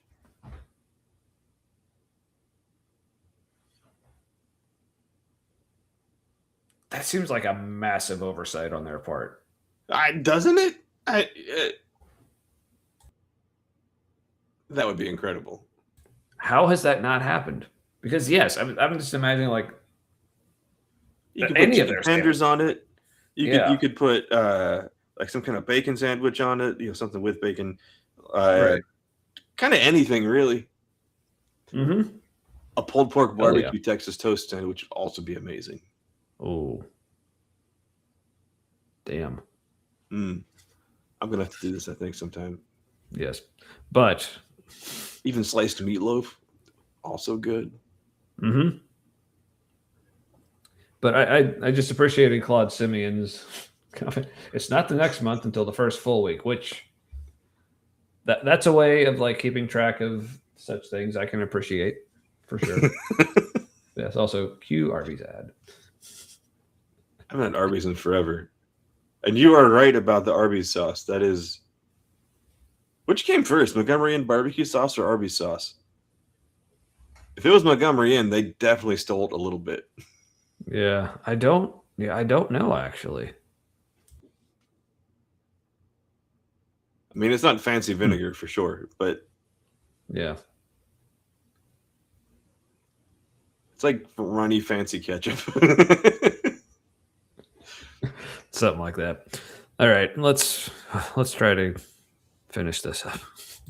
Many different languages in the world, and none is without meaning. But if I do not know the meaning of the language, I will be a foreigner to the speaker, and the speaker a foreigner to me. So with yourselves, since you are eager for manifestations of the Spirit, strive to excel in building up the church. So he's saying, seek after prophecy. That's way more important. Therefore, one who speaks in a tongue should pray that he may interpret. For if I pray in a tongue, my spirit prays, but my mind is unfruitful. So he's saying that if you do get a message in tongues, you should ask for there to be an interpretation, whether through you or another person. So then he asks a rhetorical question. What am I to do? I thought if you're interpreting it yourself, I thought that was bad for business. I thought that was supposed to be another person, not yourself. Yeah. All right, but real quick, yeah, Raising Cane's, they do have Texas toast, but it's not nearly as garlicky as it's supposed to be, though. It's good, but it's not like, yeah, amazing. But it's good for what it is. Yeah, from what I understand, Texas toast can be just like a big fat slice of white bread toasted with butter on it. It doesn't have to be garlicky, but in my mind, yes, it does. Yeah, but I think even Raising Cane's, I even talk about it being like garlicky or whatever, but it's really kind of not. Is garlic butter or garlic powder really that expensive to mix it in with your fake butter? It's not. No, you can. It's really cheap. Yeah. But anyway, so when Dinks, or I guess like Paul that Dinks was reading there, was making this distinction about like, so if you pray in tongues without an interpreter, like it's beneficial for your heart or your soul or whatever, but not your mind. Like, yeah, that's that weird distinction they do. But also, like, can those be like separate things, or like why is it that we're set up so that those can be separate things? Well, there is weird. Well, there are what is it? 3 different nervous systems, where you've got your central nervous system, your sympathetic nervous system, and your something else nervous system. And I think your heart, I could be wrong, is part of your sympathetic nervous system. Maybe that sounds right. And they are separate. They do work together. And so, like, it could be a thing that, like, when you say you feel something in your heart, that like that is like that could be a metaphorical way to talk about a real thing that's happening, where you feel something in your body. Which I think is like what we were doing a lot of times, is like sensing the Holy Spirit. It was like paying attention to what, or referring to your gut. I think it could be a way to interpret sensations in different parts of nervous systems. But yeah, I don't know the meaningful distinction between your soul and your mind and your heart. Yeah, I don't either. But back to Texas toast talk. Speaking of the Raising Cane's variety, yeah, it's not garlic bread, but it's more garlic bread than not. Like, yeah, that actually does make sense, because garlic knots though are really good. Yes. Right. So here's Ember like telling us what our actual nervous systems are: central, peripheral, and autonomic. Yeah, I had one right. Autonomic was the one I was. There you go. That's one my dad had a problem with. Things weren't cooperating. His heart was like, I'm gonna pump like this. The lungs were like, I'm gonna do very little, and so the blood had very little oxygen in it. And his brain went, and then passed out. more than once. Yeah.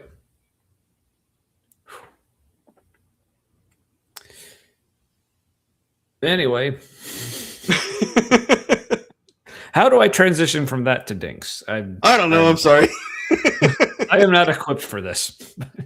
I will pray with my spirit, but I will pray with my mind also. I will sing with my spirit, but I will sing with my mind also. So yes, you can pray or even sing in another language, in tongues. That is a manifestation of the Spirit. But there's never been any evidence interpretation. of that. It's Yeah. It's not a language, like mathematically, like it's been evaluated. It's like repetition of certain syllables, if anything. Yep. Yeah. One of my favorite What's the examples. difference between spirit and soul? You pray in from your spirit, and Yeah, it's like I used to understand a difference, but I don't remember what it was. So, like spirit is similar to mind, but no, it's not, because you want to. You're praying. It's almost like it's ad hoc.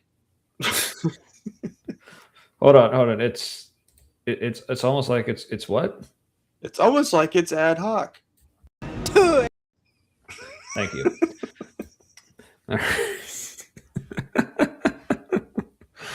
Anywho, that sucks. She seems like a fun person, but he's. It sucks. Her life was ruined. Yeah. Off to a girl.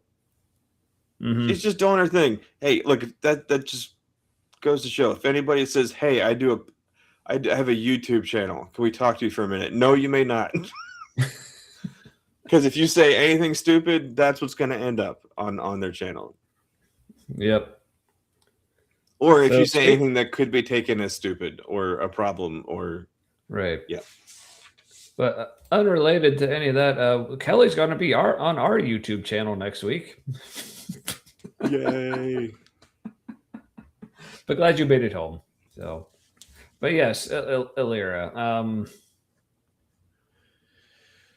Yeah. It's also unclear if Dinks is for children. I don't think he is. I think he's for nostalgic Christian adults. Mm-hmm. And to irritate atheists. Honestly, I think there's more irritated atheists that watch Dinks than anybody else. Oh, I guess this probably would be a weird point to rejoin Bible Muppets. I missed. Yes, a lot has happened since you were last with us, Kelly. But speaking of like Muppets that actually are more for adults, but it actually works. If people are into video games, particularly Nintendo, but not just Nintendo, if you enjoy like video game channels on YouTube, I highly recommend Arlo. But yeah,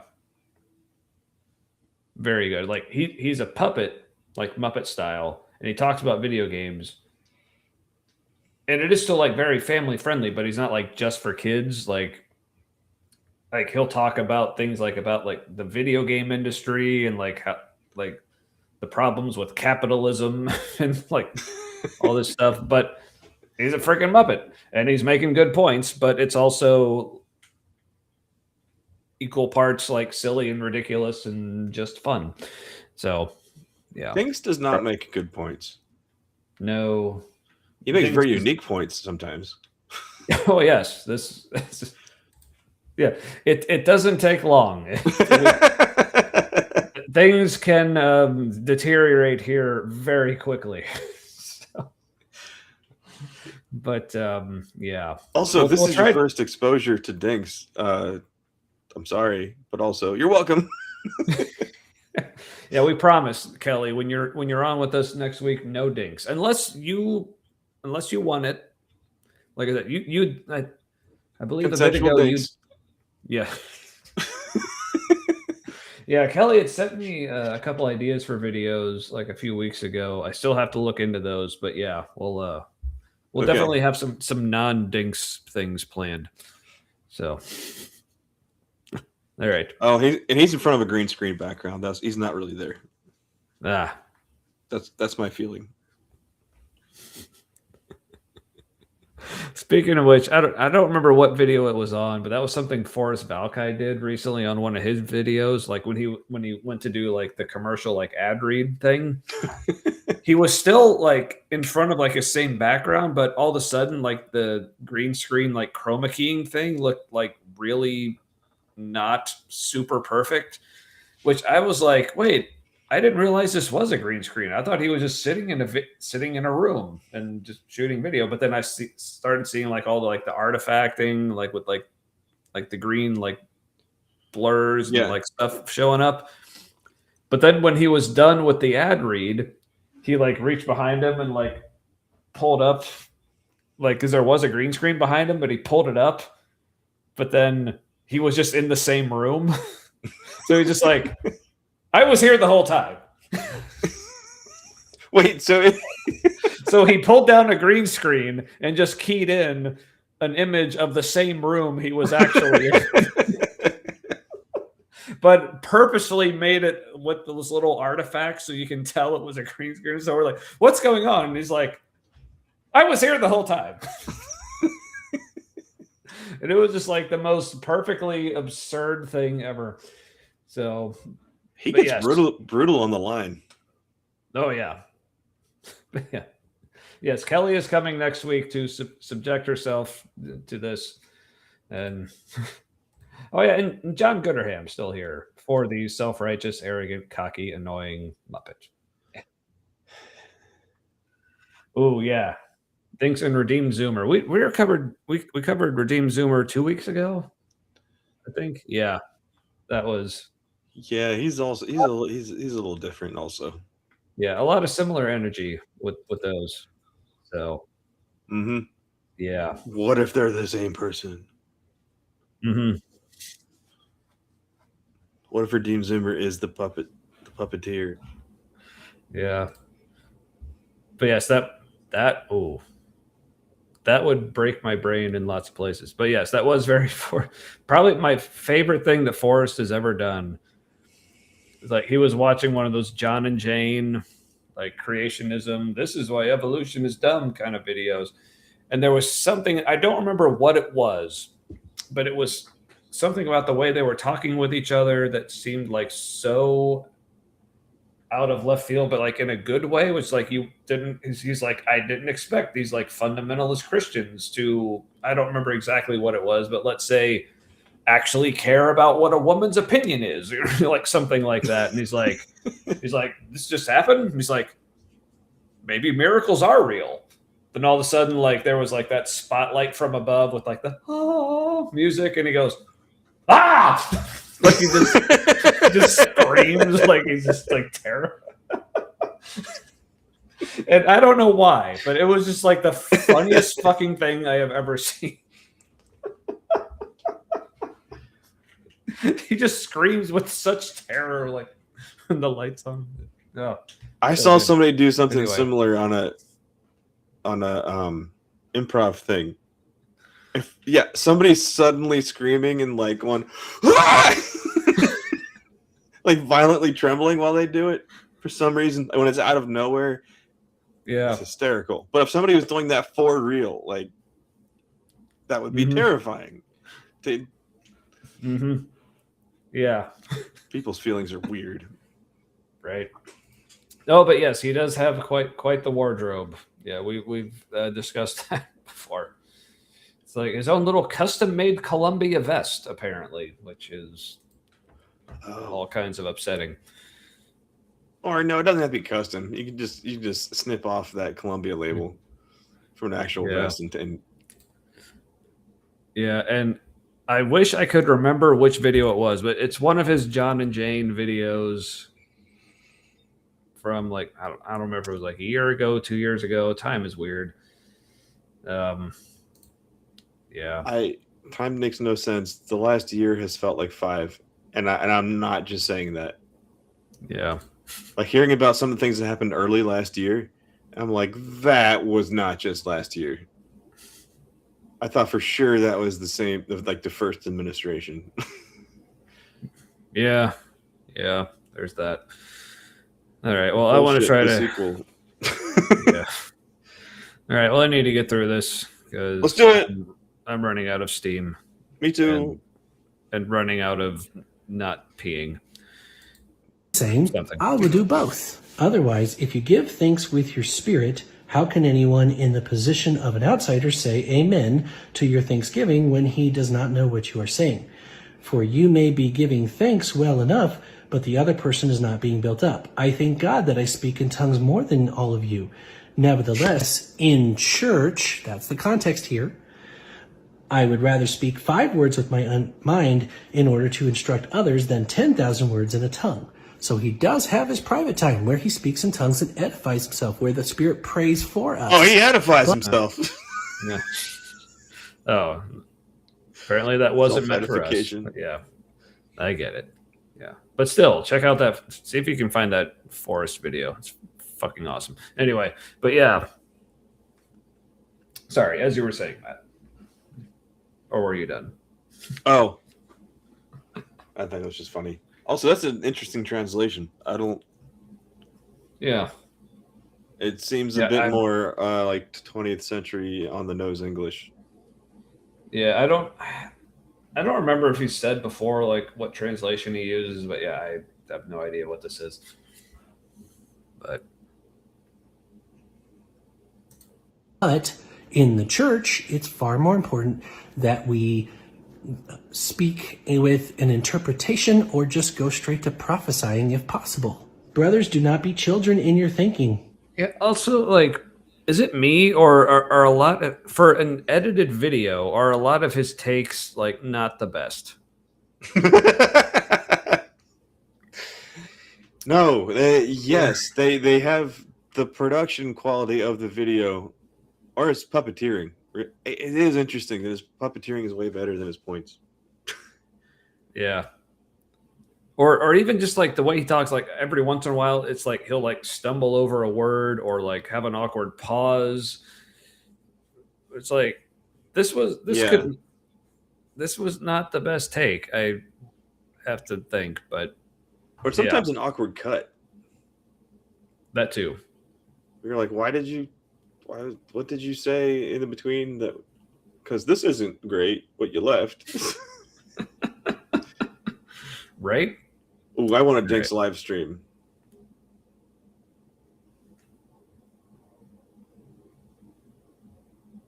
I don't know if I do.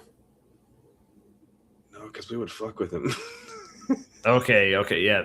If we're in the chat, yeah, for sure. That I could be down with that. Well, because he cuts a lot of shit out, so like I want to see what he's cutting out. Like what Stinks Unfiltered like.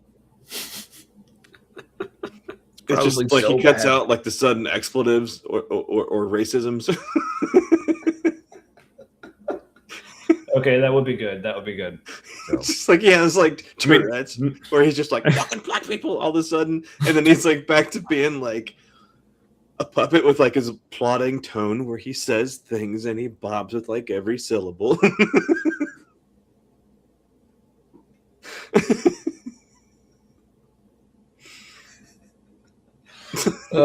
Fuck. All right. Be infants in evil, but in your thinking be mature. In the law it is written, by people of strange tongues and by the lips of foreigners I will speak to this people, and even they will not listen to me, says the Lord. Thus tongues are a sign for not for believers, but for unbelievers, while prophecy is a sign not for unbelievers, but for believers. If, therefore, the whole church comes together and all speak in tongues, outsiders or unbelievers enter, will they not say that you are out of your minds? And yeah, that's quite commonly a criticism of Pentecostals that just pop around going ba-ba-da, ba-ba-da, ba-ba-da, ba-ba-da, ba-ba-da. Stop doing that. Paul's saying you...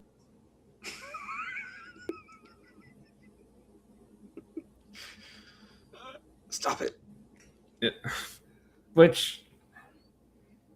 I mean, like, I'm not a Pentecostal, obviously. And I'm not a speaking in tongues proponent by any means, but I still feel like his caricature of speaking in tongues there was kind of offensive. But Right. Babada Babada Babada, it is really close to what they do. Like that Yeah. was a good troll. Like Yeah. that was a good satire. Like offensive, yeah, but like it's also great because it seemed like he was making fun of speaking in tongues. Period. There. Yeah. But I mean, but I guess as far as like caricatures of like what speaking in tongues sound like, I'm a little partial to like anyone who's familiar with Seth, the ambushed apostate. I think the one he usually goes to is bought a Honda, should have bought a Kia. No, that is also great. Yes, It is. that's the rhythm of it. Mm-hmm. Yep, he's got it down. So It is interesting that it's like a certain ratio of consonants to vowels, and there's a particular rhythm to how people do it. mm-hmm. I Yeah. I tend to think that it's a little bit racist, because they're like this is what foreign language sounds like. This is what speaking in a West Asian dialect, that's what they sound like. Mm-hmm. This sounds Yeah. like Bible time language. But yeah, speaking in tongues is for unbelievers. How's that going to convince us? I think he meant believers. Yeah, I heard that Yeah. too. Yeah. And then But- his example. But I think what he was trying to say is like if believers are speaking in tongues, but like there's no interpretation happening.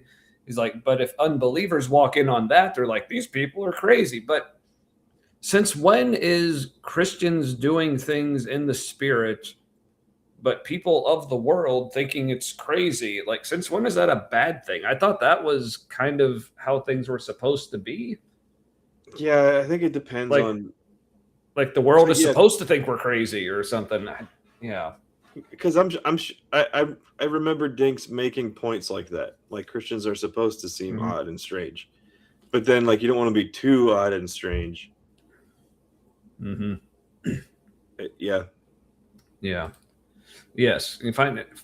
Yeah, I find interesting that people can only speak in tongues using phoneme they are already familiar with, and because here's the thing, like from what I remember about like speaking in tongues, like it's supposed to be an actual language, right? Yeah. But there's never a Like consistency an angelic to it. language. No. But if it is an actual language, like there should be some like consistency and uniformity. So, people have been doing it for centuries. So There's a we math should to it. have enough. Like, Like we should have enough, data on it, as it were, to actually decipher it and interpret it. But no, there's not enough there for it to be a language. If anything, it's Yeah. repeated syllables of another language, which doesn't help anything. No. But as a form of meditation, that sounds kind of cool. Oh yeah. Still, maybe do that by yourself or just Yeah. with other people who are going to be speaking in tongues. It could be a lot. And not make it this is what we're supposed to do as Christians kind of thing. Well, there are some people who are like, you haven't received. Remember the baptism of the Holy Spirit? Like there's a separate baptism. There's baptism by water, and then there's baptism in the Spirit, and that was different. And you weren't actually baptized in the Spirit, according to some people, if you weren't also speaking in tongues. That's how you knew. That was like proof of it. Yeah.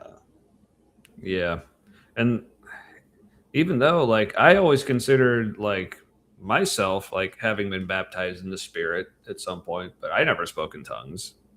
No. So like, oh yeah, I was definitely baptized in the Spirit. But even though like I still don't actually understand what that means, I still claimed it. I think it. So recently, I've been noticing that like increased self-awareness feels like it feels a lot like how things like being baptized in the Spirit or receiving the Holy Spirit felt. It was like an extra awareness, and getting increased self-awareness can feel kind of spiritual. I prefer that. Yeah. Receiving the Spirit. Like one is less of a mystery and more applicable, and Right? has descriptive Much. function. Mm-hmm. Yeah, indeed. It's really interesting how like a religion can be built from misunderstanding regular human experiences and Right. get in the way of like the potential bigger thing. Because I think it would have been better Yes. instead of saying that like we know what God is like, and here's a religion built around it to protect it forever and ever. It would make more sense to say, okay, we come up with this idea of a God based on our interpretation of reality. Let's continue in that endeavor as we learn more about reality. And so that means you have to walk away from certain old understandings of God to okay, well, if God's still that kind of God doesn't exist from the Bible because we see evidence that we shouldn't see if that was true. Right. But if there's a God, it's like this. And so I think what we would arrive at now is that like either existence is God or God doesn't exist. And both of those experiences would be kind of identical. Yeah. But we at least for sure can't do God the old way. Yeah, I find it interesting that they pretend to know exactly what the other is saying during tongues. Yeah, because that is something that like is confusing to me because they cause apparently there's separate gifts of like speaking in tongues and being able to interpret, but like why would a person be given the gift of speaking in tongues but not also interpreting? Like why would the Spirit have them say words that they don't understand? I think that people I'm kind of remembering people who spoke in tongues also tended like if there was somebody who was gifted in translating tongues or interpreting, they also spoke in tongues, but they just couldn't interpret their own. But also now that I think about it, what even is the point of speaking in tongues? Because let's say in the ideal situation, you have a person speaking in tongues and someone interpreting it. So this is what this person is saying. Like, why couldn't Why the not Spirit why couldn't the Spirit just give this person the words to say in English or in whatever language is spoken where they're at? Like, why add all these extra steps? One's more theatrical than the other. Well, yeah, that's one's definitely a right different there. experience for the speaker than the other. Yeah. All right. Well, we're almost done, and I need to go to bed. Okay. You look like idiots. He's not saying that it's fake. He's saying you're not benefiting anyone but yourself. It's selfish. But if all prophesy and an unbeliever or outsider enters, he is convicted by all. He is called to account by all. The secrets of his heart are disclosed, and so, falling on his face, he will worship God and declare that God is really among you. So that's the point. If in private, go ahead and pray in tongues all you want. But in the public setting, don't do it unless there is an interpretation or you know what it means, and so you might as well just prophesy. Your body changes. Your body changes, Dinks. It does. Yeah, his hair does. Anyway. Yeah. All right. The noodle hair was terrible. Indeed. All right. Well, noodles. So I noticed that most of the people who were requesting the dinks are like no longer in chat for the most part. So thank you. We understand. Yeah. Fuck. I mean, and I get it. But anywho. Yeah, I need to go to bed. Yeah. Any closing thoughts on any of that? Like the first video we watched, what were we watching? Paul Washer. Oh yeah, Paul Washer talking about how to evangelize to atheists. Well, Paul Washer. Are you still an atheist? Did it work? Yeah, no, it didn't work. and that wouldn't work. It would be an okay conversation, but converting me, no. Yeah, basically the best he can do would make me say, "Oh, this Christian is not a complete asshole." That's I'd as be like, far as "Thank I you for would not go. trying to Yeah. convert me," and then he'd be like, "Shit, that's actually what I was trying to do." It's like, well, that's how badly you did it. Yeah, so it's basically the reverse psychology approach to evangelism. Yeah. Also, the basically don't care whether they go to heaven or hell. It's fine. You just be nonchalant about it and act like it's not an emergency. Mm-hmm. Yeah. That'll convince them it is. Right. And Alira, thanks for being part of our Wednesday night. And I guess now our early Thursday morning. So Yay. hope you have a great day. And we'll be in Sharing the touch morning about at different parts of the morning. And we'll be in touch about music stuff because that's exciting. All right. Yeah.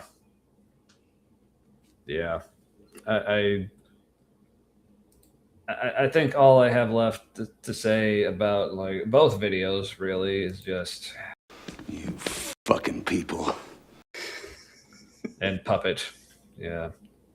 Or maybe I get okay. That was maybe for the first one. This feels more like the Dinks video. What the hell is even that? Yep, that's a Dinks reaction right there. I think. All right. Well, such a Midwestern white guy. Yes. Yes, sleepy time. All right, and good night, everyone, and thank you for hanging out with us tonight, this morning, whatever it is for you. Yeah, just fucking puppets, but don't be fucking puppets. At least not without. Well, I mean, check with them first. I'm not gonna kink shame. Just saying. Oh, there's for sure somebody. Does Dinks puppeteer? Wait, remember? Didn't he have his like real life wife on one time? But she was also a puppet. Right. So they definitely do puppet stuff together. Yeah, I think you're the first words out of your mouth after realizing that you were just like, "Oh, that's totally how they have sex."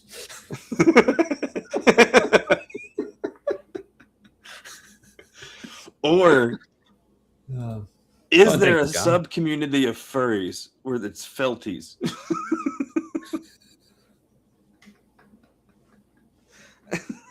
But speaking of furries, apparently I've learned there's a phrase that is commonly used in the furry community, like the uwu, like UWU. I saw a license plate that instead of Cthulhu, it said Cthulhu.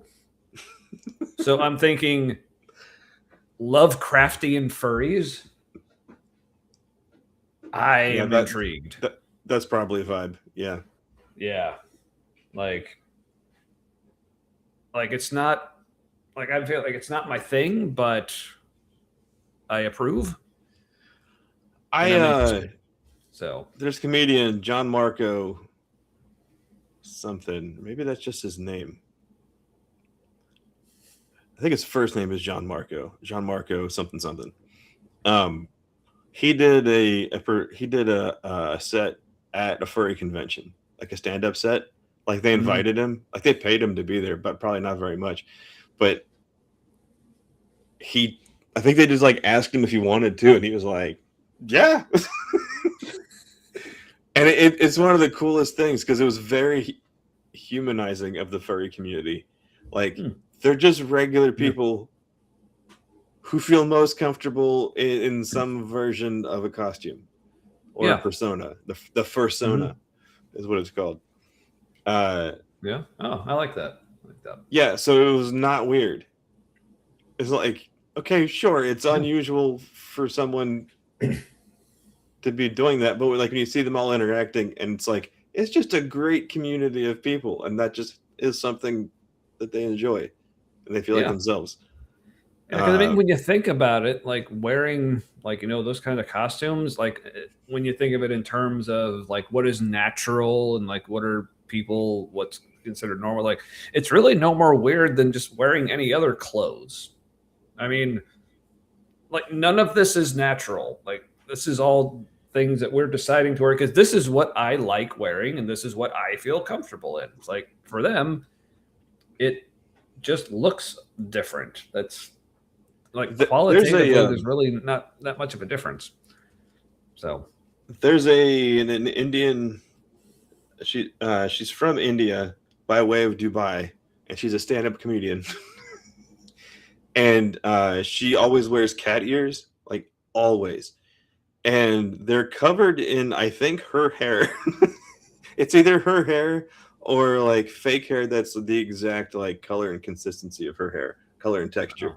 So it might actually be like special ears made with her own hair. But she never references it. And anything I've seen, she never refers to like her wearing cat ears. Like it's just not a thing that she's doing, but clearly is. And it's not even part of her act. It's not a gimmick or anything. And from what I know, that would put her in like the furry community because it's a whole spectrum of what people wear. It's totally normal. I think it's pretty cool that like she never talks about it. It's really normalizing. I dig it. That's really cool.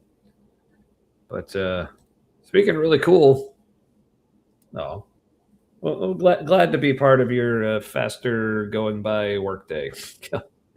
But reminder once again, Kelly, the Detroit Atheist Queen, going to be on with us next week. Special start time of 9:30 p.m. Eastern. So I guess a half hour later than our current special start time. Oh yeah, I mean, hard to miss the wrap up. It's a good 2 hours, so yeah, it's up on. It's actually pretty short tonight. Yeah, I think for us, definitely. So, yeah. Sorry. Oh. I did the same thing. Oh, dueling clicking.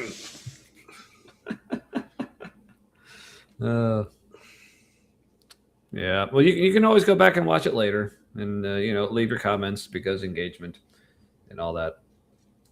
Like, yeah. They seem like an inclusive bunch. Yeah. Interesting. Well, cool. People are awesome. And it's not always a sex thing. I wish people would get off of it. Yeah, that too. Hey.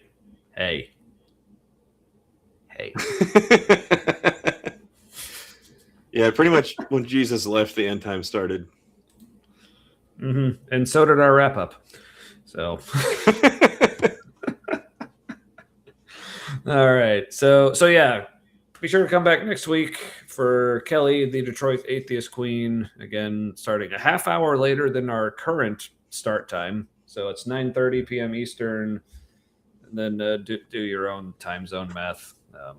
Yeah, I mean, the thumbnail and everything will be set up for the proper time. So just make sure just turn on your notifications and you're good, right?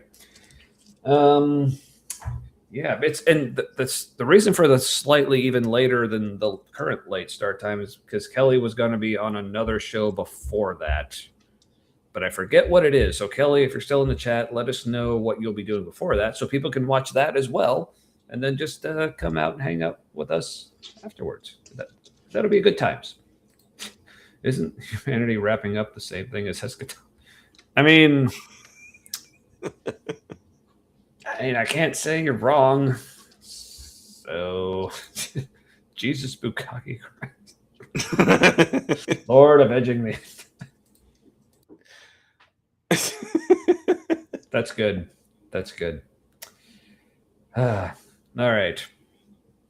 So yeah, other than that, so Kelly is coming on next week. That's the 8th. And then here, let me check my calendar because I think Then that following Saturday, I will be on with Neil, the 604 atheist. And then I think the very next day, the 12th, is the 10th annual Ark Encounter protest that Matt and I both still plan on being at. And then that following Saturday, the 18th, Matt will be on with Neil, the 604 atheist, to give his side of his own story or something. So, yeah. Some of you watching here today will not taste death before the humanity ends their story. Hopefully. Yes. Only some, though. Only some. So yeah, leave a comment in the web zone later. Let us know you survived.